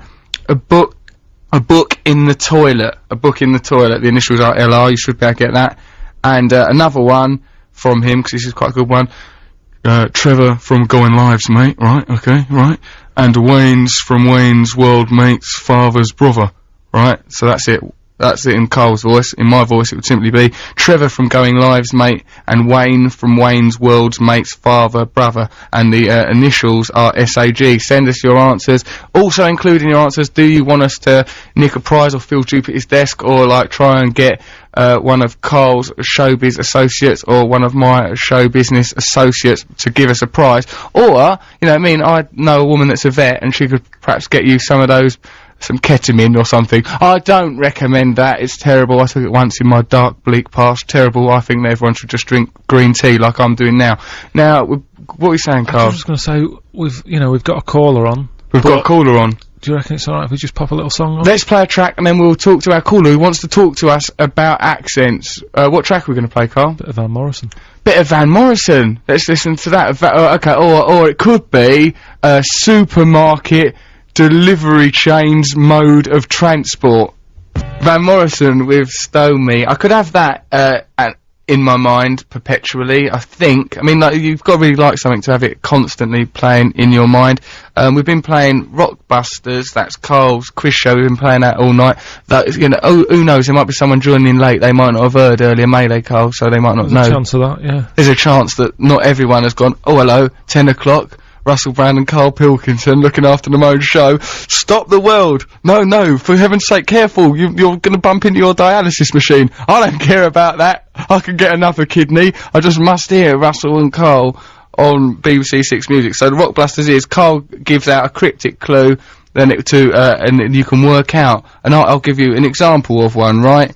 A book in the toilet. The initials are LR. Well, Karl, can you work out what that would be? You're the inventor of this. That's easy. That's Lou Reed, isn't it? Lou Reed, okay. So that's, we've given out a few others. Like, for example, Trevor from Going Lives, mate, and Wayne from Wayne's World Mate's father's brother, right? And the initials are SAG. What could that be? What could that be? Give us send us in a text or an email. It's text message 640406. Remember though, do specify if you want a prize, because if you really want a prize, it means we've got to go and nick stuff off Phil Jupiter's desk, or sort of bother our associates for prizes. We've got a caller on the line now. We've been talking about accents a lot, and problems in the accents can give you, like Carl said, he wouldn't want a doctor with a Manchester accent, which he's allowed to say because he himself is from Manchester. I wouldn't like to have, I don't know, a gynecologist with any accent really, because I just don't have the right chat. You shouldn't be chatting to them anyway, should you? Just let them get on with it and go home. You just do your job, mush, and then clear off, be about your business. Yeah. We've got Gareth Cutts on the line who wants to make a point regarding this matter. Hello, Gareth, are you there? Hello, mate, yeah. What do you want to... I can hear straight away, you've got an accent, have you? Well, I don't think I have, right, because my wife, Dawn, she reckon I sound like Roger Moore. Right. But, yeah. That's difficult, isn't it? Because when you speak in your... Actually, can I just ask, because can I listen to this while I'm speaking? Can we sort of listen to it while I'm speaking? What, listen to your own accent while you're speaking? Exactly, like, so as I'm speaking, I'm listening to the radio, to the digital radio. You can't do that, Gareth. No, you're gonna have to just listen to your voice inside your own mind, because the radio is being broadcast simultaneously to you speaking. We've not got the technology to do that, I'm afraid, Gareth. No. What you could do is just remember what you said a bit later on and just play it through your mind and then see what it sounds like. Alright then, what did I say? You just said, my wife thinks I sound like Roger Moore, which to me seems, I mean, your wife Dawn thinks you sound like Bond hero Roger Moore, but Roger Moore's got a very standardised accent, Gareth. Well, that's what I reckon I've got. Yeah, no. It's just a standardised accent here. No, I don't... know what I mean? To me that just sounds like standardised. Oh, no, it's not. So I'm guessing that you're probably from Norfolk, are you? I'm from Suffolk, actually. Suffolk, what shows... You've probably got an ear for it. Right, yeah. I remember sometimes in the radio show you go in and out in accents and that, didn't you? Right, yeah, I do occasionally use... You've got like a background in acting and that. Right, yeah. You probably can pick up on it. Right, you know, you can go, ooh, he's from there and she's from there. Right, although I was... Some people think that I'm from, some people say, oh, he's from Bristol, he's from Newcastle. Right. You know what I mean? But that, you have to have a bit of an ear for it to go, yeah, he's from Suffolk. But you're actually from Suffolk. Has it caused you any difficulties, this accent that your wife Dawn would claim that you do not have? Not really, no, because I actually hadn't tried to go for a Bond film. Right, yeah. I don't think, yeah. Anyway, I might try my luck. No, yeah, I mean, I don't see you ever playing that Ian Fleming here. James Bond. Go on, say again? My name's Bond, James Bond. Right, no, well, Carl, what did you think of it? I'd sort of trust him a bit more than the real one. Yeah. I'd sort of go... My name's Bond, James Bond. Do you want your gardening done? Right, yeah. Something like that, do you know what I mean? I'm probably not going to be all fanciful in that. Right, yeah. I mean, I wouldn't say the word from Russians, but I can help you geraniums. There's less espionage, a bit more horticulture and gardening. Yeah, a bit more botany. Bit more botany. Yeah, I'm James Botany. I've got it, alright, and you could do Doctor Ho. Doctor Ho. Doctor Ho, that's... Instead of Doctor No. That's riffing, innit? We're riffing now. But I think that's beautiful, the way everything comes together. Have you been listening to our Carl's Rockbusters quiz? Yeah, I didn't really get it, to be honest with you, because that Lou Reed one... Yeah. What do Lou Reed... Is he famous for going to the toilet? I mean, I didn't quite get it. It's just simply that Lou Reed, right, the clue was a book in the toilet, right? And then the answer is... What, he read books in the toilets?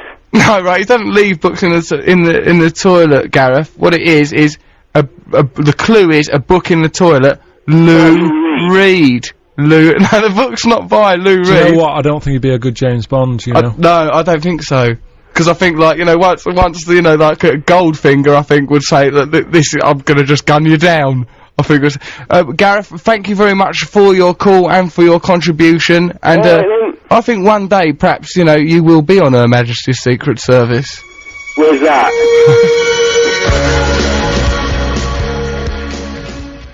That was Dandy Warhols, Every Day Should Be a Holiday. You're listening to Six Music with Karl Pilkington and Russel Brand. Oh, I just accidentally put your name first, just because I was looking over at your face, Karl. I hope you're not going to get all egotistical about that, are you? I'm not, but I just was thinking then, like, every day should be a holiday, right? Yeah.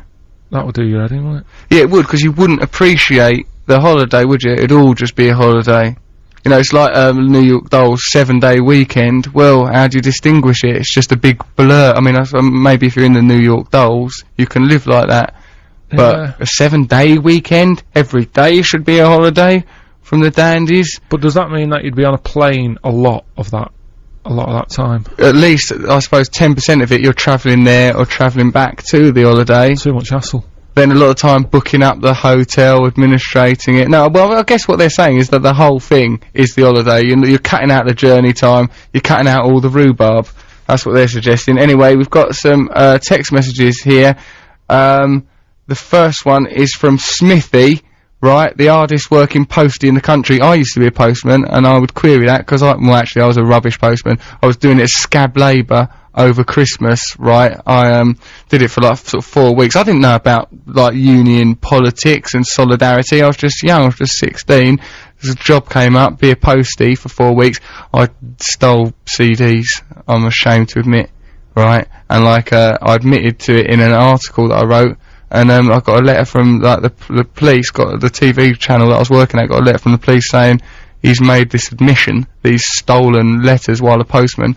We've had a letter from someone who lived in that area, and they would like to follow it up. Very lucky that letter didn't get stolen. What? Thankfully, the normal posties were back by then. What CD was it that he didn't? I nicked Frank Sinatra. It wasn't the same person. It wasn't his CD. I nicked this Frank Sinatra CD. That's the one I remember nicking. But the person that's like was aggrieved that that's not like I nicked their CD. It was just a coincidence. He just said I had letters nicked.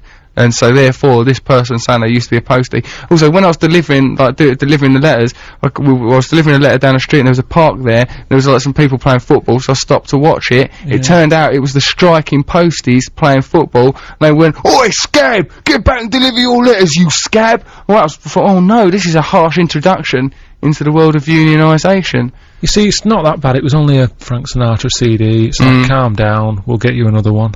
Yeah. But say if you moved on from postman to one of those couriers who deliver lungs and that. Yeah.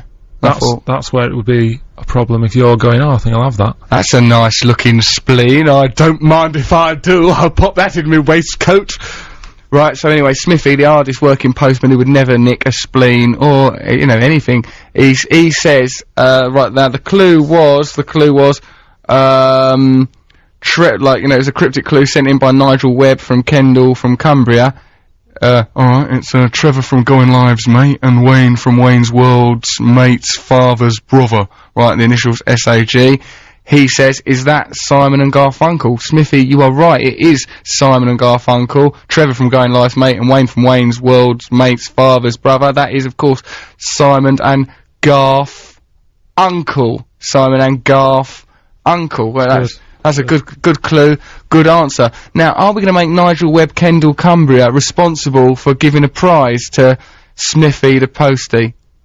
No, actually we don't have to, because he says he would like some live Gary Newman. We ain't got any live Gary Newman, but we have got this for you. Well, that we're just playing Kaiser Chiefs first. Oh, we're playing Kaiser Chiefs first, we're going to play... And then we'll give him Gary Newman. Alright, you can have that. We'll satiate Smithy, you know, if you're working hard as a postie, you know, he's obviously a patient and decent man. Also, though, look, there's another text message here, also getting it right. It's from our mate Callum in Scotland. Simon and Garfunkel to that Rockbuster question. You can send me something if you want. I'm willing to wait. Now, he does want a prize, but he's willing to wait. So we'll have to ask Steph, our producer, do we go and do... We've got this Pink Floyd book, actually.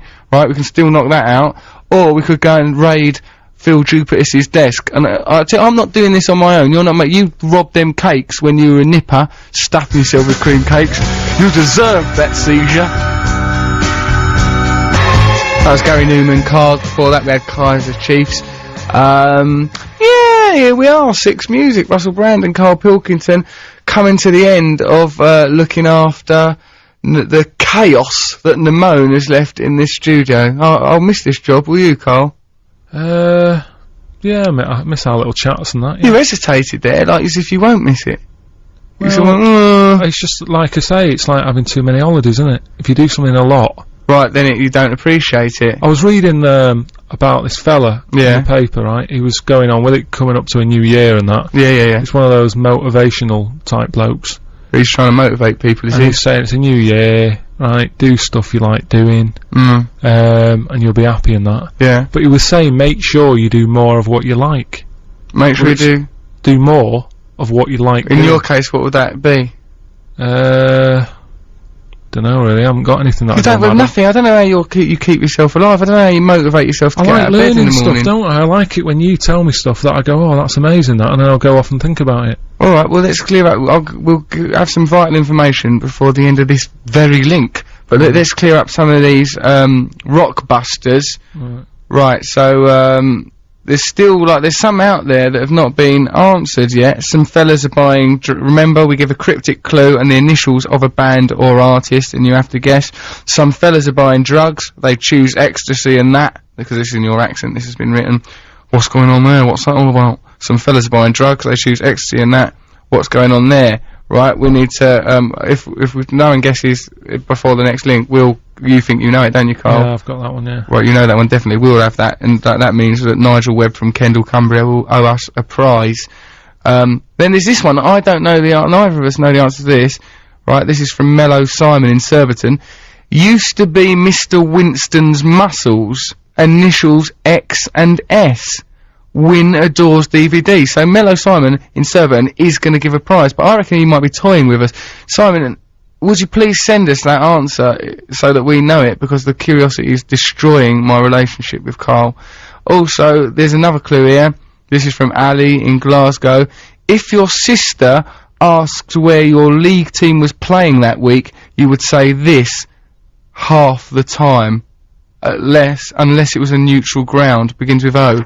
So let me read that again, that's mind-bending. If your sister asked where your league team was playing that week, you would say this half the time, unless it was a neutral ground, begins with O. That's from Ali in Glasgow. Alright, so mull them over. We'll either nick some prizes off Phil Jupitus' desk, and we'd leave a note. I mean, I'm not going to just steal it out, right? We'd say, Phil, do apologise, how's the show going? Say something nice, you know, it's like if you send a text message and you want something, always at the beginning, hope you're well, can you please lend me £100, or will you please, for heaven's sake, come round my house now, I'm so lonely, so very, very lonely. Just finish it off with Namone as well. Yeah. Nice, yeah, and Nimone. Essentially, we are Nimone's. We're looking after Nimone's rhubarb and her mess. She should take the flak, shouldn't she? We've got an email from Chris Creswell. He says he's really enjoyed our shows. That's really very nice of you. Thank you. He'd like to listen to our mumbo jumbo ramblings. I can only assume that your part of the conversation was the mumbo jumbo bit, whereas mine was well articulated, thoroughly thought through information. He's got a question for us though.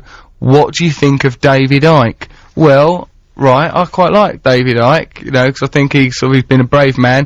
Firstly, he was like a Coventry goalkeeper, wasn't he? Then he became a pundit. Then he quite casually announced he was the son of God out of nowhere, and went on to Wogan. I remember him saying, "Yeah, I'm the son of God. Wear lilac; it brings about good energy." And he says a lot of things, Cole, because I know you're a cynical man in many respects. He says a lot of things that make a lot of sense, right? He's always saying, "Right, be careful because there's a great big global conspiracy." By consumer conglomerates, be very careful of that. They are broadcasting things on the airwaves that poison your mind. Not this show, it's very positive. But yeah, like...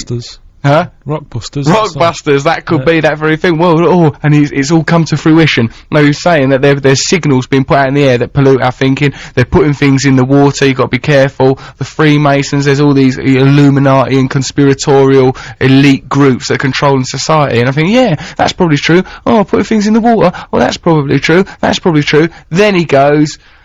the Queen's a lizard, royal family's lizards, Chris Christopherson's a lizard. He keeps announcing that people are lizards that change form.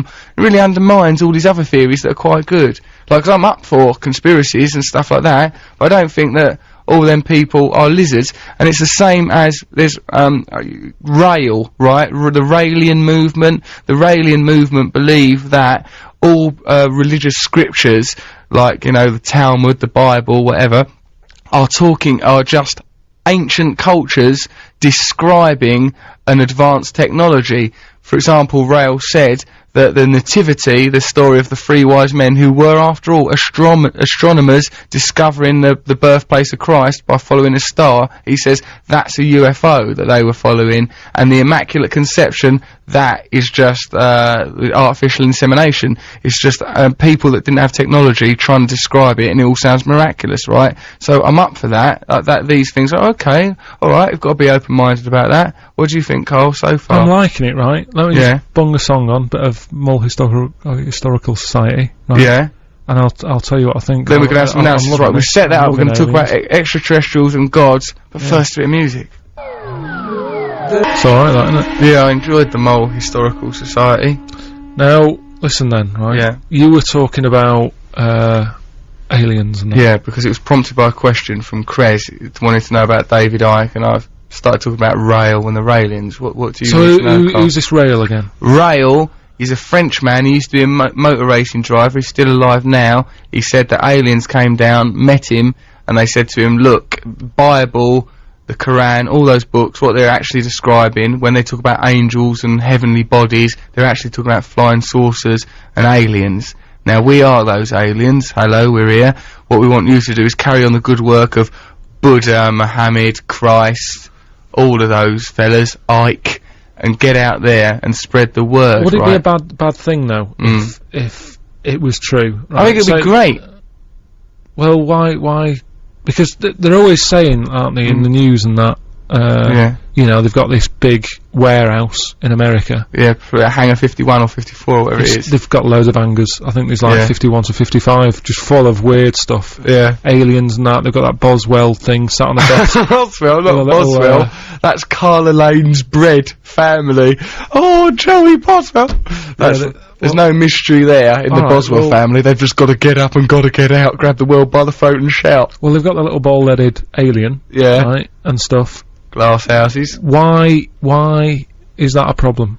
Well, because, I'll tell you why it's a problem, because if there were extraterrestrials, and extraterrestrials were in contact with us, and if indeed, as Rail and other writers like Eric von Däniken have suggested, extraterrestrials are somehow been involved with the creation and evolution of mankind, it completely undermines the hierarchy and religious structure and civilization of this planet.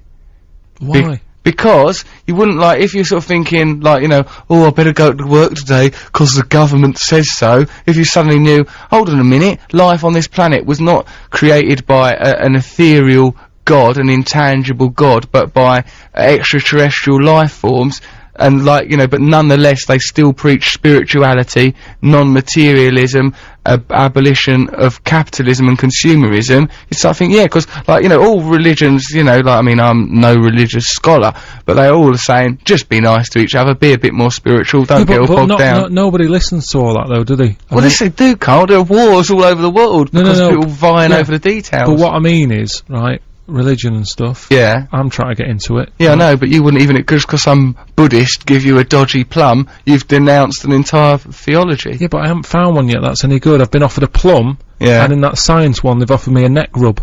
What, from the Scientologist? Yeah, he said, pop in, you look a bit stressed, have a neck rub. It doesn't get me in. It's not it's not the best free gift, is what I'm saying. Right. What do you want, a carriage clock or something? From the Catholics? But what I'm saying is, right, there's a lot of problems in the world. Yeah, there's no doubt about that. There's loads of it, isn't there? Oh, I just had a problem on the way in. But say, like, if an alien was in charge. Yeah. They've got, like, loads of special powers and stuff. Special powers, laser guns, they can bend time, ray guns, yeah, they've got it all. People aren't scared of the police anymore. Oh, well, I am. Are you? Well, yeah. They've got some authority. Leave it then. No, listen, no, go on. Listen, I think it would be good if extraterrestrials came down, Carl. I think it would be great. My point is this. That it would undermine the entire hierarchical structure of the planet, because you think, alright, these civilized ideologies that we've been pursuing, you know, sort of, capitalism, communism, anything, right, is not as powerful as, like, well, you know, we all live in an infinite universe and we can achieve spiritual unity through our minds. You'd think, oh, blimey hell, that's an interesting thing to have access to. That's why they're all locked up in some hangar, because it undermines, like, the sort of primitive ideologies that we live our lives by. So do you think that little bald-headed one in that hangar, is going to be in there forever and we're never going to find out? They're not letting him out. He's too much of a troublemaker. Really? Yeah, but fortunately, I know a fella with a nice little bald head who could pose as him. All you need is a few spiritual secrets.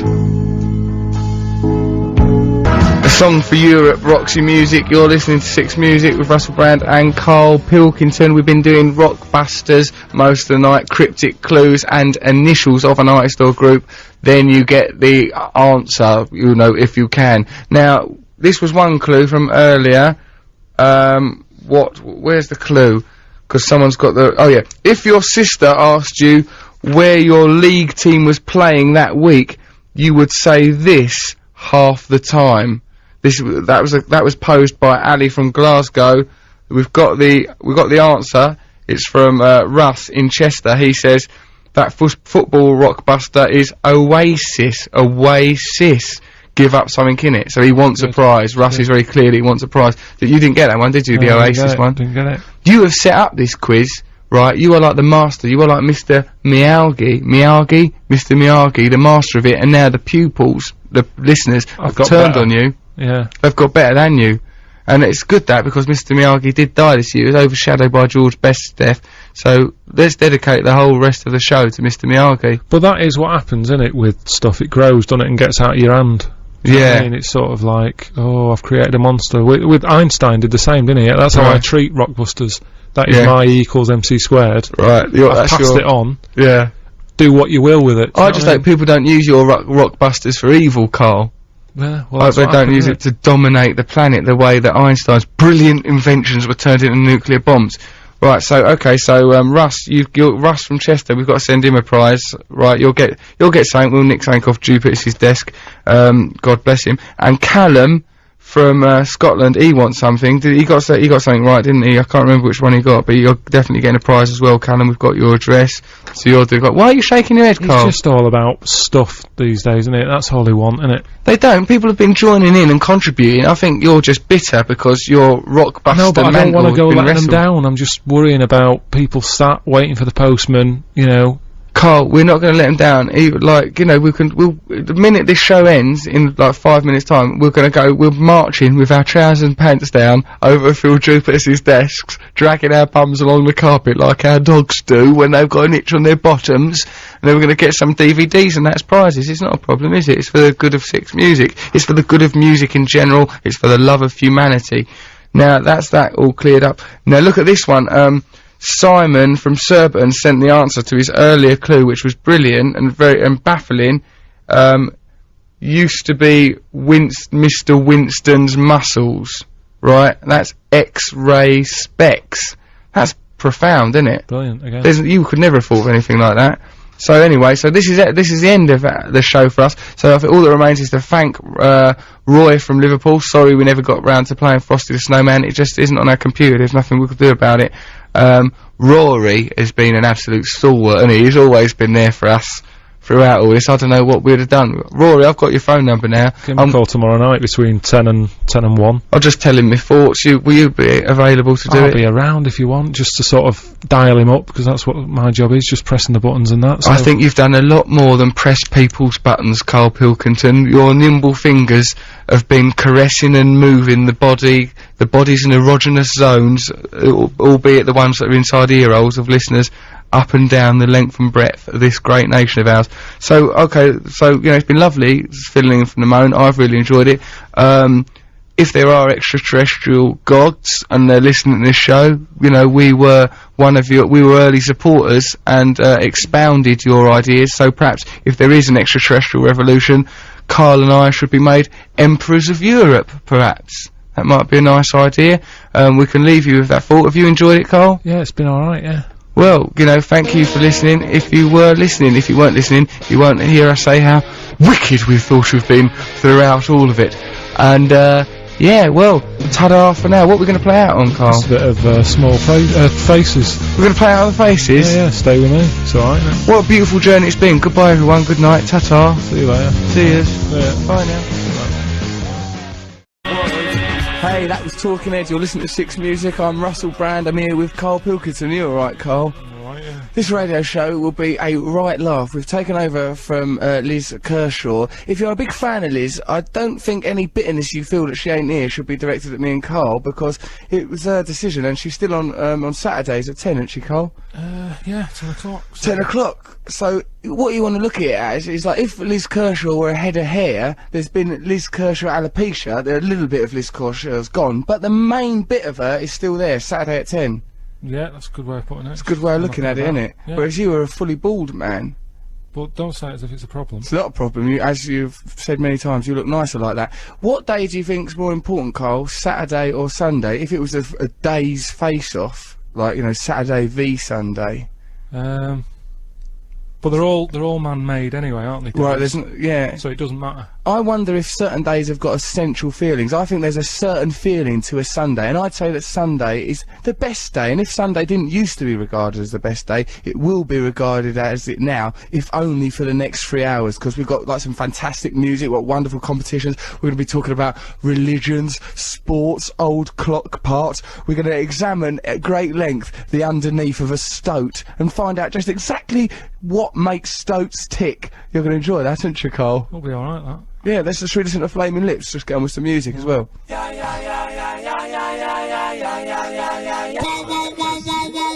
Flaming Lips, the Yeah Yeah Yeah song, that's uplifting, ain't it, on Six Music on a Sunday morning with me, Russel Brand and Karl Pilkington. What was that line you wanted to examine from that track, mate? It was just like one of the opening lines in it. It was something about, what would you rather have? Right, which is always good, isn't it? Yeah, right, setting you with some options straight away. Would you rather have, like, all the money in the world to yourself, and everyone else is poor? Yeah.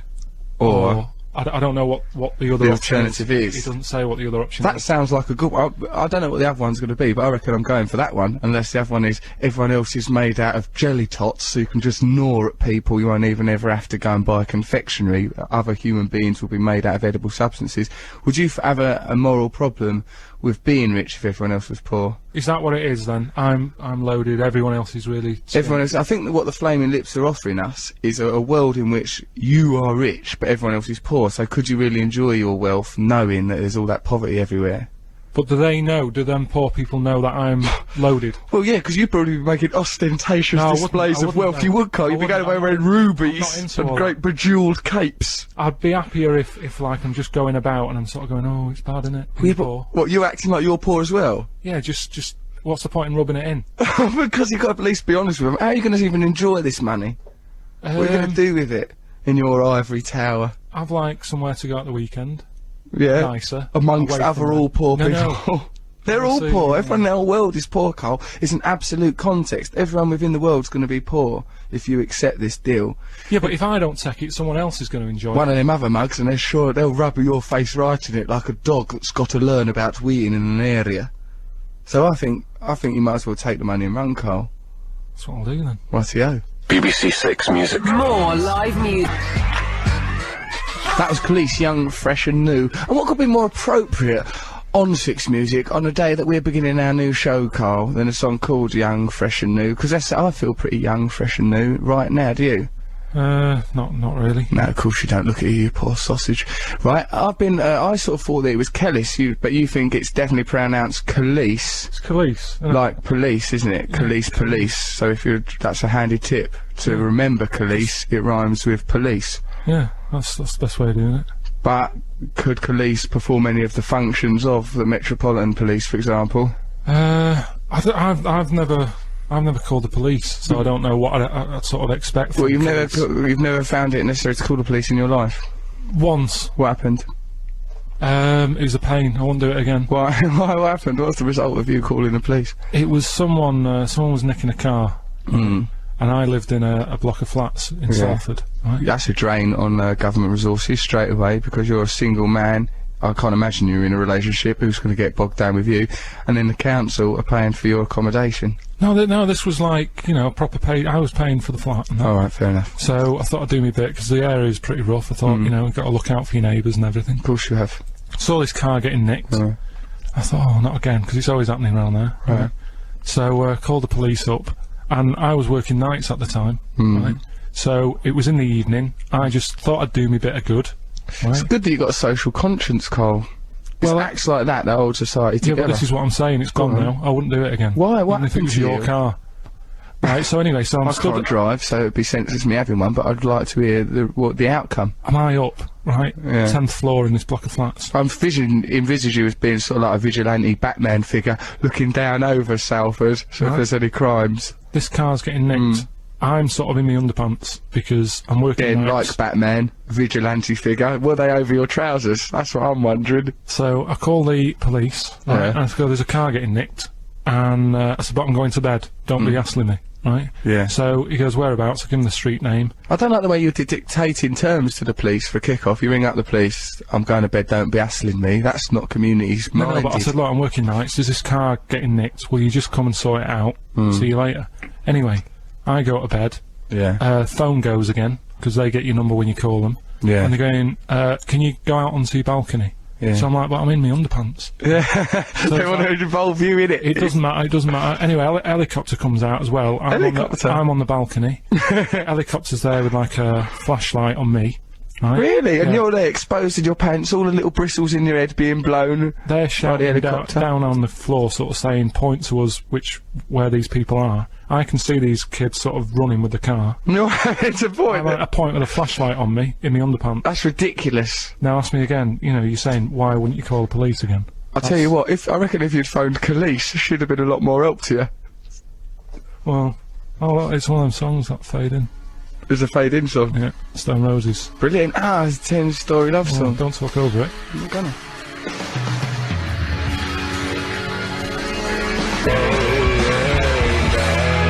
Dirty Pretty Things, Bang Bang You're Dead. That's out in about a week, isn't it? 24th of April, week or so, that's going to be out. Be nice to have that, wouldn't it? And they're going to be on tour soon.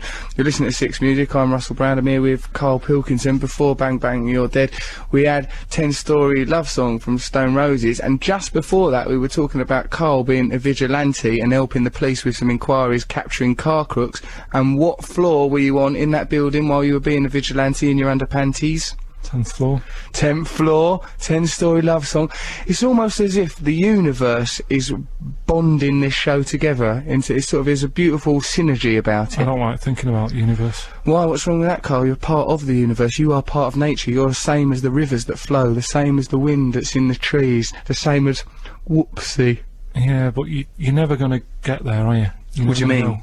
Well, you're not going to go anywhere else. This is where you are now. Stop worrying about everywhere else. I'm not worried about everywhere else, Carl. I'm just saying that we are part of a greater whole. There is a unity to all things. That's sort of the seed of consciousness that separates us from dead people, or that, you know... I know, but I'm just saying don't be worrying about... I'm not worrying about Newcastle yet. Do you know what I mean? And yet people are always... I don't think you belong there. I don't think you'd better settle in. I don't think the people of Newcastle would welcome a visit from you, Carl. I think it's the last thing that great city needs, you swanning around a big market causing aggravation. If you are in Newcastle and you've got a view on Karl Pilkington, whether you want him to come as a sort of ambassador, then you can text me at russell.6music@bbc.co.uk, or you can text us 640046. We've got a lot of interesting items coming up, haven't we? The Sunday school item, but first, should we listen to... Oh, let's listen to Subterranean Homesick Blues, shall we, Carl?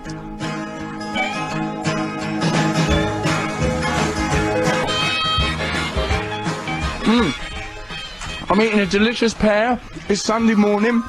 We're listening to Bob Dylan on the pavement, thinking about the government. I hope he's thinking that the government are doing a jolly good job, because them pavements are there because of the government. You listen to Russel Brand and Karl Pilkington on 6 Music. We've got the Cardigans on after the news, but now let's all just sit together and listen to things that have happened recently on a little show I like to call The News. Digital radio. Digital. Snow Patrol, you're all I have. You're listening to Russel Brand and Karl Pilkington on 6 Music. It's Sunday, isn't it? So we're going to do this thing called Sunday School, where we try and learn something over the course of the next few hours, you know, from our own experiences. You can call us or text us with experiences you've had that you think will fit into this Sunday School idea. I never went to Sunday school. It weren't really part of my life. Carl, what's your Sunday school story? Well, I didn't really go either, but thinking about it now... Yeah. I think I'd be sort of up for it, because sort of learn stuff, don't you? I like learning stuff. That's what we're asking people to do, sort of. Right, to learn stuff, to enjoy a bit of knowledge. Yeah, I just think if every day you can try and pick something up. Yeah. Because Not a virus, or whoopsie in the street. But I've caught on to, like, some of the sort of Sunday school stuff quite late on, like that one with the fellow with the long hair and that. Yeah. Who got weak when he had a haircut. Yeah, that's something, isn't it? That's like an interesting story, but yeah, picked up on it late, so if we can sort of pass on a bit of knowledge. It's an interesting story, the story of Samson, isn't it? He had that superhuman strength. It's an odd gift for God to give to someone, superhuman strength, like to spread the word of God. And then what happened was, I think, yeah, that Delilah chopped his hair. A woman called Delilah seduced him. His hair was apparently all cut, his powers were all caught up in his hair, so once his hair was cut, that was it. But he was ruined. He would have looked harder. It's true. He would have been more menacing, so perhaps he would have avoided fights with a kind of a deterrent policy by having this new skinhead that Delilah give him. But I think, do you know what I think the subtext of that biblical story was, Carl, was one of misogyny, that don't trust women. So essentially it was a bit out of order. I mean, I'm not attacking the Bible in any way. It's a jolly good book. It's the good book, let's be honest. You know, but I need to pick it up again. And who's responsible for your haircut? Well, it's not really a haircut, is it? It's not a style. I didn't ask for this. This is just how it is now, and it's stress. Yeah, that's what's... Yeah, I've got some more here. I've got more... I'm more the Samson end of the market, although I don't think it gives me superhuman strength. In a minute, right, the thing that I want to... The educational thing that I want to impart is that I met this cult leader who reckons that all biblical stories are in fact talking about extraterrestrials. Like when they talk about angels, they're talking about extraterrestrials. When they're talking about the wise men following a star, that was the UFO. When they talk about Mary's Immaculate Conception, they're talking about artificial insemination. I'm going to talk about them stories and tell you, Carl, and you, everyone else who's listening, about them things. And if you've got any stories about the Bible or just about your own legs, give us a ring or text us on 64046. I did too many O's earlier, didn't I, Carl? I sometimes, you know, I just get visions. This is 6 Music. That was the Zootons. Why Won't You Give Me Your Love? If you hear what they were on Gideon's show on Wednesday, if you want to, you can go to the website. You can listen to the session they done with him again at your leisure. You could do it while doing something else. Yeah. It's alright, isn't it? That's how life is now, isn't it? It's all on demand. Everything is on demand, Carl. It's you know, it's a society of convenience. And here you and I are living like animals on fruits. Right, I noticed the way that you ate that banana. Carl and I are eating some fruit. It was I eat a banana, I open it at the same end as a monkey would do. I don't think they have a system like that. I think that, well, how come all monkeys do it the same then? But how many have you watched? 11. I don't. It doesn't matter, does it? It's just it's a wrapper. It doesn't matter what end you open it.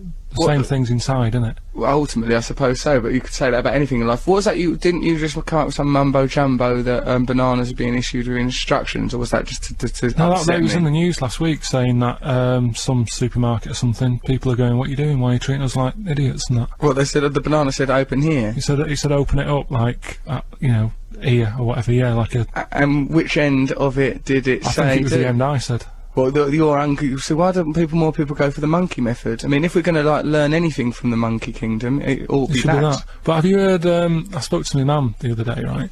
Yeah, and that makes a change because I've normally struggled to contact her, don't you? I thought you'd been disowned. My dad was a bit annoyed with her because she'd been out and bought a something they sell now, banana holders.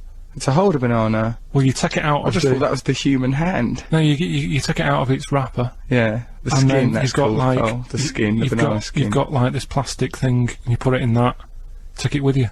Why can't you just leave it in the skin? $4.99.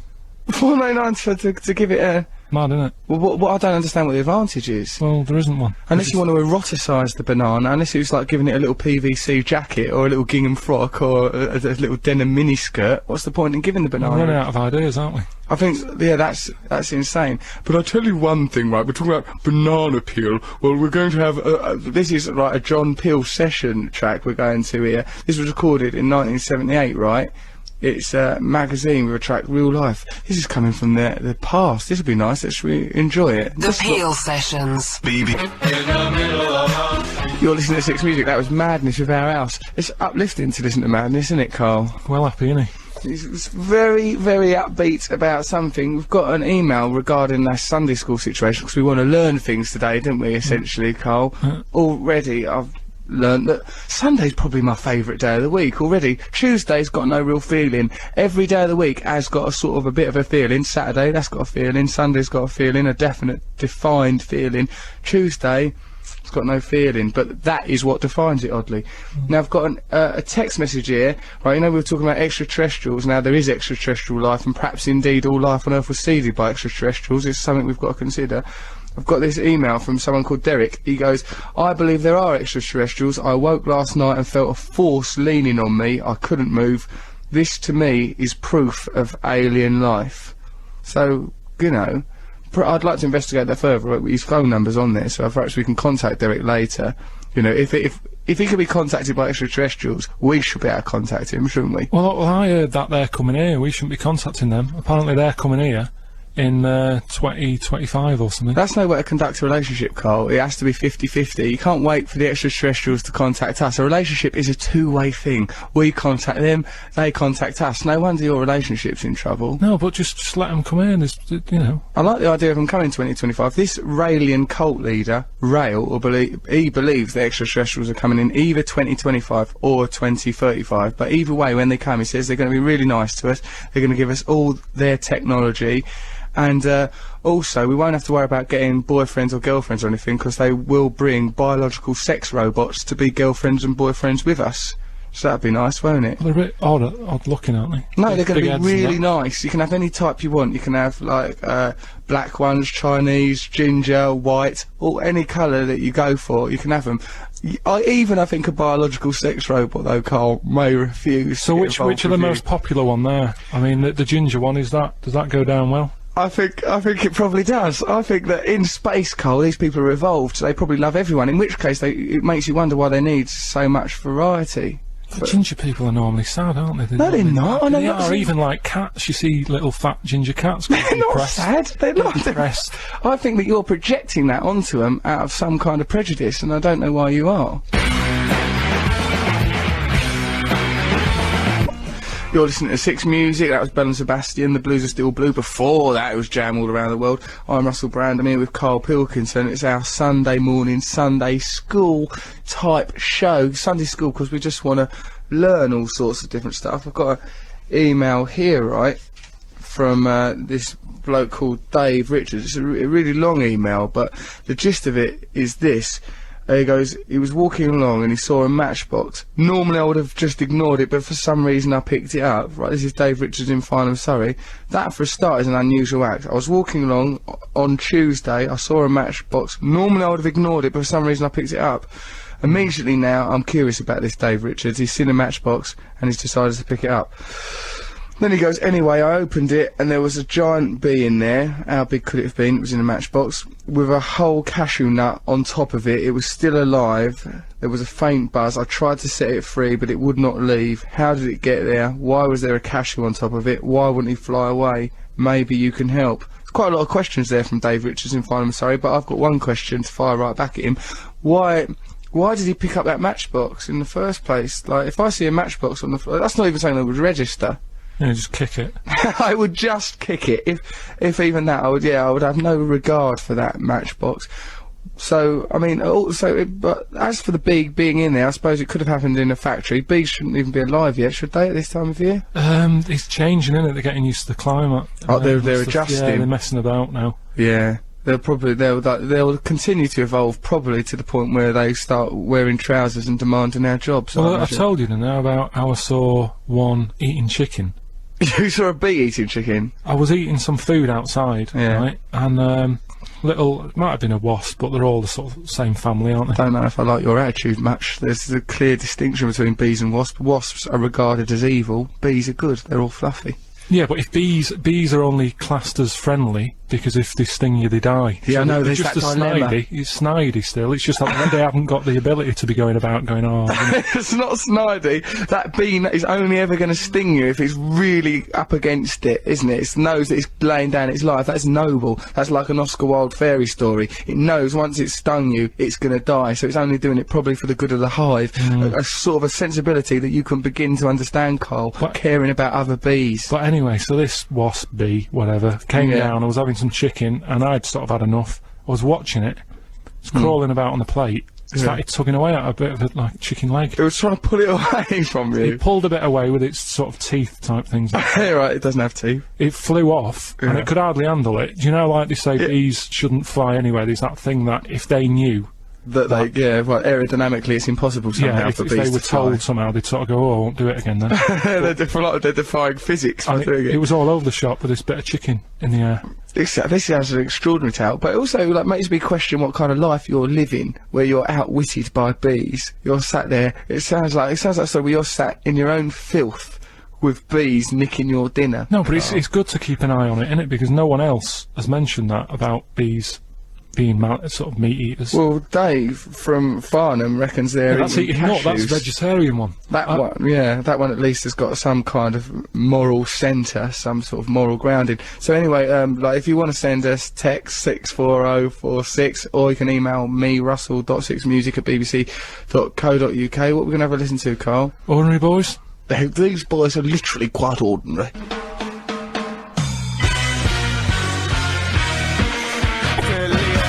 Ordinary boys will be boys. I like them ordinary boys will be boys. You've got to say the word boys a lot, haven't you, to make that information come across. This is Russel Brand on Six Music. This is our Sunday school.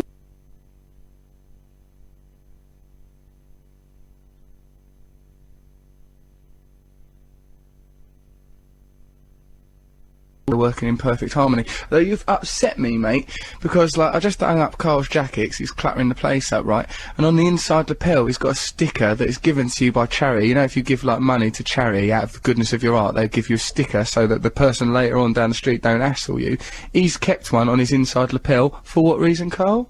Just so I don't keep getting hassled. Yeah, but say, right, you've just given some money and it's for children that are a bit ill, and then 2 days later you're asked to help pandas or something, you just go, oh, I've already given, mate, I've already given. How many people am I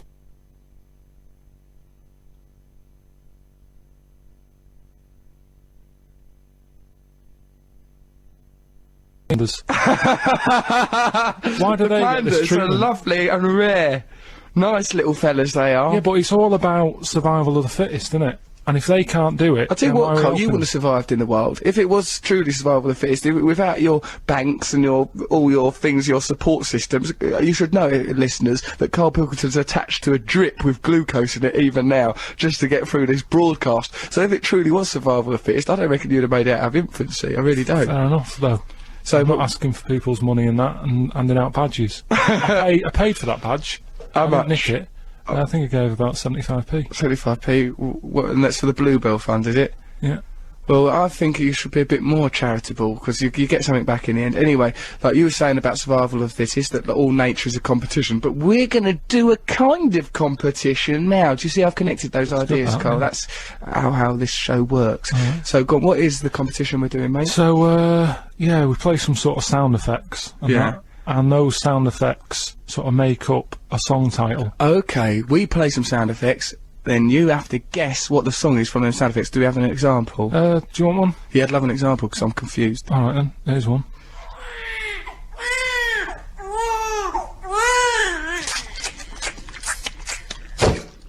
Right. Right, well that's disconcerting, but what, like, I mean, 'cause that could be, like, the images that's conjured up in my mind, let me tell you, are quite unpleasant, but like, we've got from that, What are you hearing? What are you hearing there?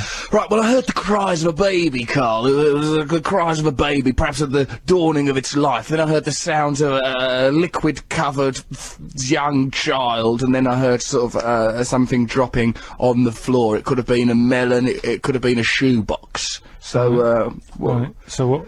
But that's not a song.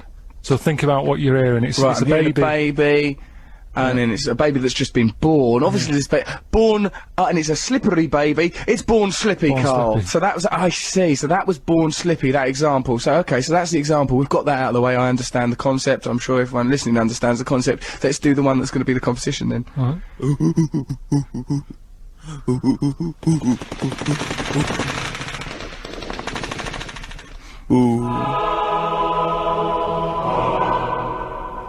Oh. Right, so you've got to guess the song title from that clue, have Yeah. you? From, well, like the right, so that, I mean, that was some extraordinary acting. Was that you doing that? No, I didn't do it. That was No. already made for us. You've so, not been trained, have you? You wouldn't be able to manage that level of authenticity. So what are we asking then? People just email in, text. Email in, text in, if you know what the title of that track is. You can text, you can email me, russell.6music@bbc.co.uk, or you can text 64046. So yeah, let's all get involved. Remember, it's Sunday school as well, but let's have some more music. This is Six Music, I'm Russel Brand, that was Richard Ashcroft, Music is Power, before that The Beloved with Hello. Carl was suggesting that song, Hello, be updated with more contemporary people, weren't you, mate? Yeah, there's just loads of sort of 80s people being mentioned in there. You'd like more contemporary people to be mentioned. Yeah, Graham Norton. Mention Graham Norton up, Mandela. mention Mandela. Mind you, he was, you know, in the 80s, he was probably, if anything, more significant. No, he's more known now. More known now. Things have gone well for Mandela since the old release from Devil's Island thing. It's really picked up since then. Okay, so Sunday school, we want to learn stuff, don't we? Today we've learned, so far we've learned a bit about extraterrestrials. We got that. We learned about bees as well. We learned about that. You said that thing about bees and Like chicken, yeah. and which I think. Well, listen to this. I email. saw it. Listen to this. This is from Debbie, it's an email. Bees are evil. As a child, a gang of them, I don't think they're called gangs, a gang of them ruined my birthday, but Carl claiming they eat chicken is a lie. As simple as that. That's from Debbie. But why would I make that up? That's I like think the you one do with it the... for attention, Carl. I think you do it for attention. I think it's to do with your childhood. I honestly think it's to do with your childhood. Forget it then. No, I won't forget it. It was something we're going to be discussing at great length. But also, we were talking about extraterrestrials and whether or not extraterrestrials created all life on Earth. And we got a text message from Derek saying that he felt a force leaning on him last night. Derek, we've managed to track him down. He's on the line now. Derek, are you all right? Yes, I'm alright now, yes. You feel better now, do you? It's usually gone by about midday. Okay, so could you tell us a little bit more about what happened to you last night? Well, I wake up. Yeah. I'm aware that I'm awake, but I cannot move. You can't move. Nothing I can do, and there's a pressure like a vacuum. A vacuum pressure? like a pushing down on me. I can't see anything. There doesn't seem to be anything there. But perhaps it's just because it's dark and you're asleep and stuff, Derek. That's what worries me. I can't. I'm paralysed, and there's a weight on me. It's like a pressure. Are you in that bed on your own? I'm on my own in my bed. I'm not surprised, Derek, the way you live your life, the way you carry on. Now, why is it you've associated these feelings with extraterrestrials? Well, when eventually when I wake up, I find my pyjamas have been put in different parts of the room. Different. How many artifacts are there? What are your pyjamas? You've got three-piece pyjamas. I've got pyjama bottoms. And I've got a pyjama top. Right. And one's in one part of the room, one's in another part of the room. Sometimes it takes me a while to find them, actually, to relocate them. And it's very disconcerting if you've gone to bed wearing pyjamas to wake up naked. Yeah, or vice versa, really. If you went to bed naked and woke up wearing pyjamas, that'd be equally disconcerting. But I'll tell you what it's not, Derek. It's not evidence of extraterrestrials, is it? It's not the only thing that's happened to me. Alright, because, like, now if these extraterrestrials do return in 2035, I hope that they're going to reprioritise and start thinking about world peace, solving hunger and tsunamis, and not interfering with your Jim Jams, Derek. I think it's not as simple as that. I think you're oversimplifying it. I think, okay, but Derek, I thank you very much for your time. We're going to have a bit of a listen to, what are we going to listen to? Oh, hello, Waiting for the Man, or in your case, Waiting for the... No, I'll play that in a bit, play a bit of U2 now. You're going to play U2? Yeah. Just like that? Yeah. Who's making these decisions, Karl Pilkington? You're out of your mind. Derek, it's been lovely talking to you. Let's listen to U2. The heart is a blue.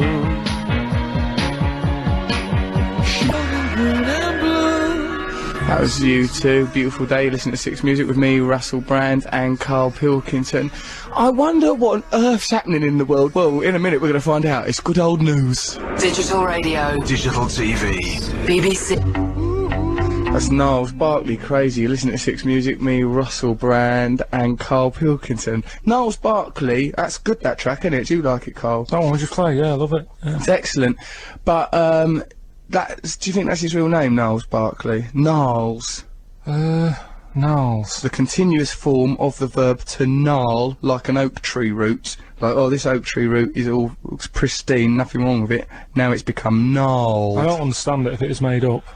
Well, why you'd make yourself why you'd give yourself that name if it wasn't real? Gnarly, yeah. Gnarly. Well, let's investigate that, because for one, like the idea of nicknames, I don't know, I'm not comfortable when someone's got a nickname. I always feel like, you know, it's like when you go to a restaurant and they go, oh, can I have the Marilyn Monroe burger, because it's a 50s themed thing, or can I have the Cracker Jack Attack or instant whip? I don't like asking for it. I feel like it's signing up to a bit of a club. It's a bit different when it's food, though, isn't it? Because they're just trying to make it sound nicer. I'm talking more about, you know, if someone was called Marilyn Monroe Dave, I'd go, what's going on?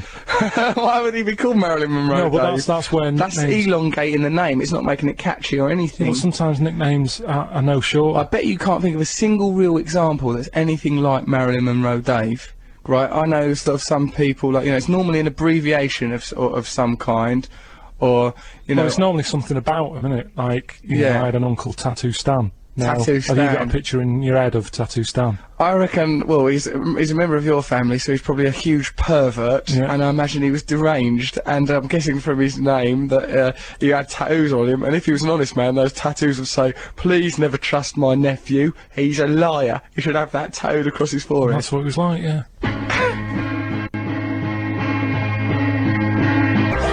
That's the Stones, Monkey Man. Before that, we had Nada Surf, Inside of Love. That was a session track recorded for Six Music in May 2003.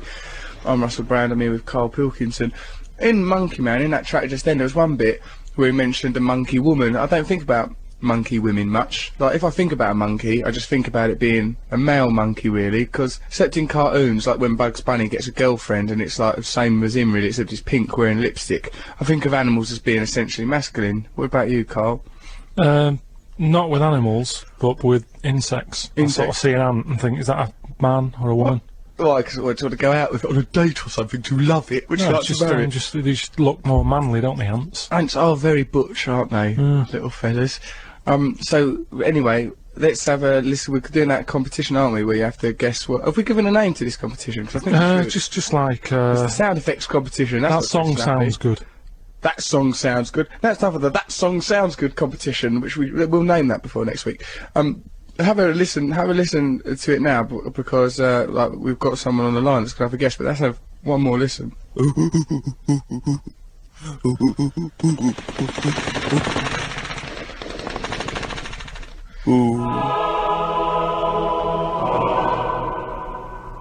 What track could that be from those sound effects? I mean, I don't know. We've had texts, emails. Now we've got Kate from London on the blower. All right, Kate. Hello. Are you all right, my dear? I am. Yes, thank you. Are you enjoying your Sunday? No, not yet. Too hungover. Why are you so hungover for? Because it's the day after Saturday night. Now also, Kate, Sundays are really not that distinct from other days. Why is that? Because you're unemployed, aren't you? Yeah, thanks for that. Oh, I'm not having a go at you. I've signed on for years and years. I did Finsbury Park Job Centre, Elephant and Castle Job Centre. Sometimes there's a bit of drag signing on, isn't it? It really is, yeah.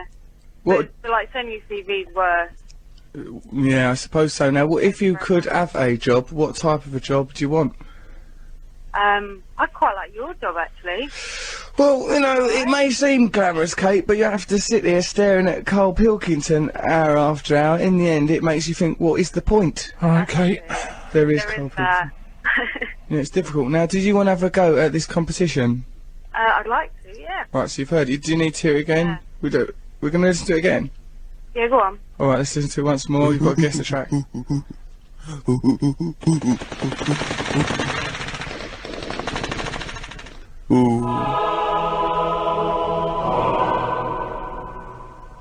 It is mind-bendingly complex. What do you reckon that it is, Kate? I hope. It's Pixies, Monkey Gone to Heaven. I think that is the correct answer. Hey. Well, congratulations, Kate. I hope that this inspires you on to, like, you know, to get out there, get on your bike, as Norman Tebbit suggested, and get yourself a job. Here are your prizes. You've got classic Hacienda CDs, new Placebo album, Meds, Kiss Kiss Bang Bang DVD. That's nice to have that. New Streets album, Massive Attack collected CD, and as promised, a picture of a man's back with a certificate of authentication. Rick, who works here at Six Music, just said that men sometimes get a knot of hair at the base of their spine called jockey's knot. What do you think about that, Kate? All the hair combines and congeals at the base of the spine. That's just not a nice thought. It's not, but we're going to make sure that your photograph of a man's back has got a little jockey's knot just there at the nape of the spine there. Well done with that competition, Kate. Lovely talking to you. Thanks. There was a guy. Pixies, Monkeys Gone to Heaven. That was, of course, the track that our competition was referring to, our sound effect competition, which we'll be naming. Perhaps send us a suggestion for what we should call that, because I can't just keep calling it the sound effect competition. No, can I? but that song sounds good. What do you mean? Well, that song sounds good. Oh, well, that's what we're calling it. You're listening to Six Music with Russel Brand and Karl Pilkington. In the next half hour, right, we've got Zoe Lucker of Footballer's Wife. She's going to be on the phone chatting to us about our Sunday school topics, which appear to be extraterrestrial life form and theology and bees. So we're going to be having a bit of a chat about that. Oh, Kate, the competition winner. I said that thing about her being unemployed and that, because I was unemployed. I think I was maybe a bit over familiar with her about unemployment, so I'd just like to say I'm ever so sorry about that. Should we listen to Fratellis? All right.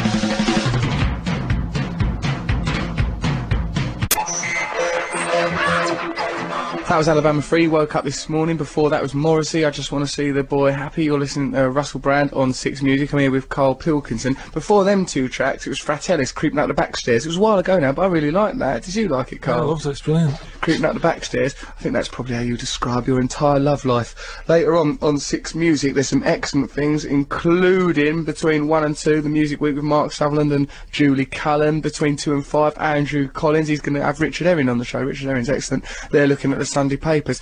But, you know, we can all look at the Sunday papers. We've not looked at the papers today, have we, Karl? Should we, in future, perhaps we'll have a glance at papers? Only gets you down, though, doesn't it? Sometimes it does get you down. Between 5 and 8, it's the Freak Zone with Stuart McConey. Between 8 and 10, it's Six Mix. Oh, I like that. That rhymes. And 10 till midnight, it's The Mint with Mark Riley. Oh, when's Bruce Dickinson on? I'd like to listen to that. He's such an accomplished man. He's a pilot. He's a fencer. Does all sorts of things. I'll be listening to him a bit more often. You're listening to Russel Brand on Six Music with Karl Pilkington. A bit bit later, we're going to be talking to Zoe Lucker out of Footballers' Wives, a genuine footballer's wife. What shall we listen to now, Carl? Eels. Let's listen to Eels.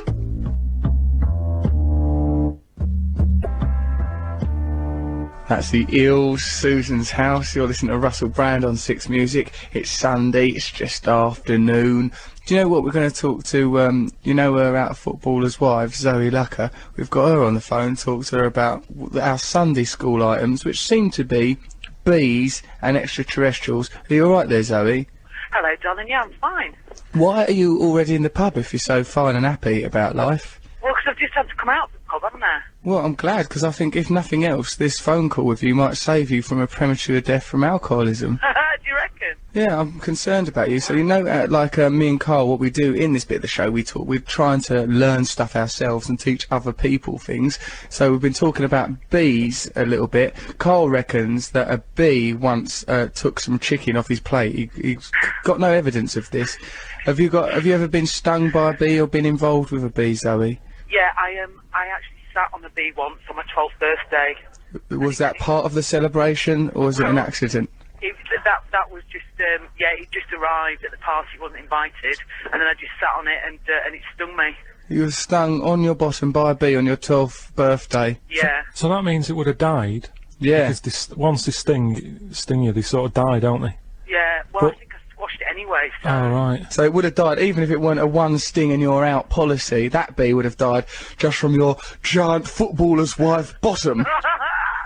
Poor little thing. Wow. So, I mean, I remember birthdays for me, it was much more about sort of cake and then a bit of an emotional breakdown because of all the attention. One year my birthday cake caught fire. That's a birthday disaster though, being stung by a bee on the precipice of womanhood. That's right, and I've literally just got back from Richard Dunn Sports Centre. I'd had a swimming party. Oh dear, swimming party, and then to end that on a bee stinging. Okay, so that's your contribution on the concept of bees, Zoe. Yeah. Now, what do you think about extraterrestrial life, the possibility of extraterrestrials coming to Earth, and the possibility that extraterrestrials seeded all life on planet Earth? What do you think of those ideas? I think that they do exist. Yeah. But I haven't actually ever seen one. No. You didn't meet one on your 12th birthday, you didn't sit on one, did you? You didn't sit on Alf, did you, after your swimming party? Well, no. But yeah, I reckon they must exist. It's got to be something other than just us, I reckon. Well, I sincerely hope there's something other than just you, Zoe, because you, spending Sunday, boozing yourself daft, killing bees willy-nilly as part of a birthday celebration that would disgrace a yobbo. It's a worrying thought. Yes. So if once this phone call ends, are you going to go ambling back into that pub like a sort of female Andy Capp? Yeah, I'm going to go and have some Sunday lunch, and I'm going to maybe have a couple of wines. Okay, well... Nothing too much, though, because I've got to work tomorrow. Oh, that's good, yeah, I'm glad you're taking it seriously, because a lot of people enjoy Footballers' Wives, and the thought of you just staggering around half-cut sickens me to my stomach, to tell you the truth, eh? Hey, thanks very much for your time. We're going to listen to Bob Marley now. That's good, isn't it? Marvellous, yeah. Lovely. Be a right laugh. Zoe, thanks a lot. Look after yourself, dear. And you, Russ. Check seats before you sit down. Will do. Thank Bye. you. Bye.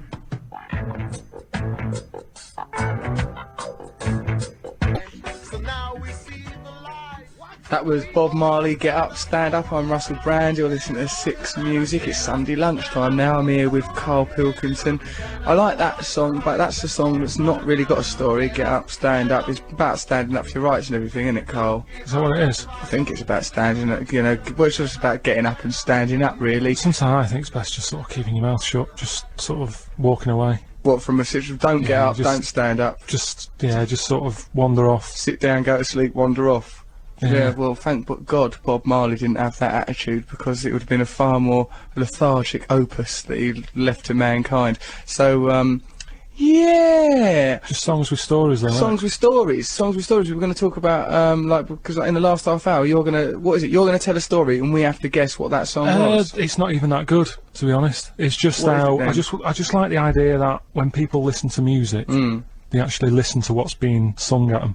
Yeah. Because a lot of the time you just sort of go home along, don't you? And go, I don't know what they're going on about. You don't need to know the story. You know, Bob Marley likes standing up. Well, why is he standing up? But you don't really listen. I hope you're not attacking Bob Marley. No, it's good. I'm just saying that people probably don't listen to what he's actually standing up for. Because he stood up for a lot of good things, didn't he? He got them two people to hold hands on stage that time. That was an important moment in politics, as far as I can understand. So what I'm saying is, it'd be good if people could email in sort of songs that have stories in them to them, and then you're going to give an example of one. Yeah, we have to guess what it is. Why do you keep saying that? Because I just think it'd be an element of glamour if we have to get. I'm going to try and guess what it is. Well, we can do it that way if you want. Let's just try it that way. Well, let's not do it now then. Well, we're not going to do it now, are we? This song don't have a story. Hey, earlier on, I mentioned Velvet Underground, Waiting for the Man. It turned out we was waiting for the man for over 2 hours. If I had to wait for the actual man this long, I'd probably just say, oh, just get a woman or a cat or a castle or something else instead. But here they are, it's Velvet Underground. Exciting.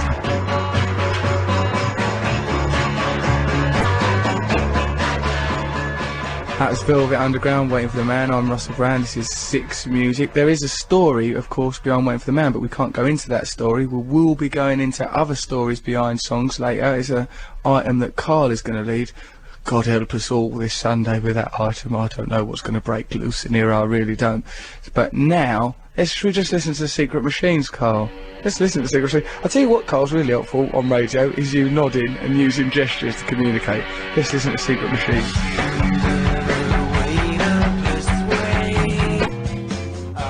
That was Graham Coxon, Bittersweet Bundle of Misery.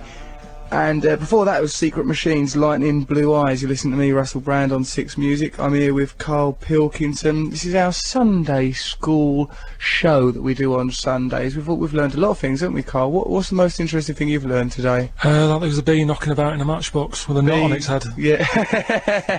I enjoyed learning about that bee knocking about in a matchbox with a nut on his head. I enjoyed learning that Zoe Lucker sat on a bee and killed it. And what's your bee story? That a bee stole some chicken from you? Bee had some chicken, yeah. I mean, you know, it's out there now. People know about it. People are out there. That's it. Keep your eye out. Just keep your eye out. That's all you can do is spread the word, Karl, about these bees. But do you know what? There is news beyond this. These aren't the biggest stories this Sunday.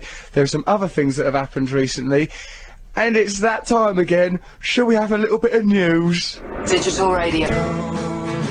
You're listening to Six Music. That was Elliott Smith, Waltz number 2. Before that, The Strokes with Heart in a Cage. You're listening to me, Russel Brand, on Six Music with Karl Pilkington. Our Sunday school today has been very, it's been informative and educational. We've been talking about bees and aliens a lot, haven't we, Karl? That's what I want it to be, really, the Sunday school. Educational for us. Yeah, you sort of waste the day a lot of the time, don't you? You're just sort of sitting about. Yeah, nothing. Particularly Sunday. Sometimes the whole Sunday can go by without learning anything. But like, you know, on these, listen to this. Like, this unifies the twin themes of bees and aliens. It's an email from Len McGuigan.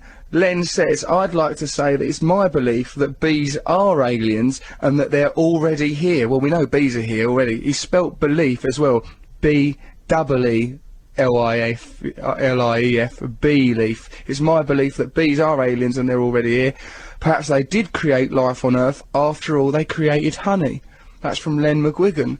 So perhaps, you know, Karl, the answer to whether or not there's extraterrestrial life has been quite literally under our noses, or possibly under Zoe Lucker's 12-year-old bottom when she killed one on her birthday. So a bee's an alien? Well, this is what Len McGuigan is. He doesn't, in all fairness, he doesn't offer any evidence, but you didn't offer any evidence that a bee stole your chicken, did you? No, but I saw it and I wouldn't lie about it. It's a rubbish lie, is what I mean. What do you mean? If you were going to tell a lie, you'd say one like, oh, that you won a fight or something. I'm not just showing off, though, saying I've seen a bee have some chicken. I'm saying we should be worried. Right, this isn't just needless attention. It's not just something I've seen. It's not an observation. It's a... Hang on a minute. This is a warning. If bees are eating chicken... Yeah. That's meat. Right. Where are they going to stop? Humans, you're saying? That's all I'm saying. You're a whistleblower. That's what you are. You're a whistleblower. You're drawing our attention to potential risks that bees could turn against us. Yeah, along with every other insect. They're all at it. Well, I don't see how these bees are going to unite themselves unless there's some Lawrence of Arabia-style bee out there that's going to unite the fractious bee and earwig tribes, because they detest each other. Everybody knows that. No, but say like, do you know that termites? Right, I do, actually, Karl. I wish them. I'd had one to produce this show, because quite frankly you've been very difficult to work But there's more of them than people on this planet. There's more termites than people, yeah. Right, now, when did you last see one? I've not seen one for a while. My lifestyle don't allow it. So what are they doing? What are they up to? They're hiding. Yeah.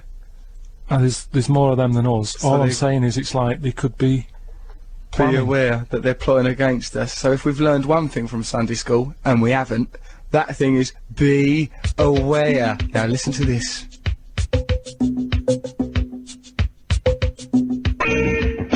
That was Prince, Sign of the Times. You're listening to Russel Brand on Six Music. I'm here with Karl Pilkington. We're going to be talking about songs with stories to them in this half. In fact, Karl's going to tell a story to a song, we've got to guess what that song is. Karl's reluctant to turn it into a game, but I think it'd be nice as a game. We've had some other suggestions of songs that are in fact stories. Perry Blank said Wires by Athlete. That's the story of one of the band's babies who was ill and but is now much better. So that's the Wires. It's plugged up and now it's better. Yeah, now it's better, so that's an uplifting story. Of course, Samantha Woodward sent in Pinball Wizard by The Who. Now this is apparently about his deaf, dumb, blind kid, but in spite of these difficulties, he's still very good when it comes to the arcades. That's a nice one. And Steamy Windows by Tina Turner. That's been sent in by a young lad calling himself Alec. That's a story about getting off of each other in a car, I imagine. Is it?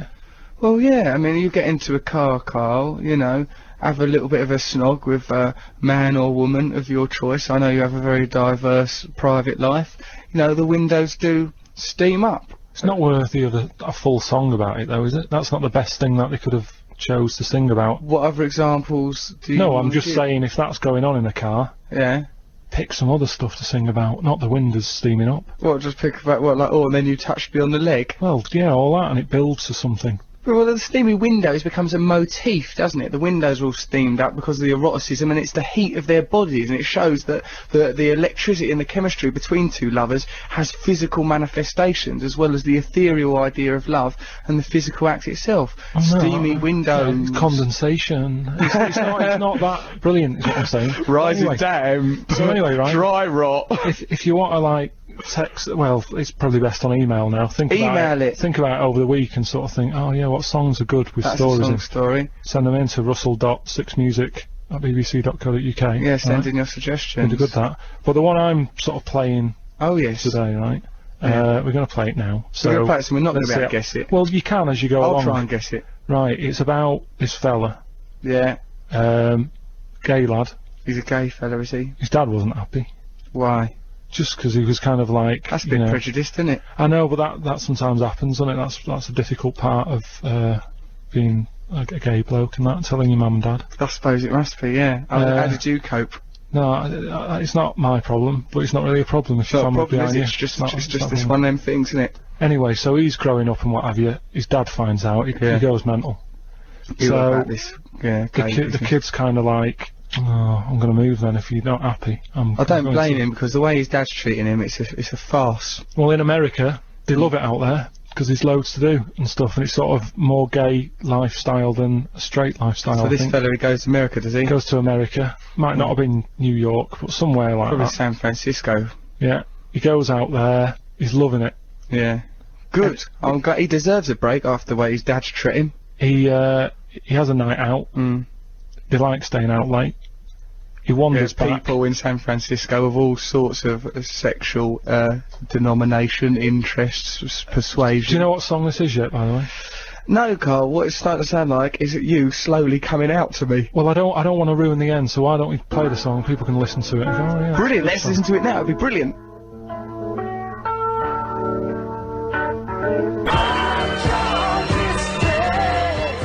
Oh, that's The Killing of Georgie by Rod Stewart. We were talking about that story before here on Six Music, me, Russel Brand and Karl Pilkington. In a way, the title gives it away that it's not a happy ending. No, I suppose The Killing of Georgie, unless Georgie was doing the killing and he was on a safari holiday or something. But that's a good story though, isn't it? Lovely, it's a brilliant story. Just, I hope that Rod Stewart, before he himself dies, pens a sequel and, like, you know, maybe Georgie in the afterlife, living it up wearing... I don't know, maybe wearing some sequins, or perhaps he dresses down, I don't know, but I'd like to think that there's more of an happy ending to that story, but life's not always like that, is it? I like a miserable ending. Do you? Cheers you up, doesn't it? If everyone's happy, Well, I suppose if everyone were happy, then there would be nothing to contextualise the idea of happiness with. Yeah. That's quite a powerful idea. So if you've got any, send them in. russell.6music@bbc.co.uk. Loads of songs with stories. Songs with stories. Play another one next week. Brilliant item. Also, next week on the show, we're going to be doing more of those. That sounds good. Is that what it's called? Yeah. That song sounds good. Yeah, and that's where you have to guess what the song is from the sound effects. Kate won earlier on, won a picture of a man's back and some CDs. That could be you next week. Other items we're going to be doing is Sunday school. We'll be learning more stuff next week. Yeah, again, if they pick anything up during the week, like this sort of thing, that's interesting, send it in on email. Send it in, because we can learn about it together. This is how we're going to grow, isn't it? We'll think of this show as a sort of a family, shall we, Carl? Like, you know, because both of us had very awkward family lives, didn't we? Blimey. So let's have a nice surrogate family now, emanating from our show on Six Music. It'd be a right laugh. Okay, shall we listen to David Bowie, Ashes to Ashes?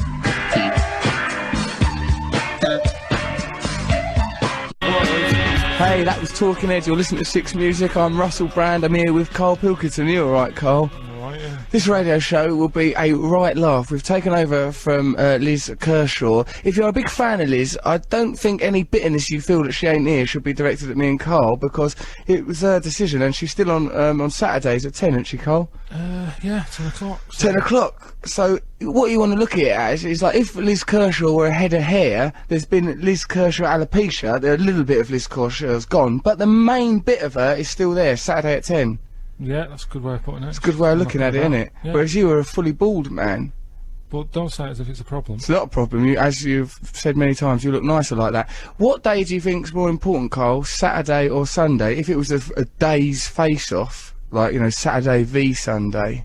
But they're all man-made anyway, aren't they? Right, yeah. So it doesn't matter. I wonder if certain days have got essential feelings. I think there's a certain feeling to a Sunday, and I'd say that Sunday is the best day, and if Sunday didn't used to be regarded as the best day, it will be regarded as it now, if only for the next 3 hours, because we've got, like, some fantastic music, what wonderful competitions. We're going to be talking about religions, sports, old clock parts. We're going to examine at great length the underneath of a stoat and find out just exactly what makes stoats tick. You're going to enjoy that, aren't you, Karl? We'll be alright, that. Yeah, let's just read listen to Flaming Lips, just get on with some music as well. The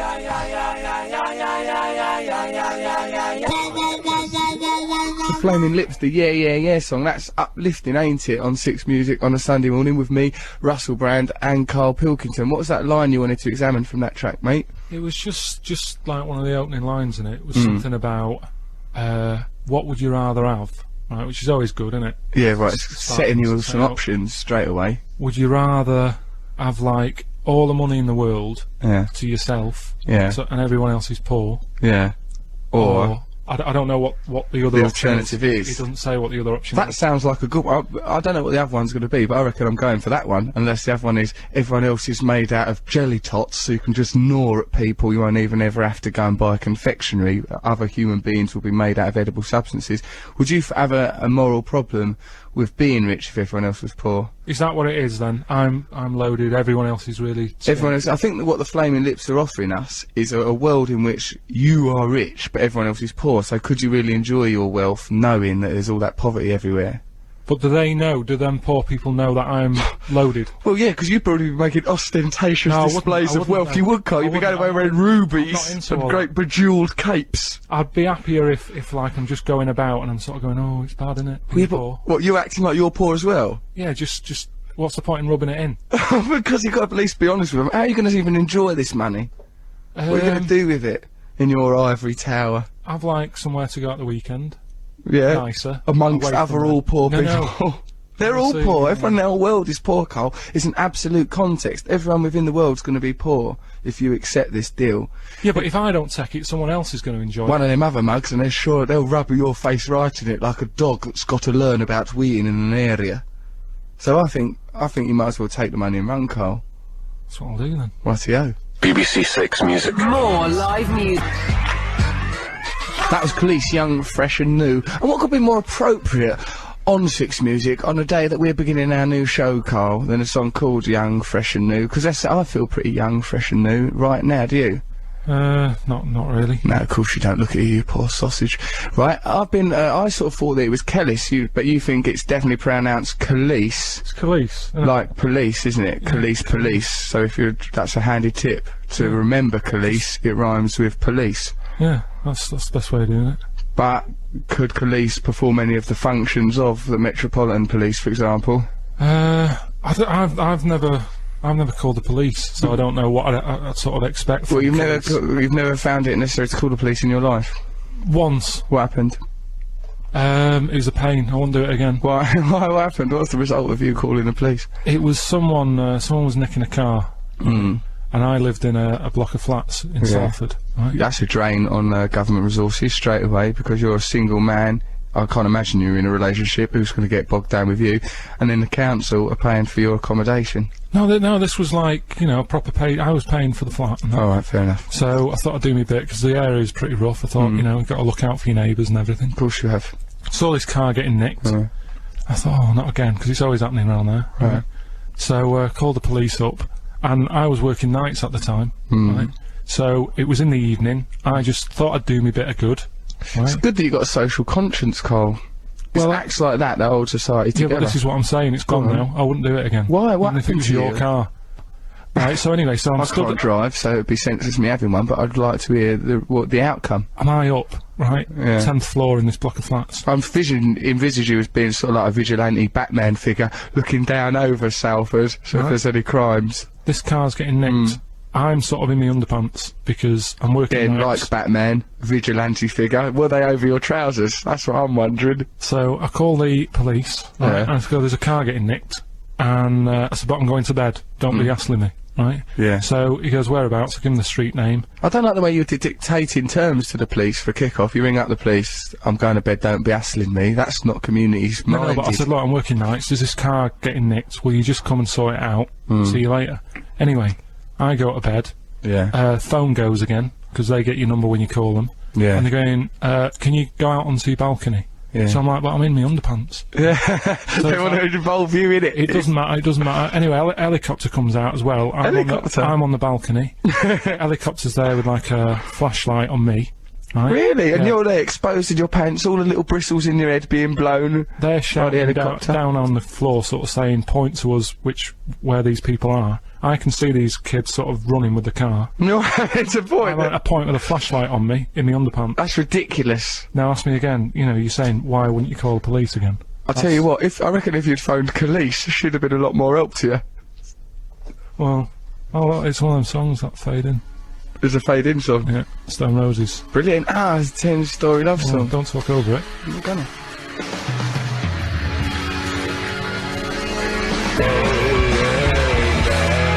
Dirty Pretty Things, Bang Bang You're Dead. That's out in about a week, isn't it? 24th of April, week or so, that's going to be out. Be nice to have that, wouldn't it? And they're going to be on tour soon. You're listening to Six Music, I'm Russel Brand, I'm here with Karl Pilkington. Before Bang Bang You're Dead, we had 10-story love song from Stone Roses, and just before that we were talking about Karl being a vigilante and helping the police with some inquiries, capturing car crooks. And what floor were you on in that building while you were being a vigilante in your underpanties? 10th floor. 10th floor, 10-story love song. It's almost as if the universe is bonding this show together into there's a beautiful synergy about it. I don't like thinking about the universe. Why? What's wrong with that, Karl? You're part of the universe. You are part of nature. You're the same as the rivers that flow, the same as the wind that's in the trees, the same as whoopsie. Yeah, but you're never going to get there, are you? What do you mean? Well, you're not going to go anywhere else. This is where you are now. Stop worrying about everywhere else. I'm not worried about everywhere else, Karl. I'm just saying that we are part of a greater whole. There is a unity to all things. That's sort of the seed of consciousness that separates us from dead people, or that, you know... I know, but I'm just saying don't be worrying about... I'm not worrying about Newcastle yet. Do you know what I mean? And yet people are always... I don't think you belong there. I don't think you'd better settle in. I don't think the people of Newcastle would welcome a visit from you, Karl. I think it's the last thing that great city needs, you swanning around a big market causing aggravation. If you are in Newcastle and you've got a view on Karl Pilkington, whether you want him to come as a sort of ambassador, then you can text me at russell.6music@bbc.co.uk, or you can text us 640046. We've got a lot of interesting items coming up, haven't we? The Sunday school item, but first, should we listen to... let's listen to Subterranean Homesick Blues, shall we, Karl?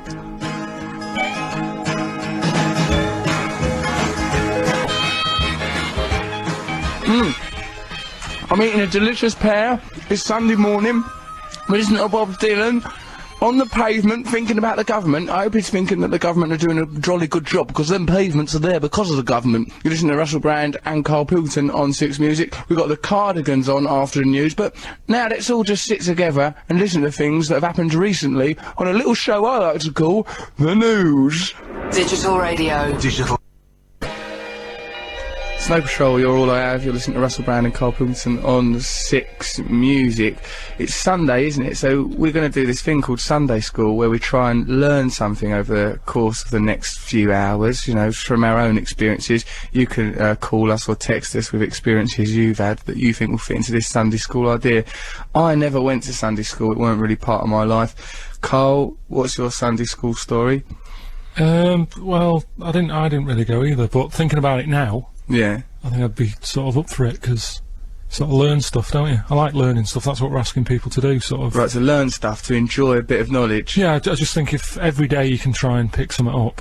Yeah. Because I've sort of virus, I've sort or whoopsie in the street. But I've caught on to, like, some of the sort of Sunday school stuff quite late on, like that one with the fellow with the long hair and that. Yeah. Who got weak when he had a haircut. Yeah, that's something, isn't it? That's like an interesting story, but yeah, picked up on it late. So if we can sort of pass on a bit of knowledge, it's an interesting story. The story of Samson, isn't it? He had that superhuman strength. It's an odd gift for God to give to someone, superhuman strength, like to spread the word of God. And then what happened was, I think, that Delilah chopped his hair. A woman called Delilah seduced him. His hair was apparently all cut. His powers were all caught up in his hair. So once his hair was cut, that was it. But he would have. He was ruined. He would have looked harder. It's true. He would have been more menacing, so perhaps he would have avoided fights with a kind of a deterrent policy by having this new skinhead that Delilah give him. But I think, do you know what I think the subtext of that biblical story was, Karl, was one of misogyny, that don't trust women. So essentially it was a bit out of order. I mean, I'm not attacking the Bible in any way. It's a jolly good book. It's the good book, let's be honest. You know, like I say, I need to pick it up again. And who's responsible for your haircut? Well, it's not really a haircut, is it? It's not a style. I didn't ask for this. This is just how it is now, and it's stress. Yeah, that's what's. Yeah, I've got some more here. I've got more. I'm more the Samson end of the market, though I don't think it gives me superhuman strength. In a minute, right? The thing that I want to, the educational thing that I want to impart is that. I met this cult leader who reckons that all biblical stories are in fact talking about extraterrestrials. Like when they talk about angels, they're talking about extraterrestrials. When they're talking about the wise men following a star, that was the UFO. When they talk about Mary's Immaculate Conception, they're talking about artificial insemination. I'm going to talk about them stories and tell you, Karl, and you, everyone else who's listening, about them things. And if you've got any stories about the Bible or just about your own legs, give us a ring or text us on 64046. I did too many O's earlier, didn't I, Karl? I sometimes, you know, I just get visions. This is 6 Music. That was the Zootons. Why Won't You Give Me Your Love? If you hear what they were on Gideon's show on Wednesday, if you want to, you can go to the website. You can listen to the session they done with him again at your leisure. You could do it while doing something else. Yeah. It's alright, isn't it? That's how life is now, isn't it? It's all on demand. Everything is on demand, Karl. It's you know, it's a society of convenience. And here you and I are living like animals on fruits. Right, I noticed the way that you ate that banana. Karl and I are eating some fruit. It was I eat a banana, I open it at the same end as a monkey would do. I don't think they have a system like that. I think that, well, how come all monkeys do it the same then? But how many have you watched? 11. I don't. It doesn't matter, does it? It's just it's a wrapper. It doesn't matter what end you open it. The same thing's inside, isn't it? Well, ultimately, I suppose so. But you could say that about anything in life. What was that? Didn't you just come up with some mumbo jumbo that bananas are being issued with instructions, or was that just to No, upset that was me? in the news last week, saying that some supermarket or something, people are going, "What are you doing? Why are you treating us like idiots?" And that. Well, they said the banana said open here. He said open it up, like you know, here or whatever. Yeah, like a. And which end of it did it say? I think it was the end I said. Well, your uncle. So why don't more people go for the monkey method? I mean, if we're going to like learn anything from the Monkey Kingdom, it ought to be that. But have you heard? I spoke to my mum the other day, right? Yeah, and that makes a change because I normally struggle to contact her, don't you? I thought you'd been disowned. My dad was a bit annoyed with her because she'd been out and bought something they sell now, banana holders.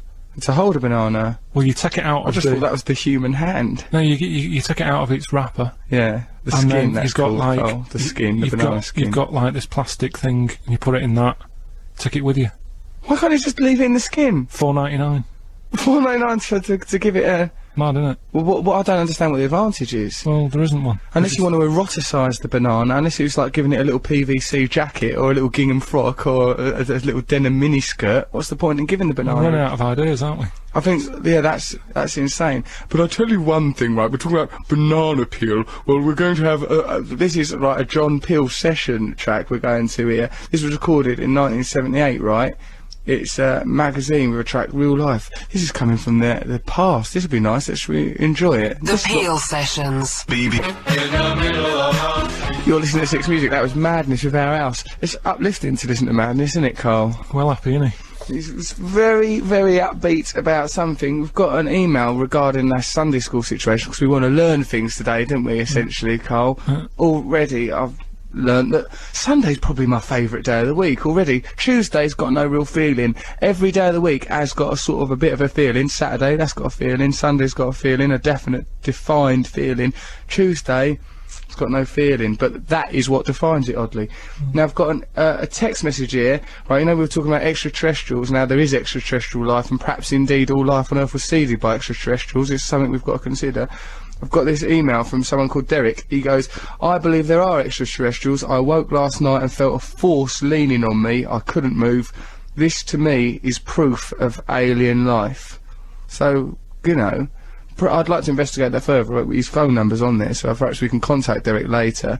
You know, if he could be contacted by extraterrestrials, we should be able to contact him, shouldn't we? Well, I heard that they're coming here. We shouldn't be contacting them. Apparently they're coming here in 2025 or something. That's no way to conduct a relationship, Carl. It has to be 50-50. You can't wait for the extraterrestrials to contact us. A relationship is a two-way thing. We contact them, they contact us. No wonder your relationship's in trouble. No, but just let them come in, you know. I like the idea of them coming 2025. This Raelian cult leader, Rael, he believes the extraterrestrials are coming in either 2025 or 2035. But either way, when they come, he says they're going to be really nice to us.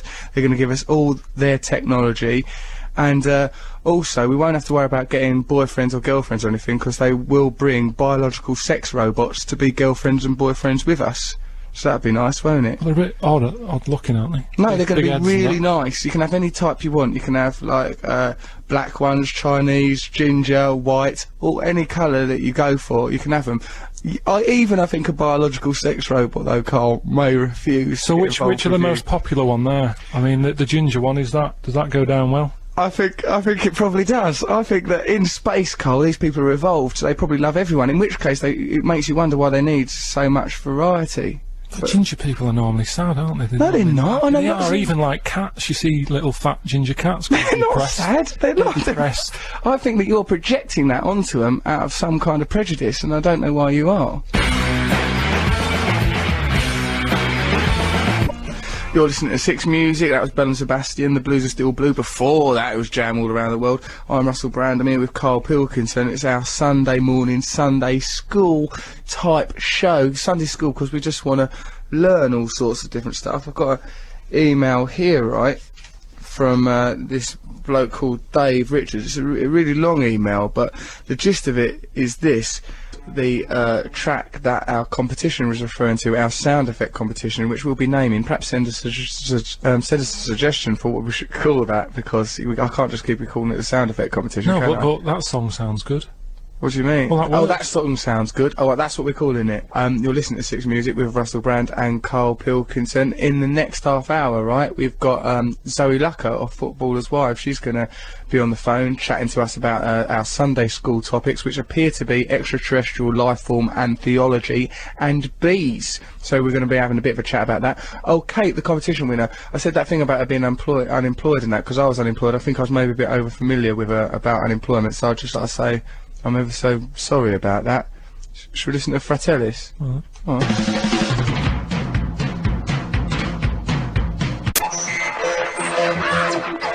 That was Alabama Free, Woke Up This Morning. Before that was Morrissey, I Just Want to See the Boy Happy. You're listening to Russel Brand on Six Music. I'm here with Karl Pilkington. Before them two tracks, it was Fratellis, Creeping Up the Backstairs. It was a while ago now, but I really liked that. Did you like it, Karl? I loved it, it's brilliant.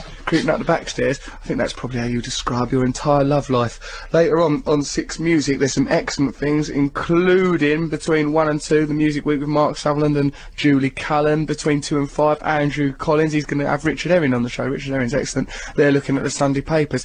But, you know, we can all look at the Sunday papers. We've not looked at the papers today, have we, Cole? Shall we, in future, perhaps we'll have a glance at papers. Only gets you down, though, doesn't it? Sometimes it does get you down. Between 5 and 8 is the Freak Zone with Stuart McConey. Between 8 and 10 it's Six Mix. Oh, I like that, that rhymes. And 10 till midnight it's The Mint with Mark Riley. Oh, when's Bruce Dickinson on? I'd like to listen to that. He's such an accomplished man. He's a pilot, he's a fencer, does all sorts of things. I'll be listening to him a bit more often. You've got to listen to Russel Brand on 6 Music with Karl Pilkington. A bit later we're going to be talking to Zoe Lucker out of Footballers' Wives, a genuine footballer's wife. What shall we listen to now, Karl? Eels. Let's listen to Eels.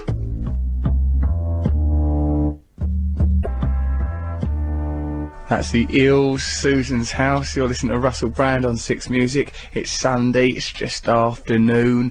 Do you know what we're going to talk to, you know her out of Footballers' Wives, Zoe Lucker? We've got her on the phone, talk to her about our Sunday school items, which seem to be bees and extraterrestrials. Are you alright there, Zoe? Hello, darling. Yeah, I'm fine. Why are you already in the pub if you're so fine and happy about life? Well, 'cause I've just had to come out of the pub, haven't I? Well, I'm glad, because I think, if nothing else, this phone call with you might save you from a premature death from alcoholism. Do you reckon? Yeah, I'm concerned about you. So, you know, like me and Carl, what we do in this bit of the show, we're trying to learn stuff ourselves and teach other people things. So we've been talking about bees a little bit. Carl reckons that a bee once took some chicken off his plate. He's got no evidence of this. Have you ever been stung by a bee or been involved with a bee, Zoe? Yeah, I actually sat on a bee once on my 12th birthday. Was that part of the celebration, or was it an accident? That was just, yeah, it just arrived at the party, wasn't invited, and then I just sat on it and it stung me. You were stung on your bottom by a bee on your 12th birthday? Yeah. So that means it would have died?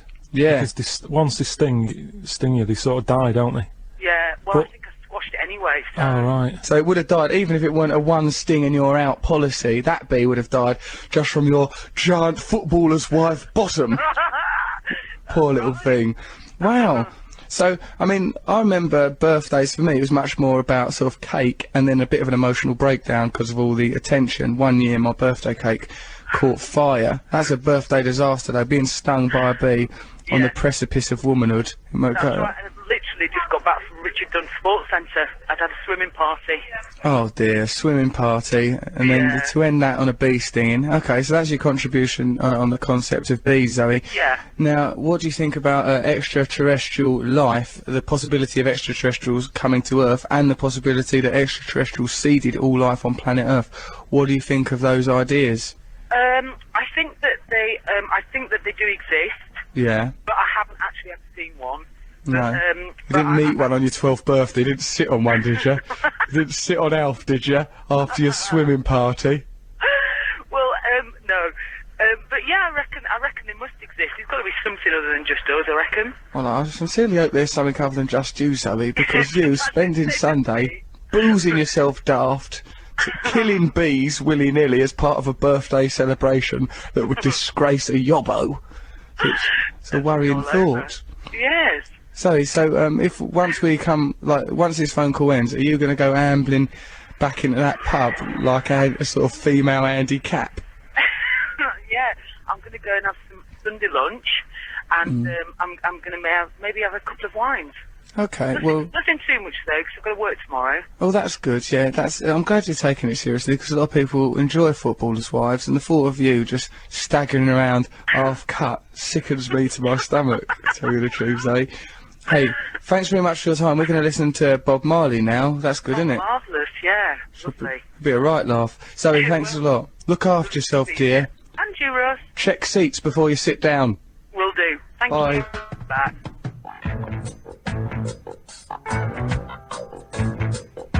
So now we see the light. That was Bob Marley, Get Up, Stand Up. I'm Russel Brand, you're listening to Six Music. It's Sunday lunchtime now. I'm here with Karl Pilkington. I like that song, but that's a song that's not really got a story. Get Up, Stand Up. It's about standing up for your rights and everything, isn't it, Karl? Is that what it is? I think it's about standing up, you know, well, it's just about getting up and standing up, really. Sometimes I think it's best just sort of keeping your mouth shut, just sort of walking away. What, from a situation, don't get up, don't stand up. Just sort of wander off. Sit down, go to sleep, wander off. Yeah, well, thank God Bob Marley didn't have that attitude, because it would have been a far more lethargic opus that he left to mankind. So, yeah! Just songs with stories, though. Songs with stories. Songs with stories. We're going to talk about, like, because in the last half hour, you're going to, what is it? You're going to tell a story, and we have to guess what that song was. It's not even that good, to be honest. It's just how, I just like the idea that when people listen to music, they actually listen to what's being sung at them. Yeah. Because a lot of the time you just sort of go hum along, don't you? And go, I don't know what they're going on about. You don't need to know the story. You know, Bob Marley, like, standing up. Well, why is he standing up? But you don't really listen. I hope you're not attacking Bob Marley. No, it's good. I'm just saying that people probably don't listen to what he's actually standing up for. Because he stood up for a lot of good things, didn't he? He got them two people who hold hands on stage that time. That was an important moment in politics, as far as I can understand. So what I'm saying is, it'd be good if people could email in sort of songs that have stories in them to them, and then you're going to give an example of one. Yeah, and we have to guess what it is. Why do you keep saying that? Because I just think it'd be an element of glamour if we have to get. I'm going to try and guess what it is. Well, we can do it that way if you want. Let's just try it that way. Well, let's not do it now then. Well, we're not going to do it now, are we? Right, this song don't have a story. Hey, earlier on, I mentioned Velvet Underground, Waiting for the Man. It turned out we was waiting for the man for over 2 hours. If I had to wait for the actual man this long, I'd probably just say, oh, just get a woman or a cat or a castle or something else instead. But here they are. Oh, it's Velvet Underground. Exciting.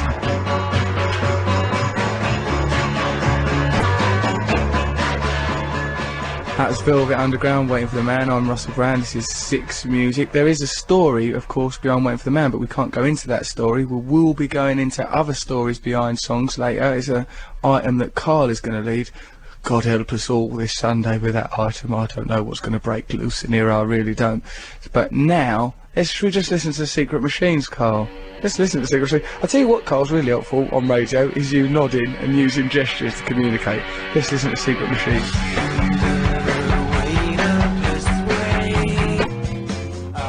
That was Graham Coxon, Bittersweet Bundle of Misery. And before that was Secret Machines, Lightning Blue Eyes. You listen to me, Russel Brand, on Six Music. I'm here with Karl Pilkington. This is our Sunday school show that we do on Sundays. We've learned a lot of things, haven't we, Karl? What's the most interesting thing you've learned today? That there was a bee knocking about in a matchbox with a knot on its head. Yeah. Hi, George. I honestly think it's to do with your childhood. Forget it then. No, I won't forget it. It was something we're going to be discussing at great length. But also, we were talking about extraterrestrials and whether or not extraterrestrials created all life on Earth. And we've got a text message from Derek saying that he felt a force leaning on him last night. Derek, we've managed to track him down. He's on the line now. Derek, are you all right? Yes, I'm all right now. Yes. You feel better now, do you? It's usually gone by about midday. Okay, so could you tell us a little bit more about what happened to you last night? Well, I wake up. Yeah. I'm aware that I'm awake, but I cannot move. You can't move. Nothing I can do, and there's a pressure like a vacuum. A vacuum pressure? Like a pushing down on me. I can't see anything. There doesn't seem to be anything there. But perhaps it's just because it's dark and you're asleep and stuff, Derek. That's what worries me. I'm paralysed, and there's a weight on me. It's like a pressure. Are you in that bed on your own? I'm on my own in my bed. I'm not surprised, Derek, the way you live your life, the way you carry on. Now, why is it you've associated these feelings with extraterrestrials? Well, when eventually when I wake up, I find my pyjamas have been put in different parts of the room. Different? How many artifacts are there? What are your pyjamas? You've got three-piece pyjamas? I've got pyjama bottoms and I've got a pyjama top. Right. And one's in one part of the room, one's in another part of the room. Sometimes it takes me a while to find them, actually, to relocate them. And it's very disconcerting if you've gone to bed wearing pyjamas to wake up naked. Yeah, or vice versa, really. If you went to bed naked and woke up wearing pyjamas, that'd be equally disconcerting. But I'll tell you what, it's not, Derek. It's not evidence of extraterrestrials, is it? It's not the only thing that's happened to me. Alright, because, like, now if these extraterrestrials do return in 2035, I hope that they're going to reprioritise and start thinking about world peace, solving hunger and tsunamis, and not interfering with your Jim Jams, Derek.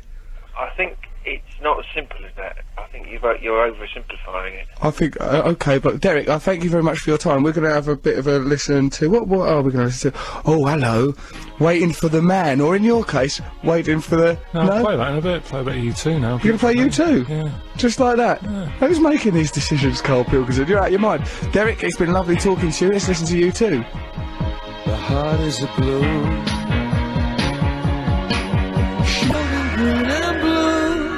That was U2, Beautiful Day, listening to Six Music with me, Russel Brand and Karl Pilkington.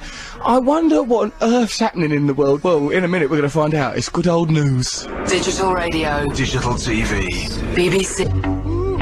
That's Niles Barkley, Crazy. You're listening to Six Music, me, Russel Brand and Karl Pilkington. Niles Barkley, that's good, that track, isn't it? Do you like it, Karl? Oh, what'd you play? Yeah, I love it. Yeah. It's excellent. But, do you think that's his real name, Niles Barkley? Niles. Niles. The continuous form of the verb to gnarl, like an oak tree root. Like, oh, this oak tree root is all pristine, nothing wrong with it. Now it's become gnarled. I don't understand it if it is made up.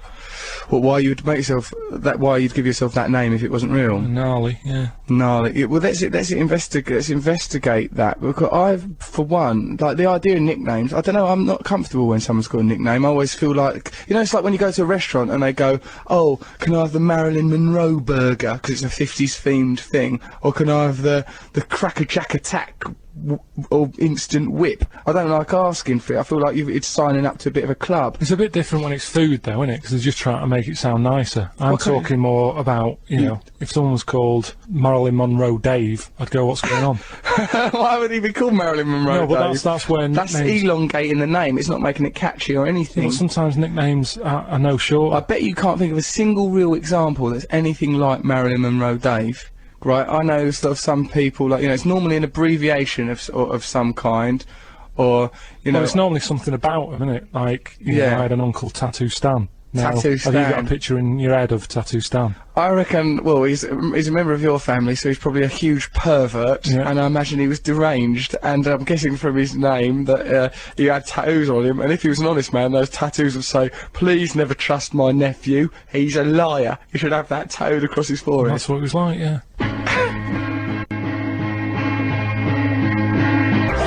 That's the Stones, Monkey Man. Before that, we had Nada Surf, Inside of Love. That was a session track recorded for Six Music in May 2003. I'm Russel Brand, I'm here with Karl Pilkington. In Monkey Man, in that track just then, there was one bit where he mentioned a monkey woman. I don't think about monkey women much. Like, if I think about a monkey, I just think about it being a male monkey, really, because except in cartoons, like when Bugs Bunny gets a girlfriend and it's like the same as him, really, except he's pink wearing lipstick. I think of animals as being essentially masculine. What about you, Karl? Not with animals, but with insects. I sort of see an ant and think, is that a man or a woman? Why? Because I want to go out with it on a date or something to love it. Which no, like they just look more manly, don't they, ants? Ants are very butch, aren't they? Little fellas. So, anyway, let's have a listen. We're doing that competition, aren't we, where you have to guess what... Have we given a name to this competition? I think just like... it's the sound effects competition. That song sounds good. That song sounds good. That's enough of the That Song Sounds Good competition, which we'll name that before next week. Have a listen to it now, because like, we've got someone on the line that's going to have a guess, but let's have one more listen.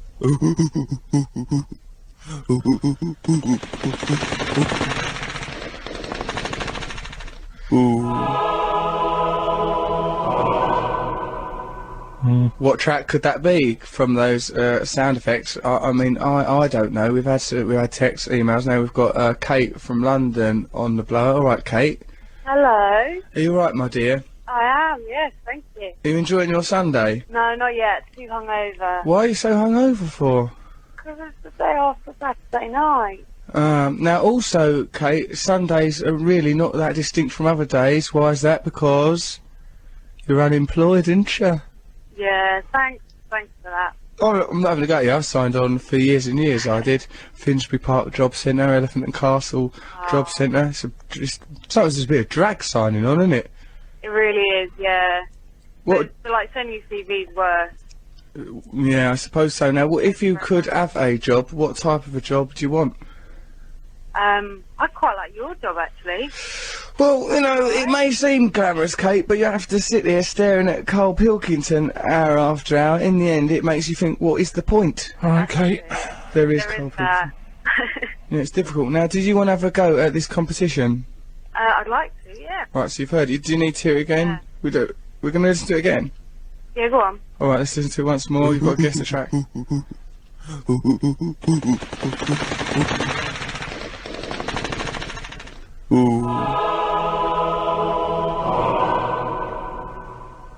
It is mind-bendingly complex. What do you reckon it is, Kate? I hope. It's Pixies, Monkey Gone to Heaven. I think that is the correct answer. Hey. Well, congratulations, Kate. I hope that this inspires you on to, like, you know, to get out there, get on your bike, as Norman Tebbit suggested, and get yourself a job. Here are your prizes. You've got, classic Hacienda CDs, new Placebo album, Meds, Kiss Kiss Bang Bang DVD. That's nice to have that. New Streets album, Massive Attack collected CD, and, as promised, a picture of a man's back with a certificate of authentication.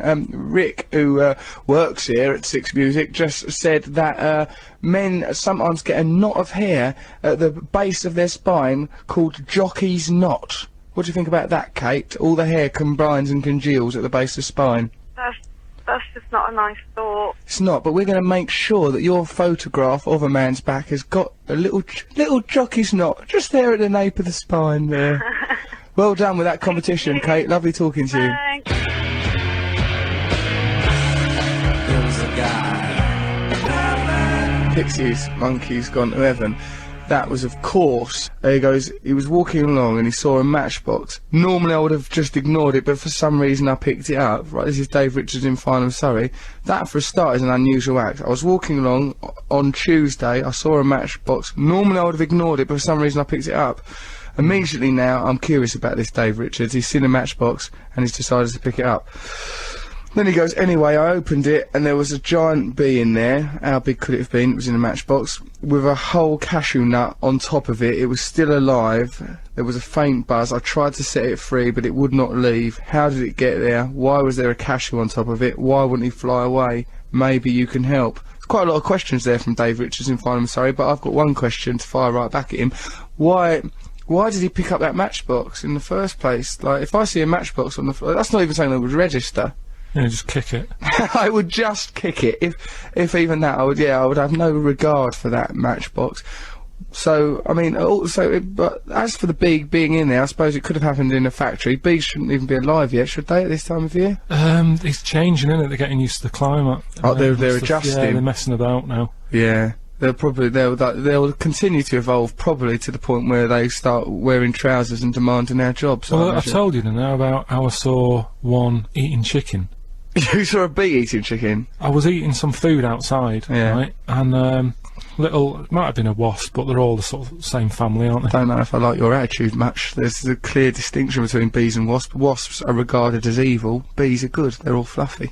Yeah, but if bees are only classed as friendly, because if they sting you, they die. Yeah, so I know, they're there's just that dilemma. It's snidey still, it's just that they haven't got the ability to be going about going, oh... It's not snidey. That bee is only ever going to sting you if it's really up against it, isn't it? It knows that it's laying down its life. That's noble. That's like an Oscar Wilde fairy story. It knows once it's stung you, it's going to die, so it's only doing it probably for the good of the hive.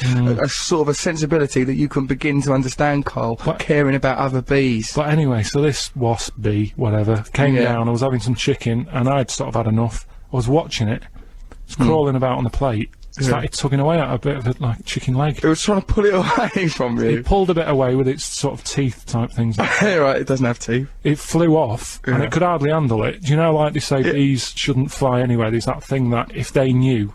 That aerodynamically it's impossible somehow for bees to fly. If they were told somehow, they'd sort of go, oh, I won't do it again then. They're defying physics by doing it. It was all over the shop with this bit of chicken in the air.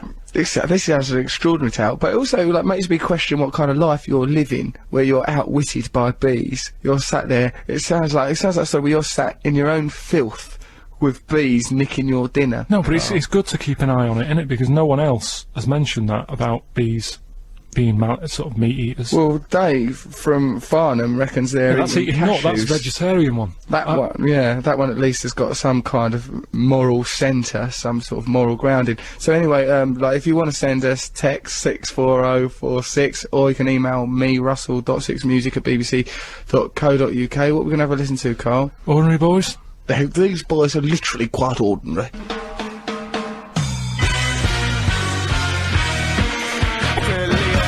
Ordinary boys will be boys. I like them ordinary boys will be boys. You've got to say the word boys a lot, haven't you, to make that information come across. This is Russel Brand on 6 Music. This is our Sunday school.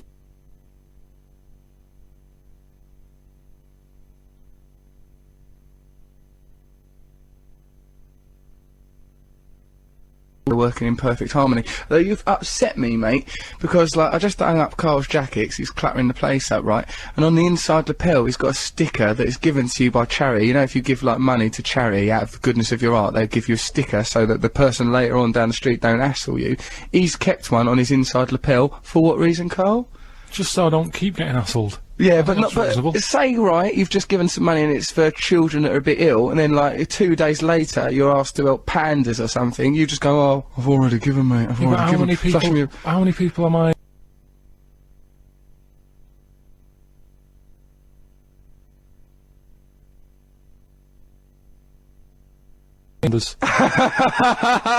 Why do they get this treatment? Pandas are lovely and rare.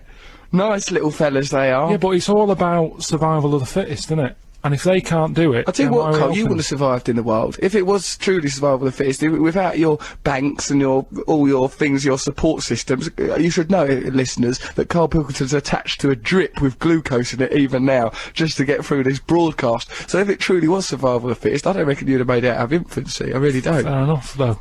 So I'm not asking for people's money and that, and handing out badges. I paid for that badge. How much? Nick it. I think I gave about 75p. 75p, and that's for the Bluebell Fund, is it? Yeah. Well, I think you should be a bit more charitable, because you get something back in the end. Anyway, like you were saying about survival of the fittest, that all nature is a competition, but we're going to do a kind of competition now. Do you see I've connected those ideas, Carl? Yeah. That's how this show works. So, go on, what is the competition we're doing, mate? So, yeah, we play some sort of sound effects. And those sound effects sort of make up a song title. Okay, we play some sound effects, then you have to guess what the song is from those sound effects. Do we have an example? Do you want one? Yeah, I'd love an example, because I'm confused. Alright then, here's one.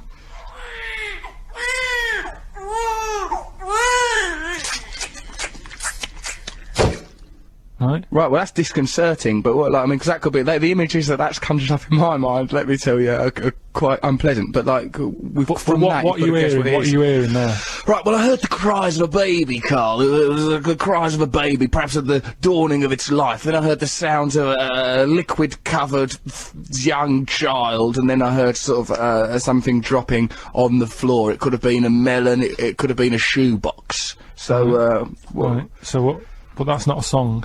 So think about what you're hearing. It's a baby, and then it's a baby that's just been born. Obviously, this born, and it's a slippery baby. It's born slippy, Carl. So that was, I see. So that was born slippy. That example. So okay, so that's the example. We've got that out of the way. I understand the concept. I'm sure everyone listening understands the concept. Let's do the one that's going to be the competition then. All